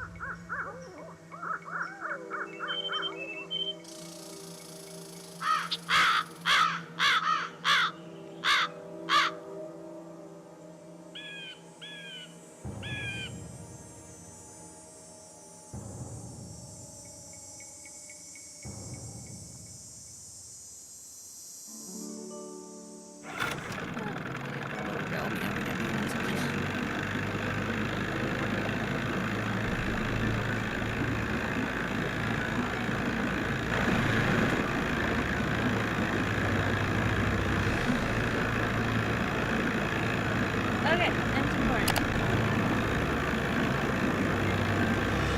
Battery. Let's go.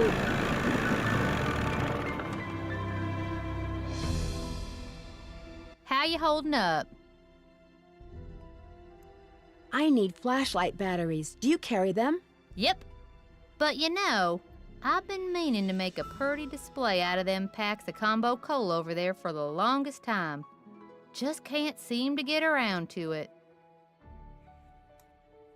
I could probably do that. Here's the way it should look when you're done. Amazing. I'm on it.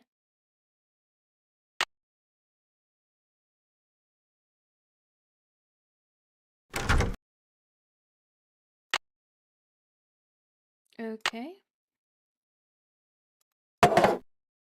Oh, the tiles. I see. Okay.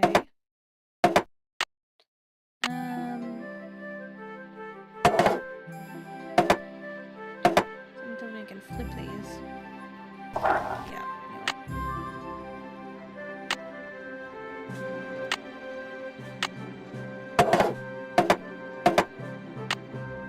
Just need the blue first. And then the other colours, one thing at a time. And the greens.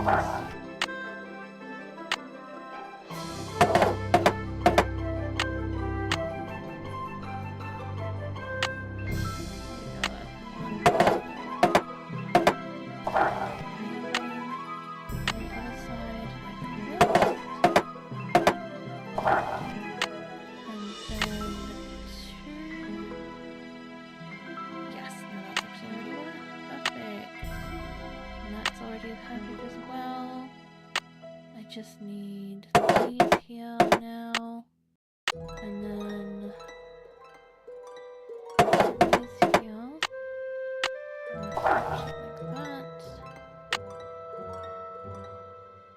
and like that, and not there, and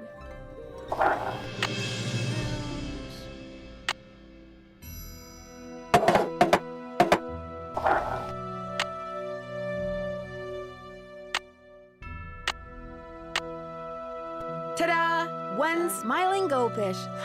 It's obviously never tried combo cola.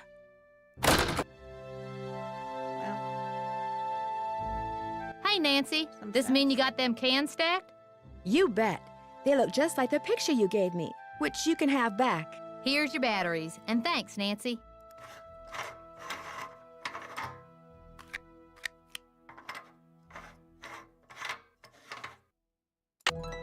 amazing. Well, see, your problem is you keep it on all the time, Nancy. There's an off button for a reason. Okay,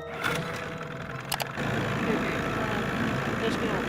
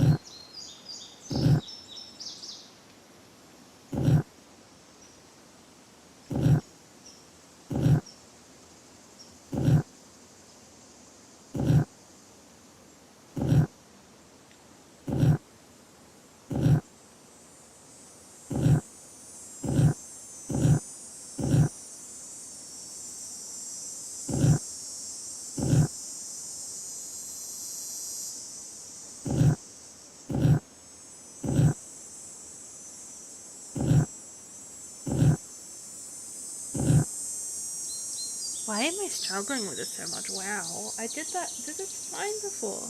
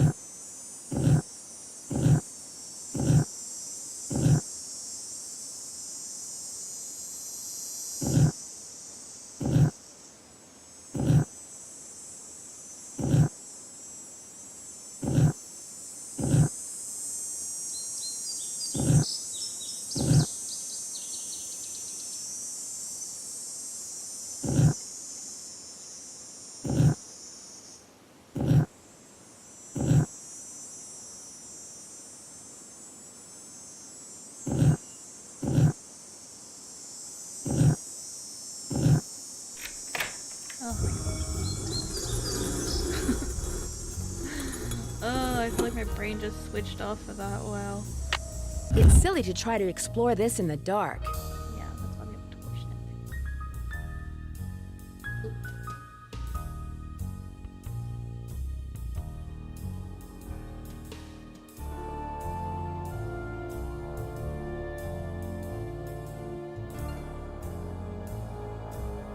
now. Uh-oh.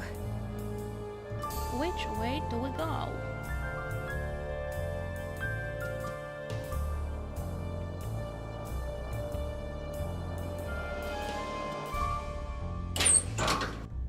So this is the speakeasy. Wow. Nice. You made it. Secret room.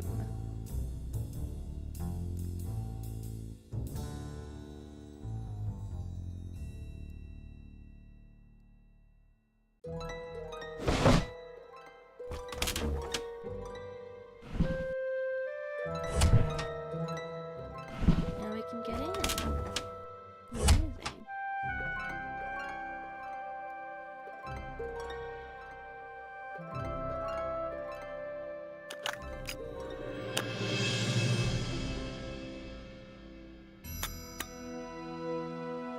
What did that do?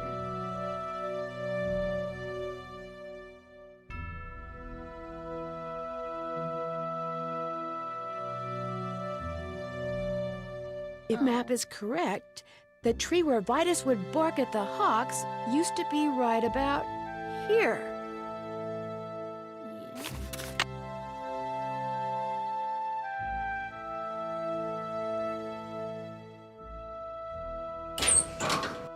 Oh. Oh, right, there's the entrance. Oh, that's so cute.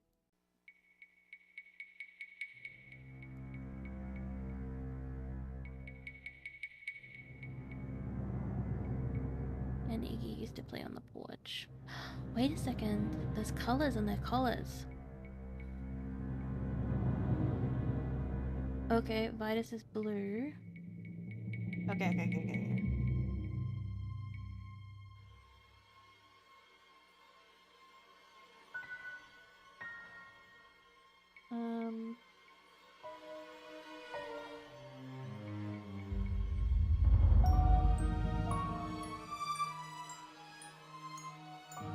Okay, so Vitus is blue.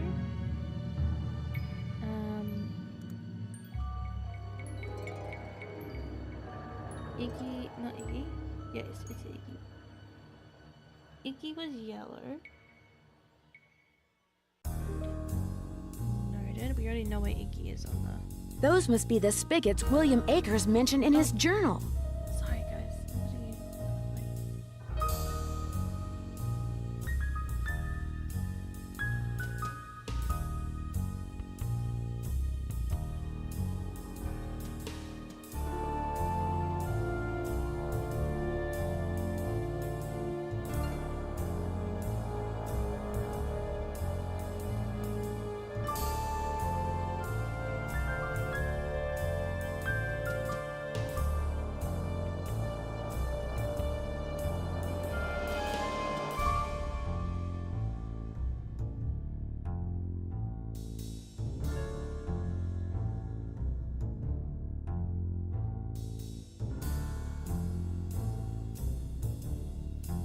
I'm back.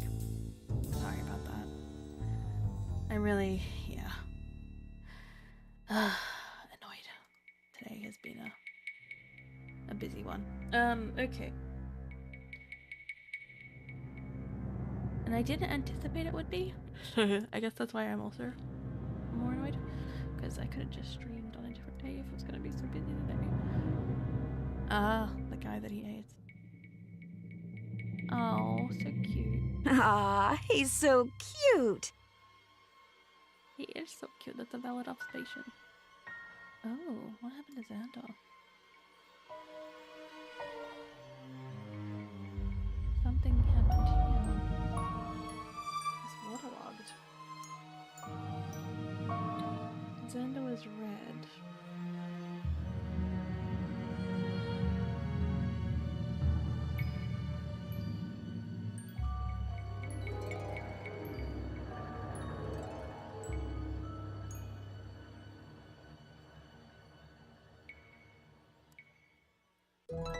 And then Vitus over here. Oh, sorry, not Vitus. Lucy. So Lucy would swim out to the shipwreck, which is about here.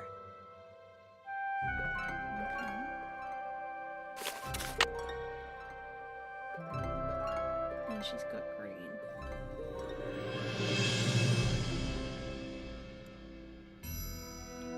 And it's Bolly upside down.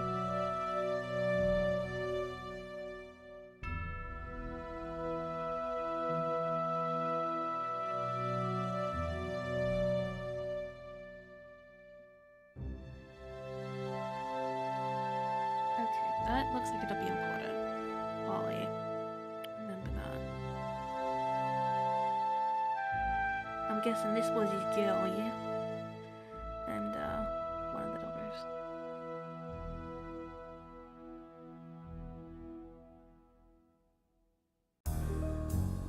Okay, so now let's have a look at...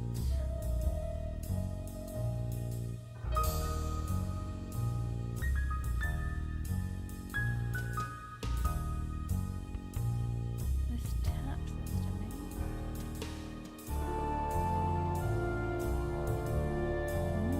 the colors.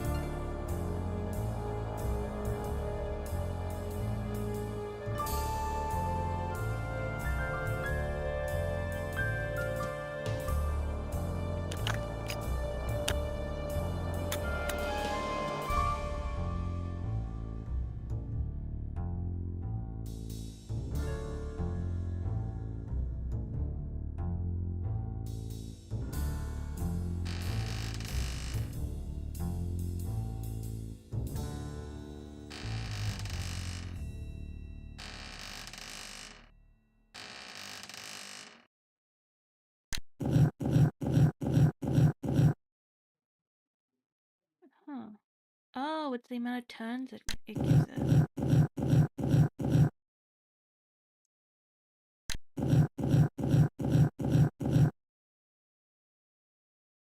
Okay. Well, we're gonna match it up to the colors. So...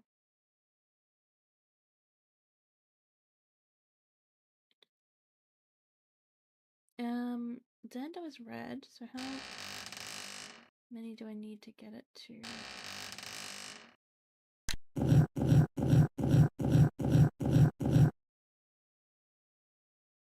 Wait a second.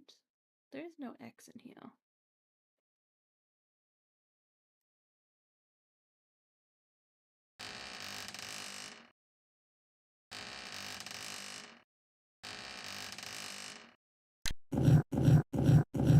No, there is one.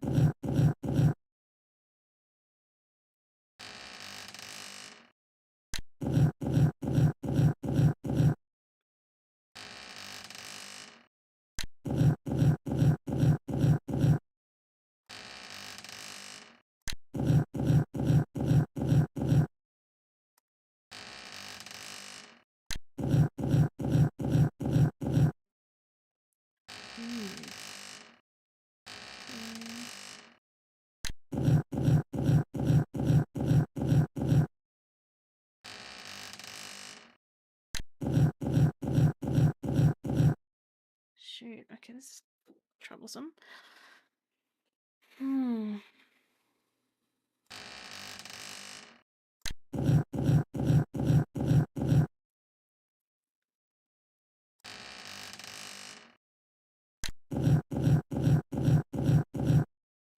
Amazing. Okay, that's correct.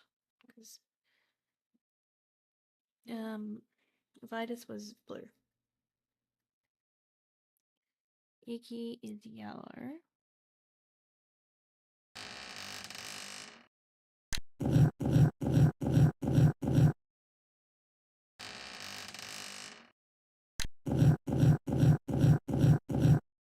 Amazing.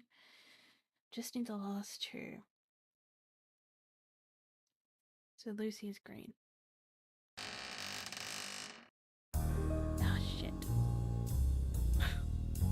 Very dumb. Okay, that's great. I think this was two.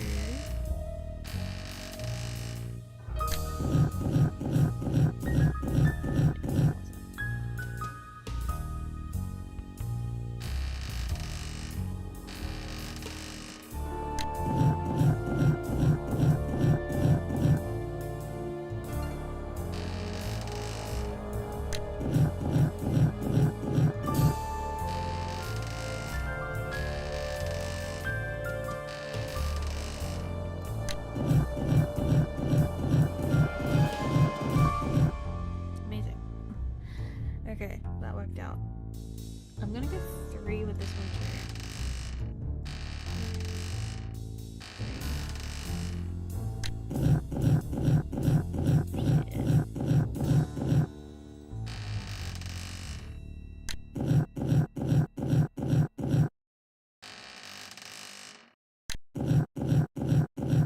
Damn it. I think 1, 2, 3, 4. I think it might be 3 from here.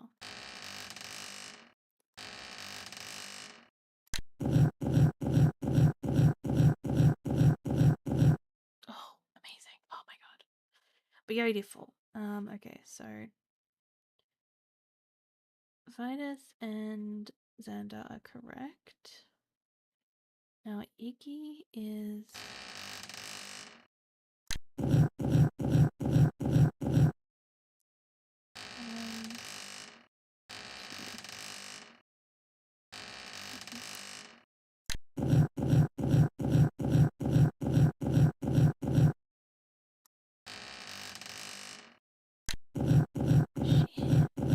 it's 2 rotations every time. So if you go 2 from here, that should be correct, right? Ah, shit.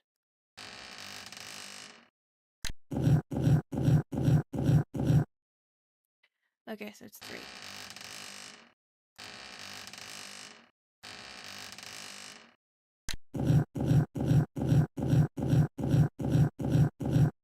Oh my god, amazing. Okay, and then Lucy is green. So I'm gonna do 1 for Lucy and see what that gets us. Ah, damn it. Okay, so this would be 3.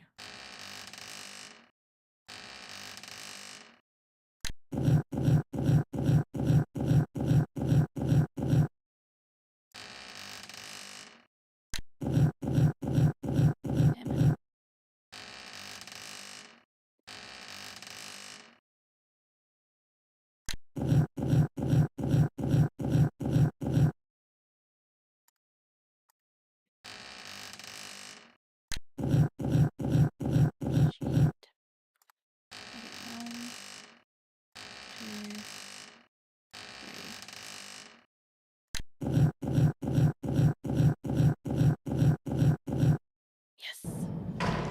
Oh my god, why did everything go black all of a sudden?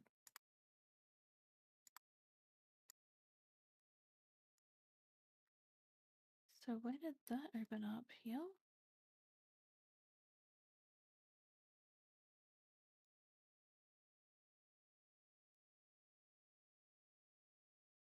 Hello? Where did that open up?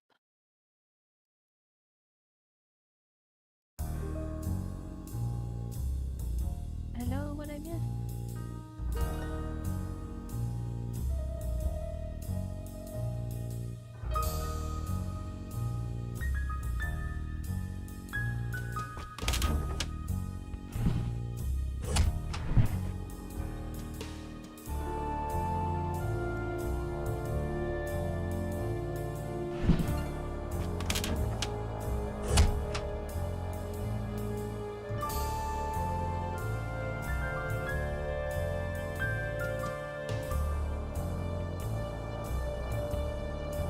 I totally have no idea what that was. Is that in here?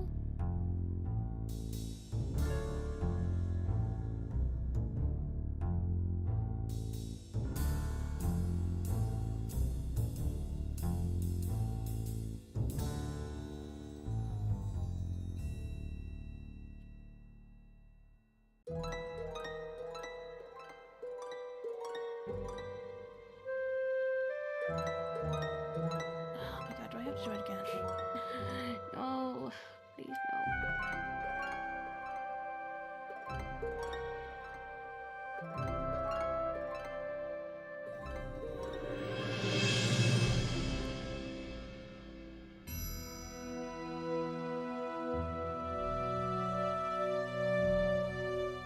I think we gotta do it again. Oh gosh, okay.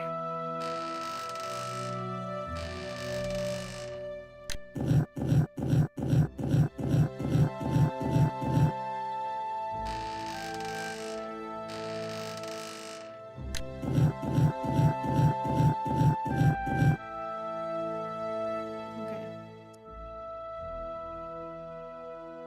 So it's 3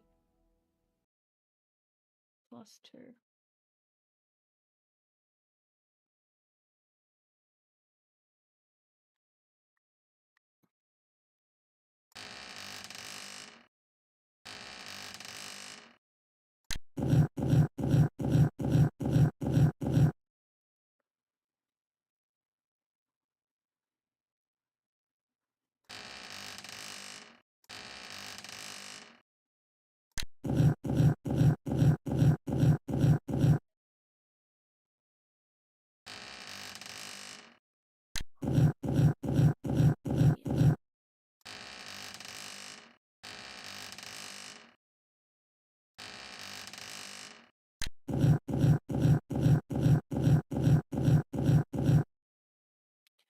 Okay.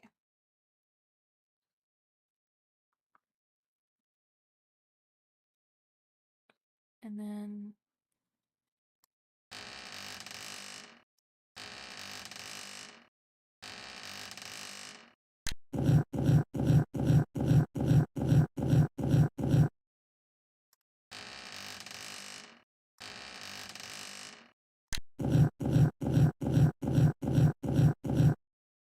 oh my god, amazing.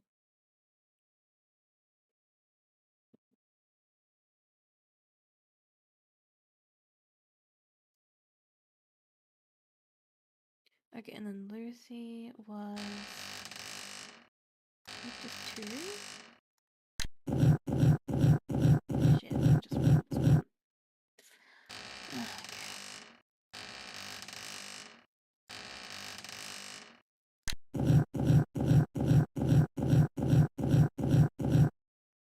Amazing.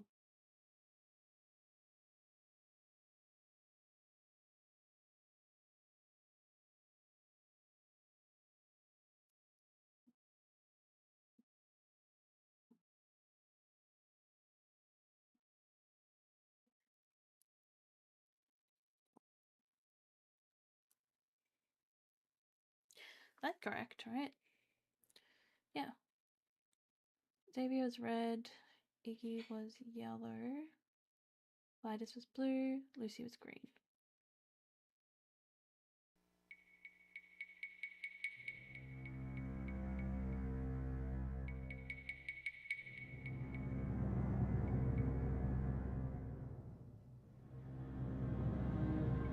Where was this thing?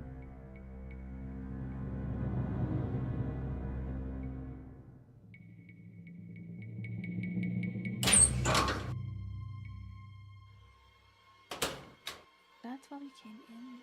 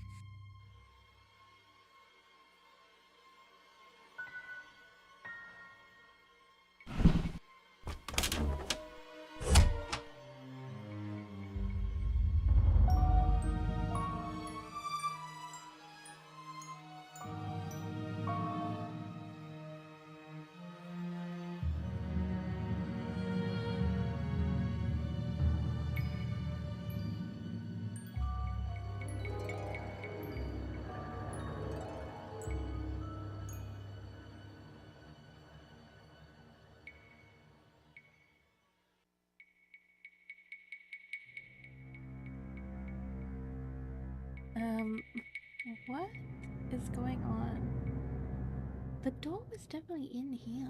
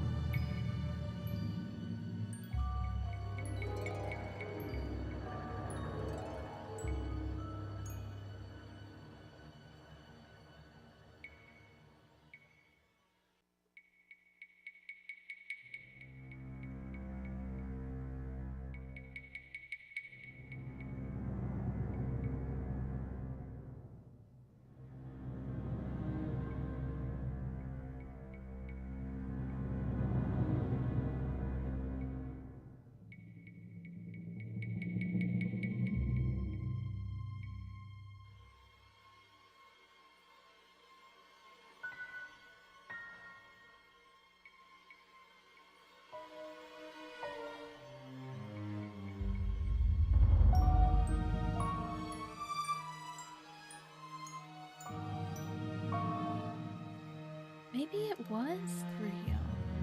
I can't think of any other.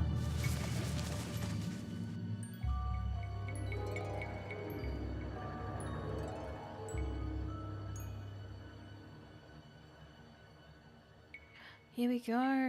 Okay, this is new.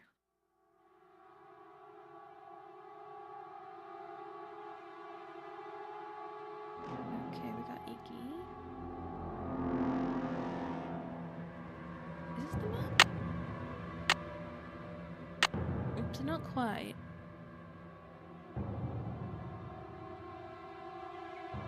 Vitus.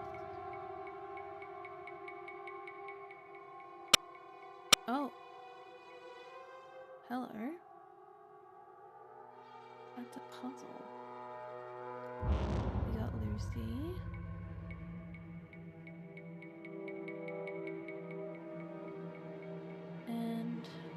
Xander, played by the pump, which is right here.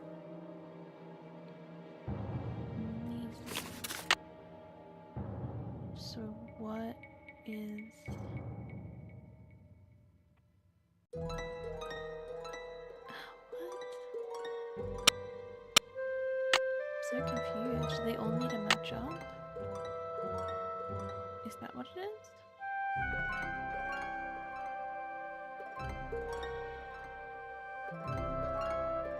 Like, Iki was by the porch. Which was 1, 2, 3, 4, 5, 6. Where Lucy was. 1, 2, 3, 4, and then 1, 2 across. 1, 2, 3, 4, 1. Here. That's Iki. Lucy. Lucy and Xander. 1, 2, 3 down. 2, 3, 4, 5. Yeah, and then Vitus. So Vitus was here. Lucy was here. 1, 2, 3.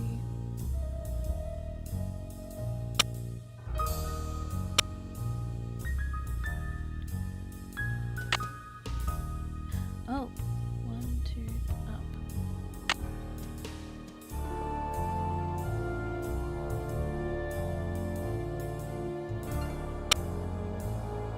Oops,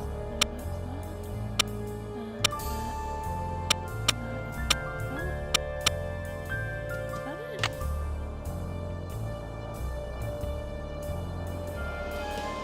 Oh my god, okay, it's Lucy. And then 1, 2, 3. 2, 3, and then Xander there. And then it's 2 across, and then 1 above. That's Iggy. And then from Iggy, it's 2 across again, and then above that 1, and then you got Vitus. Okay.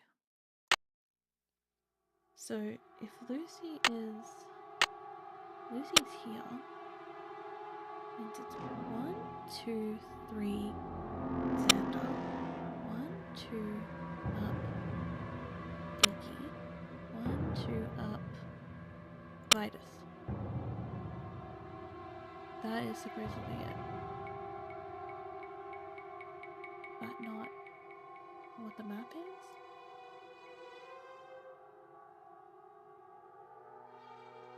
So strange. Okay, I don't quite know if I understand the puzzle.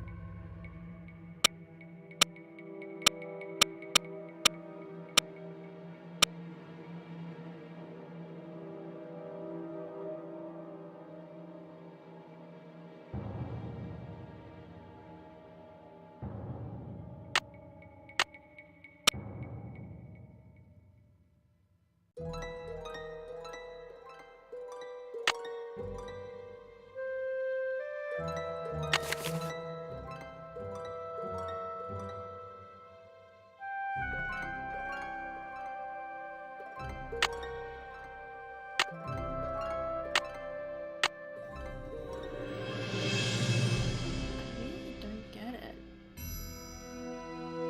The little island where Lucy sits seems to be in every map though, or over here.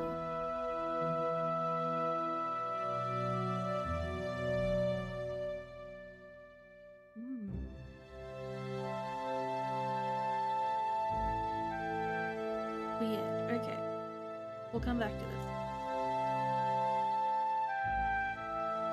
It's very odd.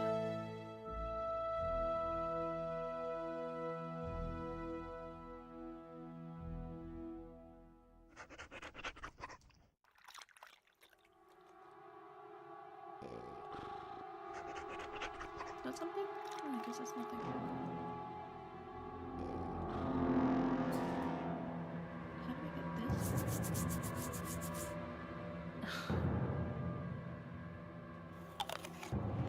Actually, that sounds a lot like Doggers, doesn't it?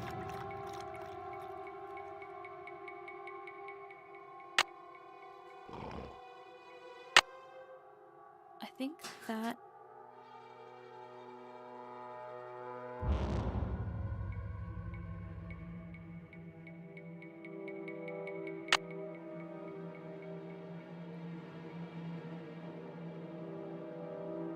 I think this opens this.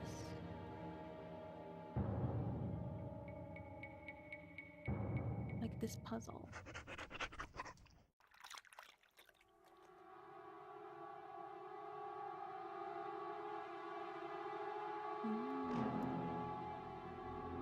So weird. I don't know if I get it though.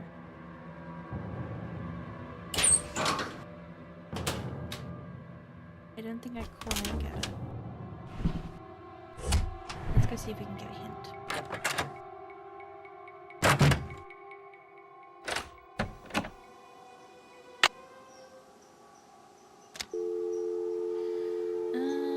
Let's call the Hardy Boys.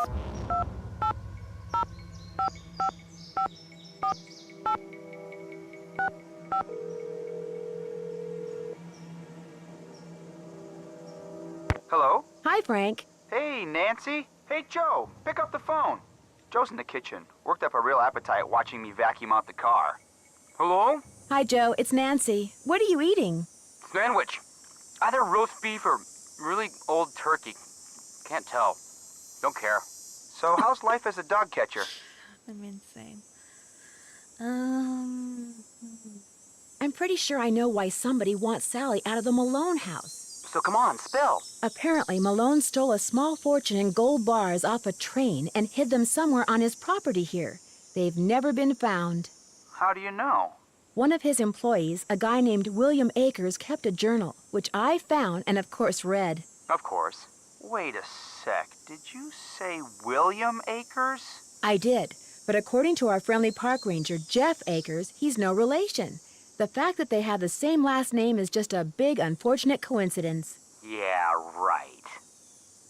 I seem to be getting nowhere fast. Anybody have any suggestions? William Akers mentioned in his journal that he had a son named Joe. Didn't Emily say Jeff's father was named Joe? I'd say that was one too many coincidences, wouldn't you, Nancy? Later, guys. Watch out for dogs.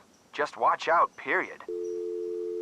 The game wants me to follow this line of storyline. Okay, fine. I guess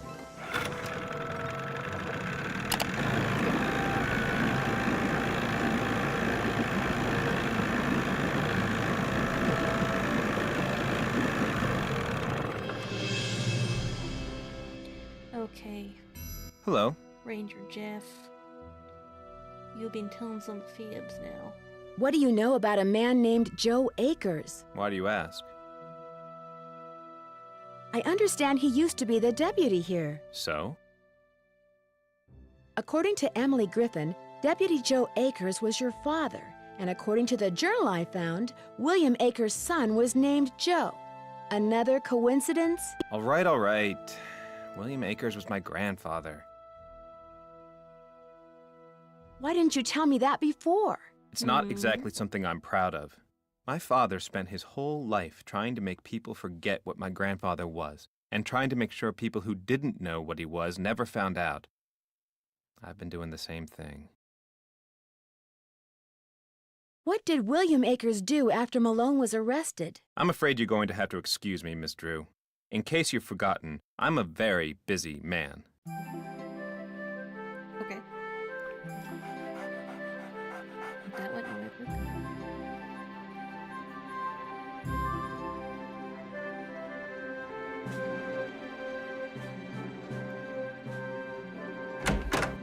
I guess we'll just have to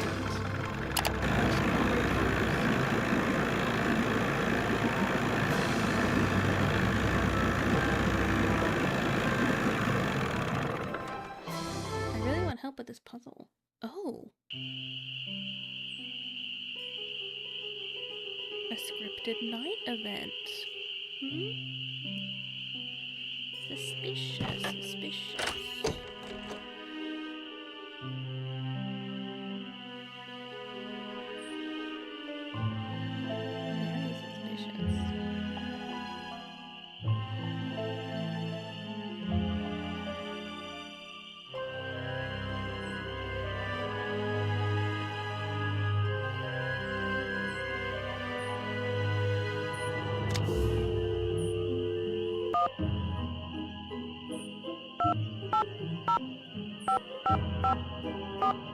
I would like help with the title puzzle, please. Hello? Hey, Frank, it's Nancy. Got a minute? You bet. Hang on. Pick up. It's Nancy. We were gonna head to the park and shoot some hoops, but we can't. Wanna know why? Why? Because it's raining. And you just washed your car? Ouch. I told you it was gonna rain. You always say that. So what have you got? I seem to be getting nowhere fast. Anybody have any suggestions? That treasure map you found is all squared away, right? How about those mosaics in the tunnel? Are they squared away too? Because if one of them is similar to the map you've marked up, The solution may be right at your fingertips. So it is just that one of them has to be familiar. It's not that I have to do all of them. Later, guys. We'll be waiting.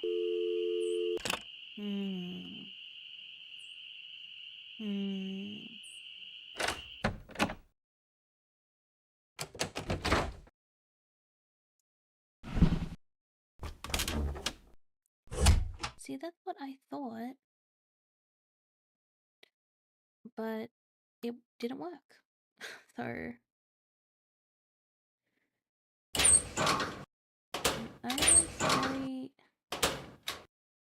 I'm pretty sure I was pretty accurate.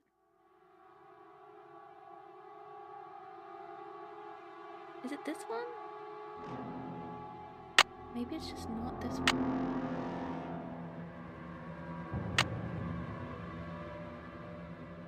Also, Lucy's here. 1, 2, 3. Which puts 1, 2, 3, which puts Xander here. And then we go 2 across, and then we put Iggy here. Go 2 across, and we put, you go there. Or is he there? No, he'd be there. No, he's not. 1, 2, up, and then close.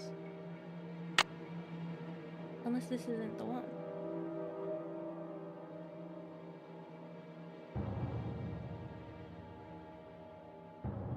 Is it this one? Oh, I think it might be this one. Okay, well, let's try this one then.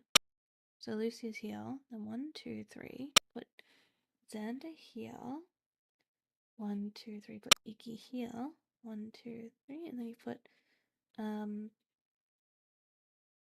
Vitus here. Oh, it's this one.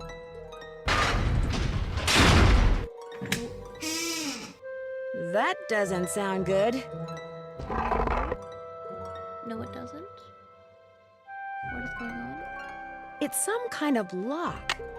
It's some kind of lock.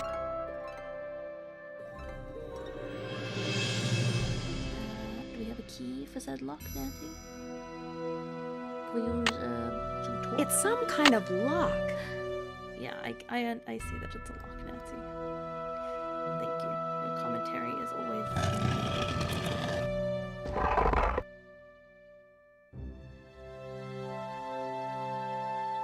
It opened the door at the end.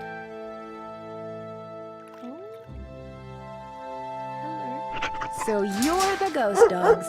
You look pretty real to me. You're so cute.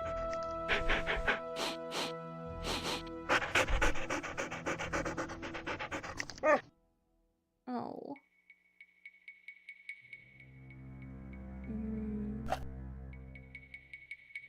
Dento Glow, glow-in-the-dark toothpaste. Oh my god. Silent Sonic dog whistle. Your dog can't hear it, but you can. These dogs have been trained to act vicious on command. It all makes sense now, Nancy. And then she puts little muzzles on them with glow-in-the-dark lights. Oh my god. Oh my god, dude, it's the guy from Final Scene. Maya Temples.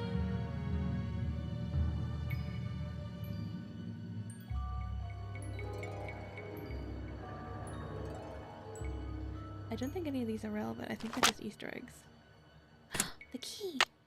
Oh my god. And we found the evidence.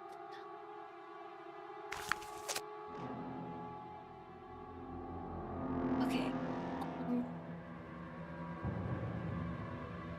600 feet northeast of Malone Dock. Chrome cameo pin, 2 bottles empty, 5 coins. Rumor going around Lake that Malone house has been sold. Find gold now. Eddie and Cher, stinky breath, must brush their teeth. Eddie and Cher, that's cute.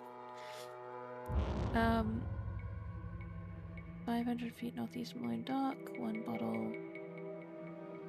Tiara rusted. Doggy checkup time, dogs to the vet in Lewistown appointment. Return Titanic to Val's video, same time overdue.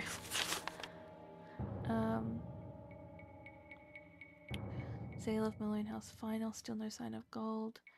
Time for plan D as in dog, extra teat for Cher for being so good. 1 silver bottle flask, 2 cold. So obviously we know who it is, based on this, right? 2 cold to drag. Store nets for winter. Take key found in link to Harrisburg Show Chuck.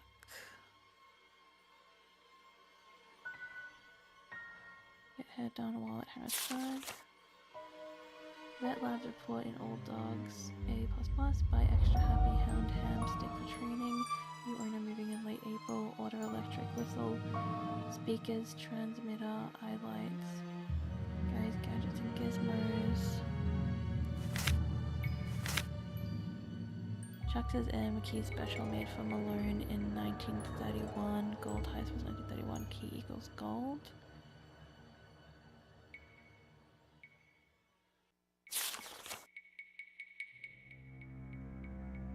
Push in and out. Clue to where gold is. Think. Sally McDonald, 27. Freelance photographer. For tunnel, kennel need food bowls, flea collar. Moving in April. Nothing happens. Stupid puzzles can take a flying leap. Dogs ready for haunting. Wish I could stick them on Malone.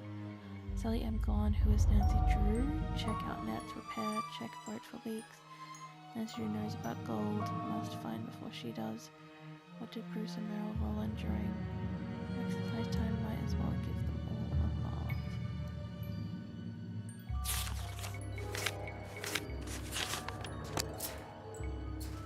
bath. Okay. I bet the dogs attacked Sally's house because a high-frequency signal was transmitted to them through the speaker I saw on the roof. You've been trained to respond to a silent signal from this thing, haven't you? So cute. I can't believe that she put 4 dogs in the cage like that. That's so small. Even for 1 dog, that's too small. Put 4 in there? 4 Rottweilers too?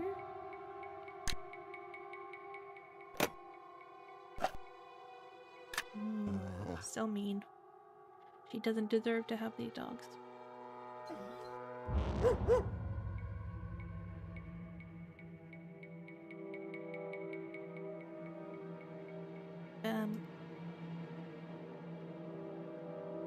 Right. We've got to do this again, I guess.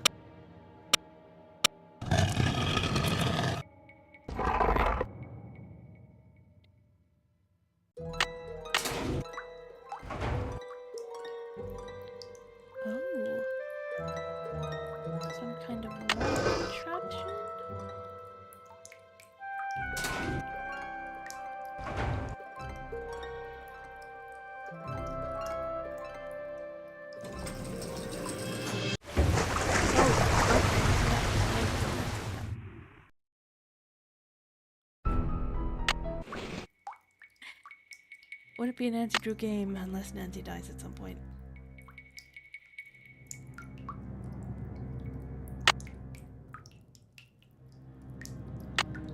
Oh, there we go.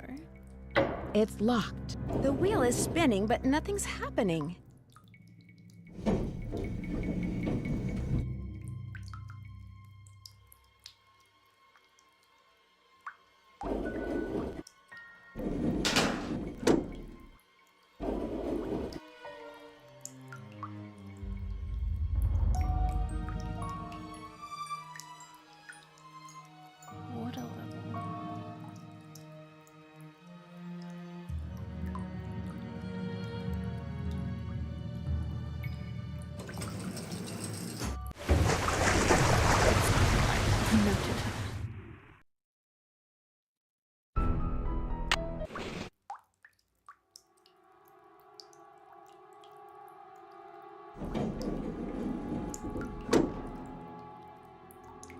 It's locked.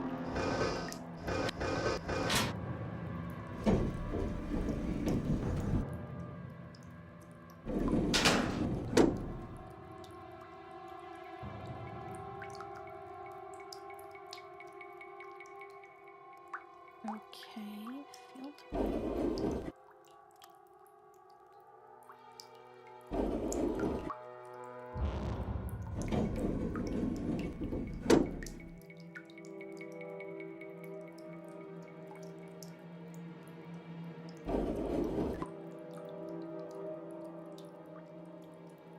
It's locked.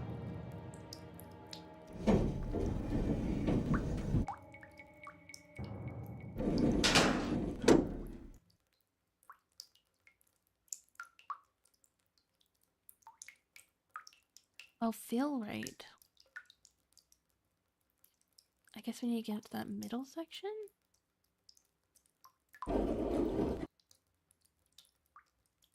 Over here? That's my assumption. Okay, so that just gets it from here to here.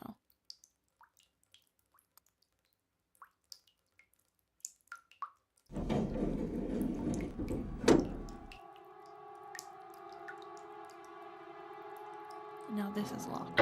It's locked.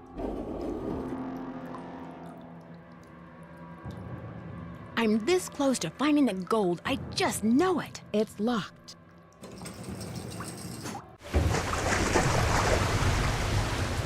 Nancy, what are we doing? It's locked. I can see that it's locked. It's locked. It's locked.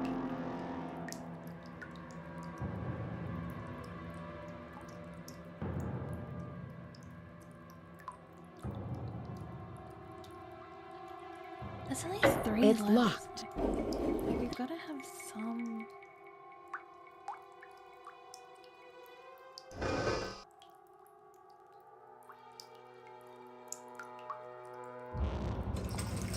No, I didn't. Maybe I could put the wheel somewhere. Okay, let's try again.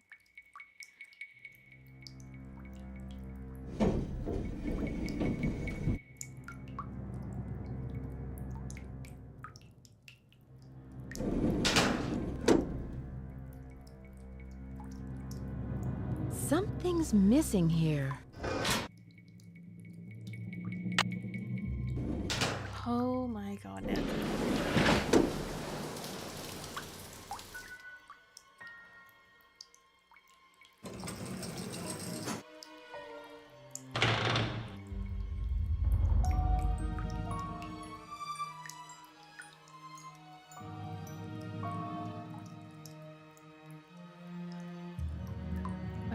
Chromeister Wellworks. 1924. Oh! The days they were born. The days they were born? Yeah, the days they were born, right? Okay, so I got that written down. Thankfully, I have that written down. So it's 20.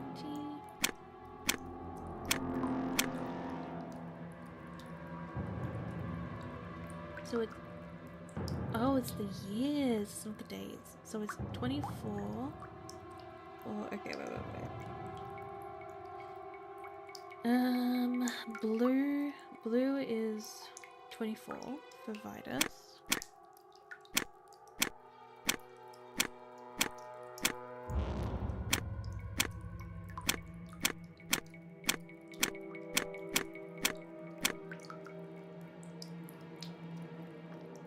Or not, maybe it's not related to the color.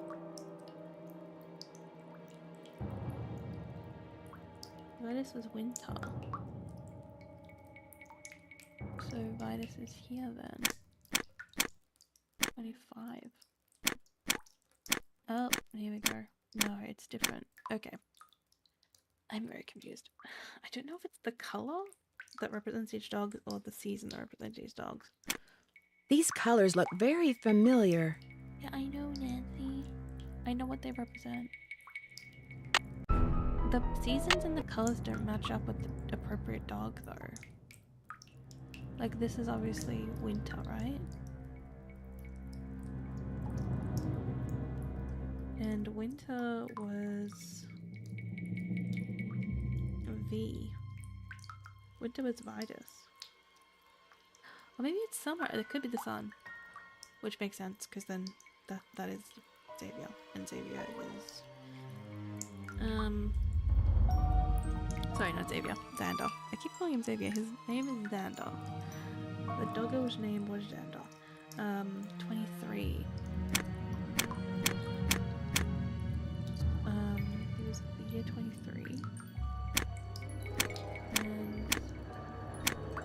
And that would make what? Winter, this one? Iggy? No, Iggy's autumn.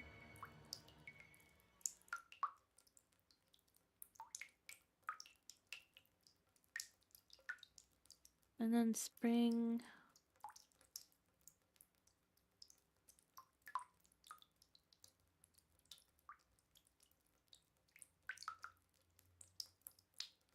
Sorry, I'm back tracing my notes. Spring is Lucy. And Lucy's green. So this does not look like spring. This looks like spring. Why do these not look right? Maybe that's another part of the puzzle. Okay, maybe we do colors first and then maybe we have to change these, or maybe I'm just paying too much attention to what they look like and it's really just about the colors. Okay, whatever. We'll do the colors. Ignore the pictures, do the colors. Okay, so Vitus was blue and he was 24.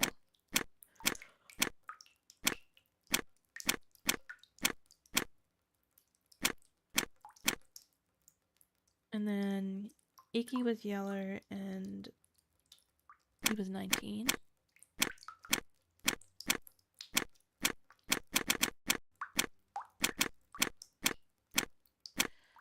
That makes no sense. Iggy was 19, why is there no 9?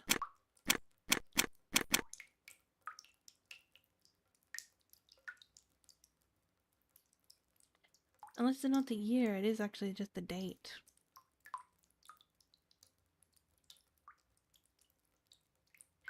So in that case, Iggy would be 11.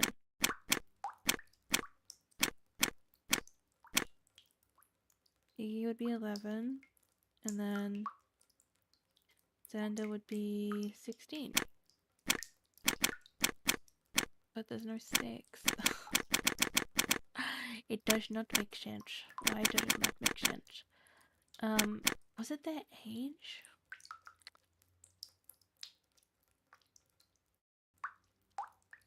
Does that make sense? Was it the month they were born, maybe? So February? So February would be like the second month. That doesn't make a lot of sense either,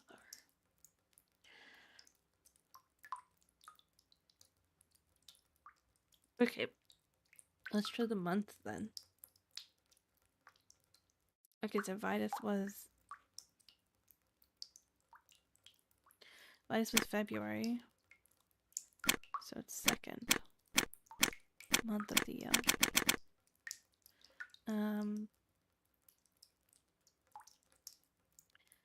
Xander was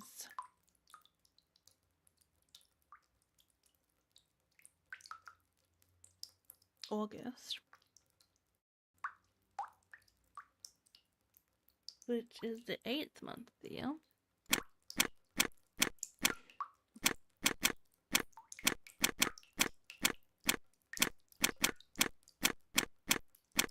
And there is no 8. Why?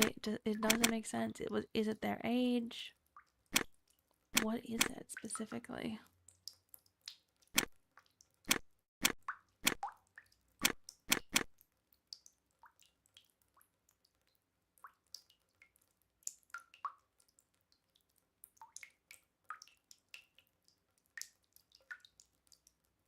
Because I would think, oh, okay, the year. The year, right? It's gotta be the year. But then Iggy was born 1919. And Iggy's numbers, they all only go up to 5.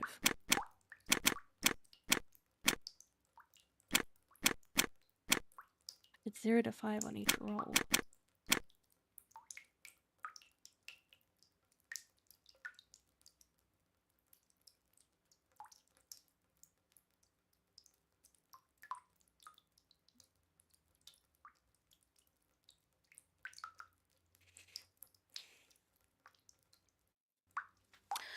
Maybe the clock? Is it maybe something to do with the clock? Like, is it the hour that the hand is pointing to in respect to each dog? Is that what it is?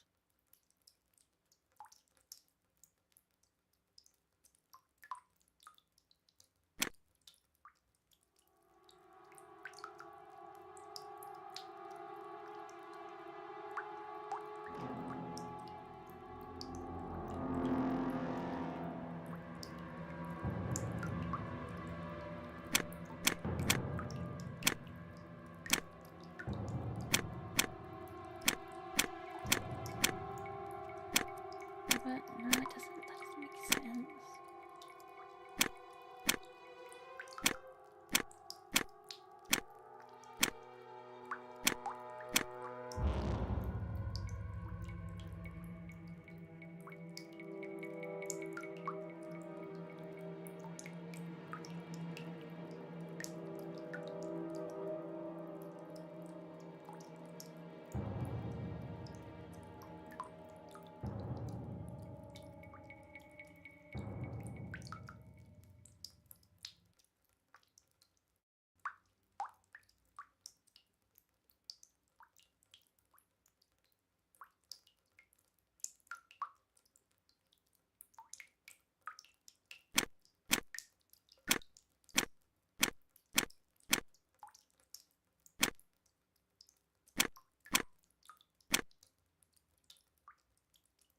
Well, I mean, hey, let's try the others in terms of just the year, because they all work. If it's just the year and we don't look at Iggy, they all work. Like, it's all possible. So, like, Xander would be 23. Vitus would be 24.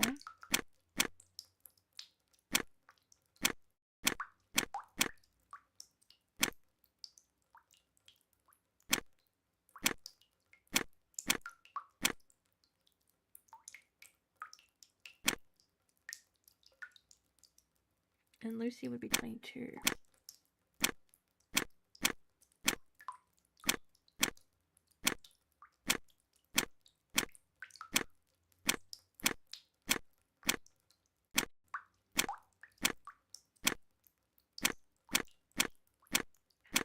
Nothing seems to affect the green one, which is interesting.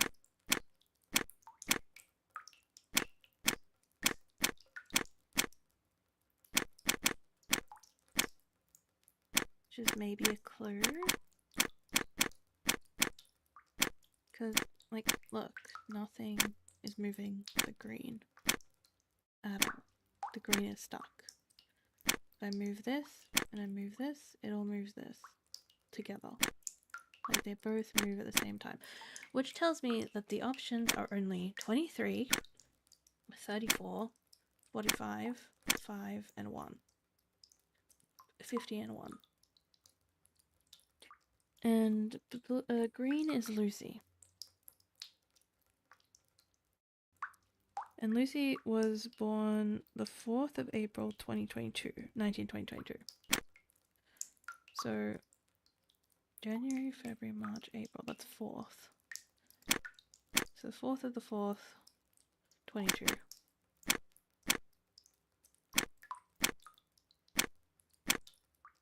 But that absolutely does not line up.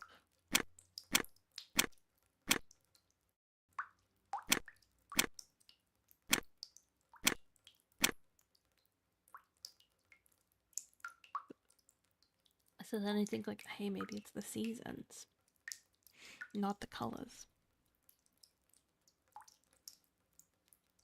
But then Nancy specifically mentions the colors.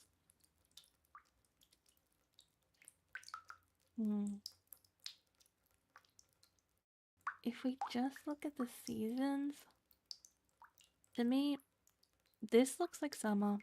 This looks like winter. This looks like spring. This looks like autumn. And autumn was Iggy. And Iggy was born in 1919. 11th of November. So 11th of the 11th. And none of these would work for that. So maybe it's not the dates, maybe it's something else.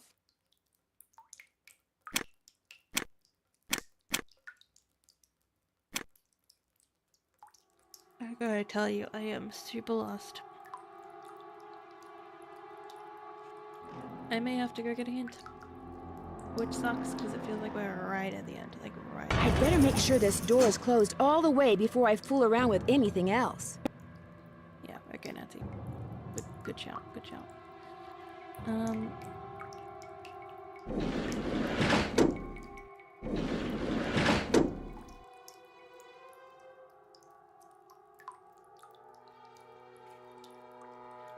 I've got a phone call to make.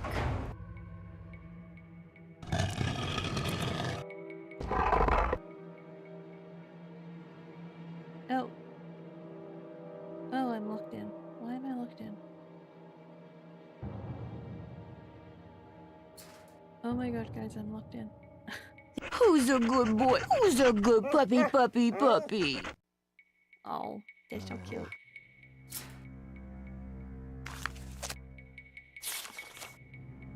Which means I have to figure it out. Like, if I'm locked in, I gotta figure it out.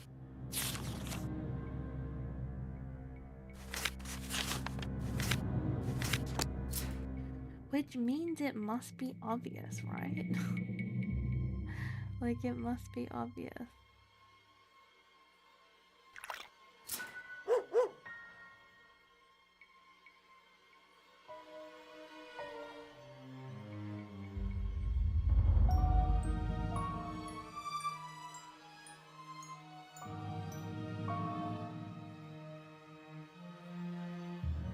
Maybe it's like in order? Like Iggy's first.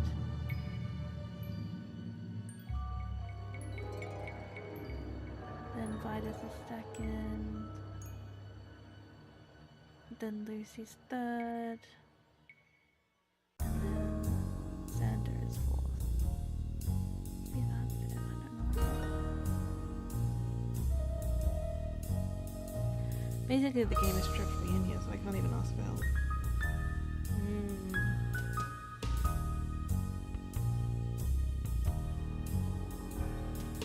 Okay, well,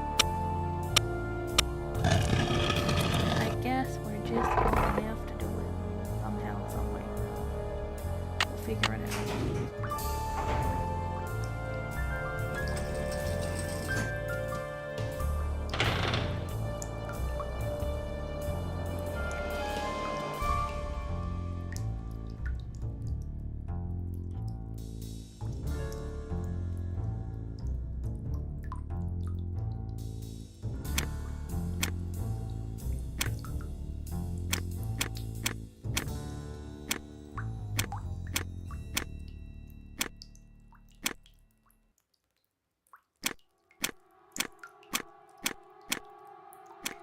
Each color could match up with one of Malone's dogs, but what about those numbers?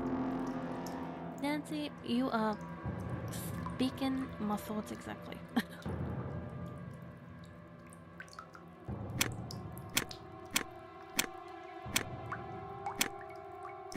I would love a hint. God, I would love a hint right now. Okay, 12.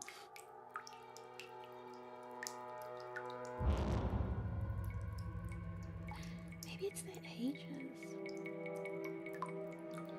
But that doesn't make any sense, because he's the one hiding the freaking gold. Which means this is before.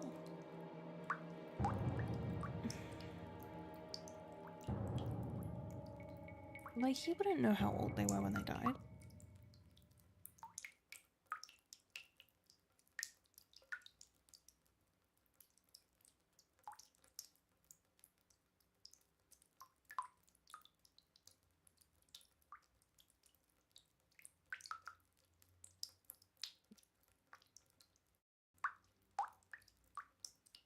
Like if we just take Lucy for example, 22, she's 10, so that's 10. She was 10. And that's not on here. We got 23, we've got 34, and we've got 45, 50, and then 1. I'm inclined to believe 12, honestly. Or 23.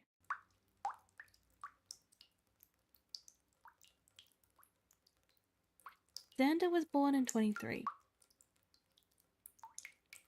But Xander was summer, and this does not look like summer.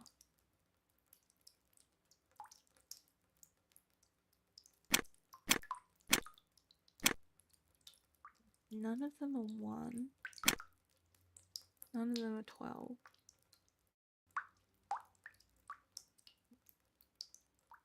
Ugh. I am confusion.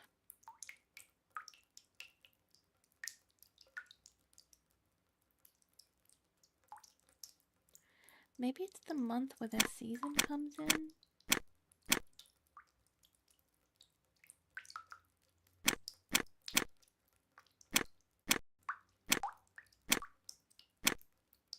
Oh, look at that, they all follow the same. Except for this one.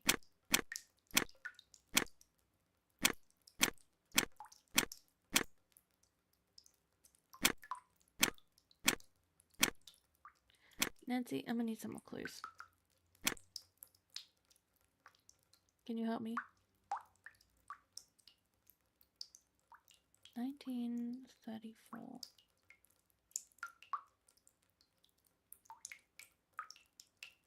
Is it how old they were by 1934?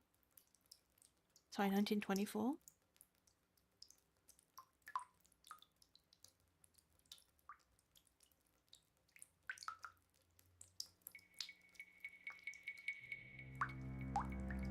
Because the Vitus would have been 1. And Vitus is blue. And that can't be right, because Iggy wasn't even born then. In fact, none of them were born then. 1924. Yeah, none of them were born then. Except for Vitus, who was born in Feb. That can't be it. I don't think Maybe the numbers have something to do with the dogs' names. What? Oh my god. Oh my god. Oh my god. It's that obvious. Oh my god. Nancy. Nancy, what are we doing? Oh my god.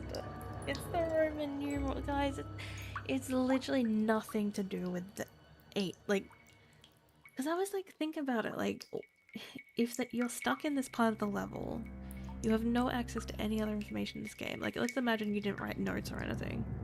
You've got only what you have access to here. What could it possibly be? And yeah, it's and then they're giving you a huge hint here, like, oh, look at the Roman numerals. Oh my god, it's the Roman numerals. The first letter of their names are all Roman numerals. That's what it is. So, oh my god, that's so dumb. That's so dumb. I hate that. I was super overthinking it. Wow. Okay. Okay. Like, I was like, but the name, the ages, and then the seasons don't match up to the thing in the clock, and then... Anyways, okay. Okay. So... Vitus, who's blue, is 5. So blue equals 5. 0, 5, I guess. And then Iggy is literally just 1. So yellow equals 0, 1. And then Xavier, who's a red, is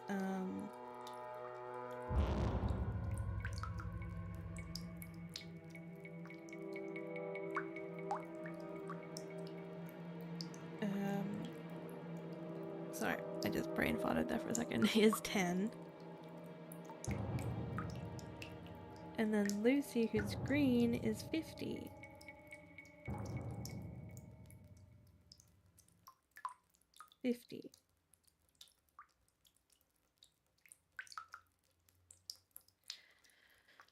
So in order, it should be 50, 50, then 10, 50, 10, 5, 1. 50, 10, 5, 0, 0, 5, 0, 1. That is so dumb. I hate that. I hate that. I was just super overthinking it. That's so funny. Okay, so 50. Yeah, there you go. 50. And then 10.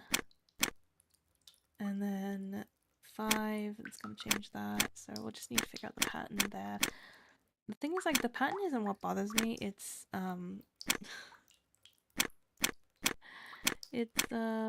just not knowing what the end combination is. 5.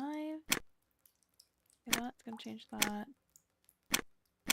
And this is by itself, so that's fine. This doesn't move that, which is great. Okay, so let's do this first. What does this move? This moves all 4. Okay, so we'll do this one first. So this is 0. And this is independent. 0 again. Oh, I see. This moves all those 3. 0. 5. And then this will move all of these. There we go. Job done. Something's missing here. Yes, it is. Oh, I know what it is. It's the handle from upstairs.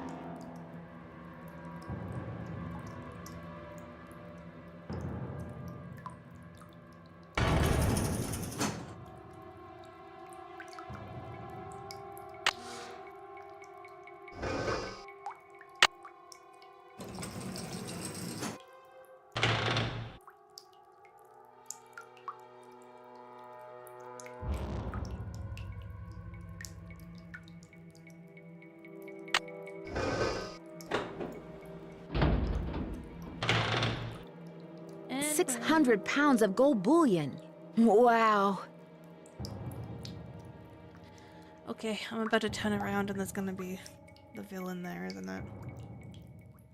Yeah. I knew it. Hey there, Nancy. Why, what on earth have we got here? I can't let Emily catch me.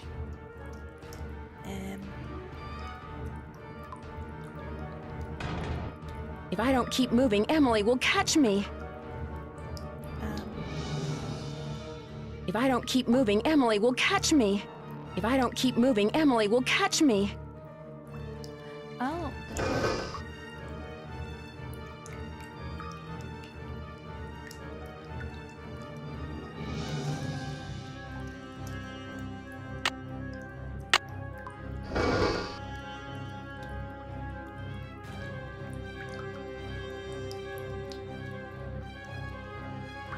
There's plenty of gold. Let me out of here. Get out of here. Nancy! I need to get out of here. I need to get out of here. The frickin'.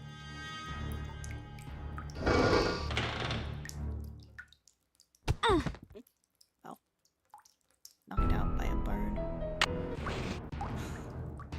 Hey there, Nancy. Why, what on earth have we got here? Why do they always act so weird at the end? Oh. Why did I not try to do that? Hey there, Nancy. Why, what on earth have we got here? Okay. I can't let Emily catch me. Yeah. But where do we go? Don't you shut that door on me, Nancy Drew.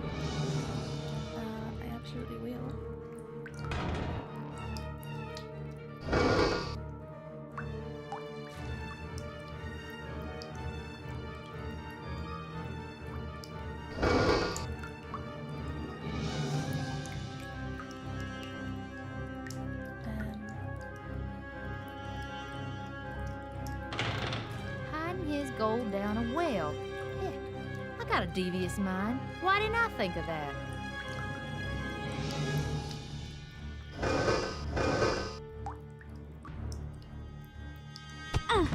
You can't just hide, she catches you. Okay, noted. Hey there, Nancy. Why, what on earth have we got here? What the heck am I supposed to do exactly?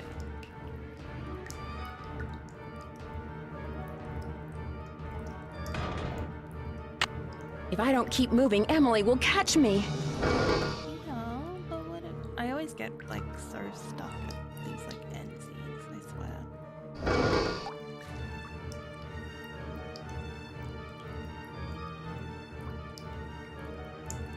There's plenty of gold here. We can share. Nancy, wait. Let's talk about this. This can just be our little secret. You scratch my back, I scratch yours, remember? Nancy? The gold's all yours, Em. Enjoy it while you can. Oh. Okay. It was just Dear one on the Ned, bottom. Okay. as soon as I got out of the tunnels, Emily had left a door open. I called the sheriff. But when I led him back down the well to the room where I'd left Emily, she refused to leave. He and his deputies finally got her out, but one of them said afterward that if he had to choose between getting a bear away from her cub and getting Emily away from that gold, he'd pick the bear. What's worse, by the time they took Emily away, the place was swarming with reporters from all over the country. The commotion has scared away every bird for miles. I'm pretty sure Red Knot would like to strangle me. On the other hand, when Ranger Akers found out that 7 cars and 2 helicopters were illegally parked on park property and that he was going to get to ticket them, he was ecstatic. Tucker Davis finally cleared away that dead tree, which means I'm free to drive home. Moon Lake is beautiful, but I've had enough wildlife for now. Which reminds me, did I mention that those 4 ghost dogs are actually very sweet? They're so sweet, in fact, that Sally is seriously thinking about adopting them. How's that for irony? Ever yours, Nancy. Yay, we did it. Bess, hi, it's Nancy. I'm at this little amusement park on the coast. I wish I could say I was having a wonderful time, but the fact is, some pretty spooky things have been happening here. There've been some strange accidents, and the carousel, it starts up in the dead of night all by itself, like it's haunted or something. You know me, I don't get scared very easily, but I saw it myself, and I'll call you later. I've gotta go right now.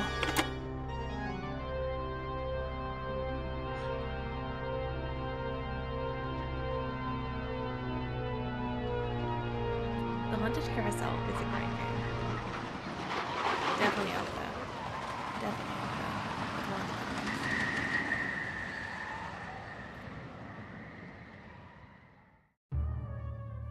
Hey! Okay. We did it. Oops. There we go. I am happy to report that we managed to complete that whole entire game in under 6 hours. So 5 hours and 40 minutes. Woo, that is huge. And you know what? I only managed to use a 1-page of notes because honestly, you didn't really need to write down a lot for this. The only thing I wrote down was the names of the dogs, the dates they were born, the months they're associated with, the colors they're associated with, the ship, the name of the ship. I thought that was going to be important. I thought that was going to be central to a clue. Totally not relevant at all. Not even a little bit relevant. So I'm going to cross that out in the future. It's a code for the safe. I wrote down Boulder for the code for the entrance through the what's it called? I was gonna say cinema. I'm like, that's not right. Cemetery. And I did a little sketch of the tiles of each of the dogs in the locations. And then I wrote down the Roman numerals associated with each color that is associated with each dog. So that is literally all I wrote down. I wrote down Vivian's number. We didn't need it in the end. But yeah, that's literally, I mean, compared to like Scarlet Hand, which was notes upon notes, like 4 pages of notes, which I think is that I've the most I've done for any of these. Like, I mean, Final Scene was 1, 2. Final Scene was 2. Treasure Royal Vow was 2. Message in Haunted Mansion 2. Stay Tuned for Danger also 2. And Secrets Can Kill was 3. And that's just because I took up a lot of. I wrote out all of the. You had to write out all of the. What's it called? The elements in that one. So, yeah. Scarlet Hand was actually. Took the most notes, and then we went to the game that took the least amount of notes. But I'm not sure if that's because I've played the game before. I'd like to think that that's the case, but I genuinely think it just didn't require that much note taking. I genuinely think it was just one of those ones where they kind of provided you with everything you needed for the most part. But yeah, wow, we did it! Yay! That's so exciting. Okay, so I do have Haunted Carousel installed. I don't know if we're gonna be playing that one. Right now. Also Station for Danger. We already played that. That needs to go in the played file. So I've got all my Nancy Drew files installed, and the games are all installed, and as I'm like playing them, I'm putting them in a played folder, and then the ones that are installed but I haven't played yet, I've got them outside of that folder. So visually, I'm remembering where I'm up to and which ones I've played. And 1, 2, 3, 4, 5, 6. I actually do have all 6 installed. Out of all the ones we played. Wait, 6. What do I don't have installed? Oh, Secrets Can Kill. I don't have Secrets Can Kill installed. Which makes sense. Oh, wait, actually. Do I? Oh, yeah, I do. Shoot. I do have it installed. Never mind. It was just a different icon color. So yeah. Haunted Carousel will be next. I look forward to that one. There's lots of fun mini games in that one, obviously, because you're playing in an arcade. It's good. I don't know if I'd rate it as my favorite. It is good though. It is good. The atmosphere is very, very well done in that one too. I think again, it's just nostalgia factor. I have so much like history with Ghost Dogs of Moon Lake and Blackwell Manor, and strangely enough, also the Train to Blue Moon Canyon. I also have a lot of history with that one too. So when I think of like games that I feel really strongly about and like nostalgic about, those 3 definitely come up. I feel less so about the Train to Blue Moon Canyon because I don't know, it's just not as I didn't find it as like kind of exciting as the first 2 and like as challenging. I remember when I was a kid, I used to really struggle with the puzzle, and like there were walkthroughs, like, but the walkthroughs that,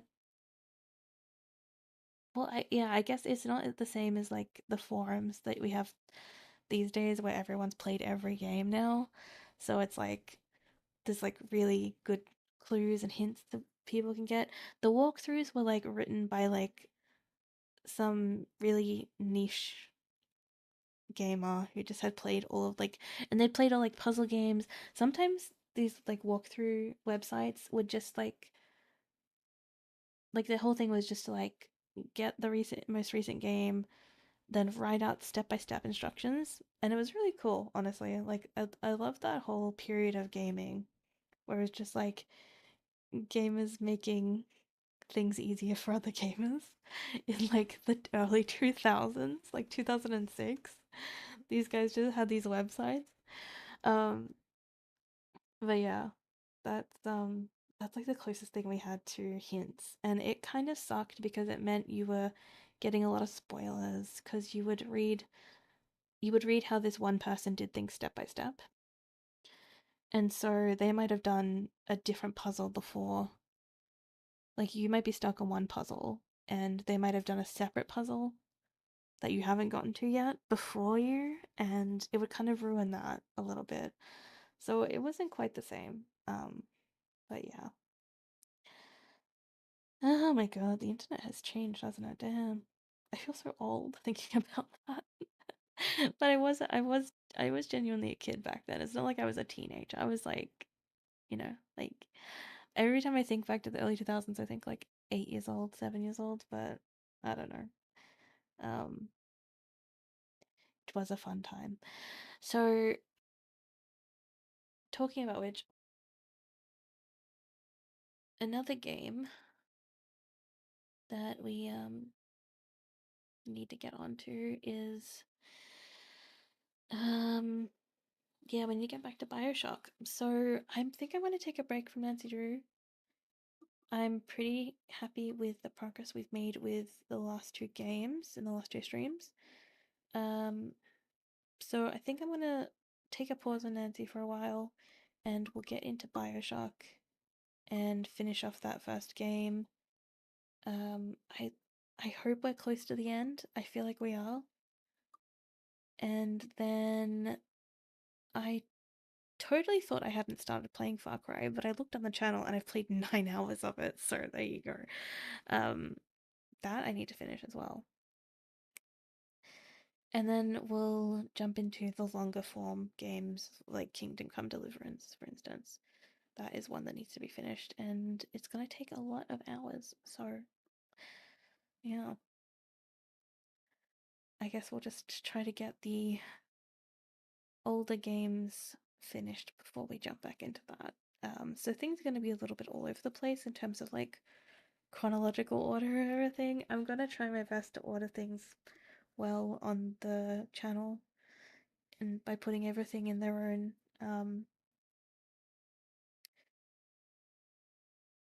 little files and organized. Hopefully that makes things a little easier for people to jump on the channel and just watch everything. I'm even thinking of making like an instructional video because when you jump on my channel, you kind of see nothing. Like genuinely, when you jump on to like the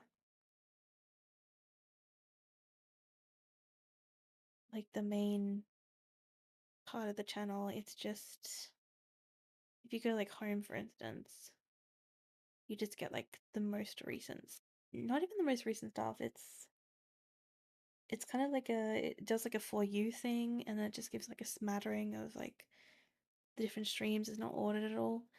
And then if you go to live, it's just all the ones that have been most recently done.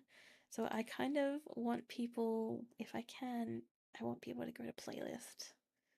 And which is a kind of tall ask because I feel like that takes so many different steps, right?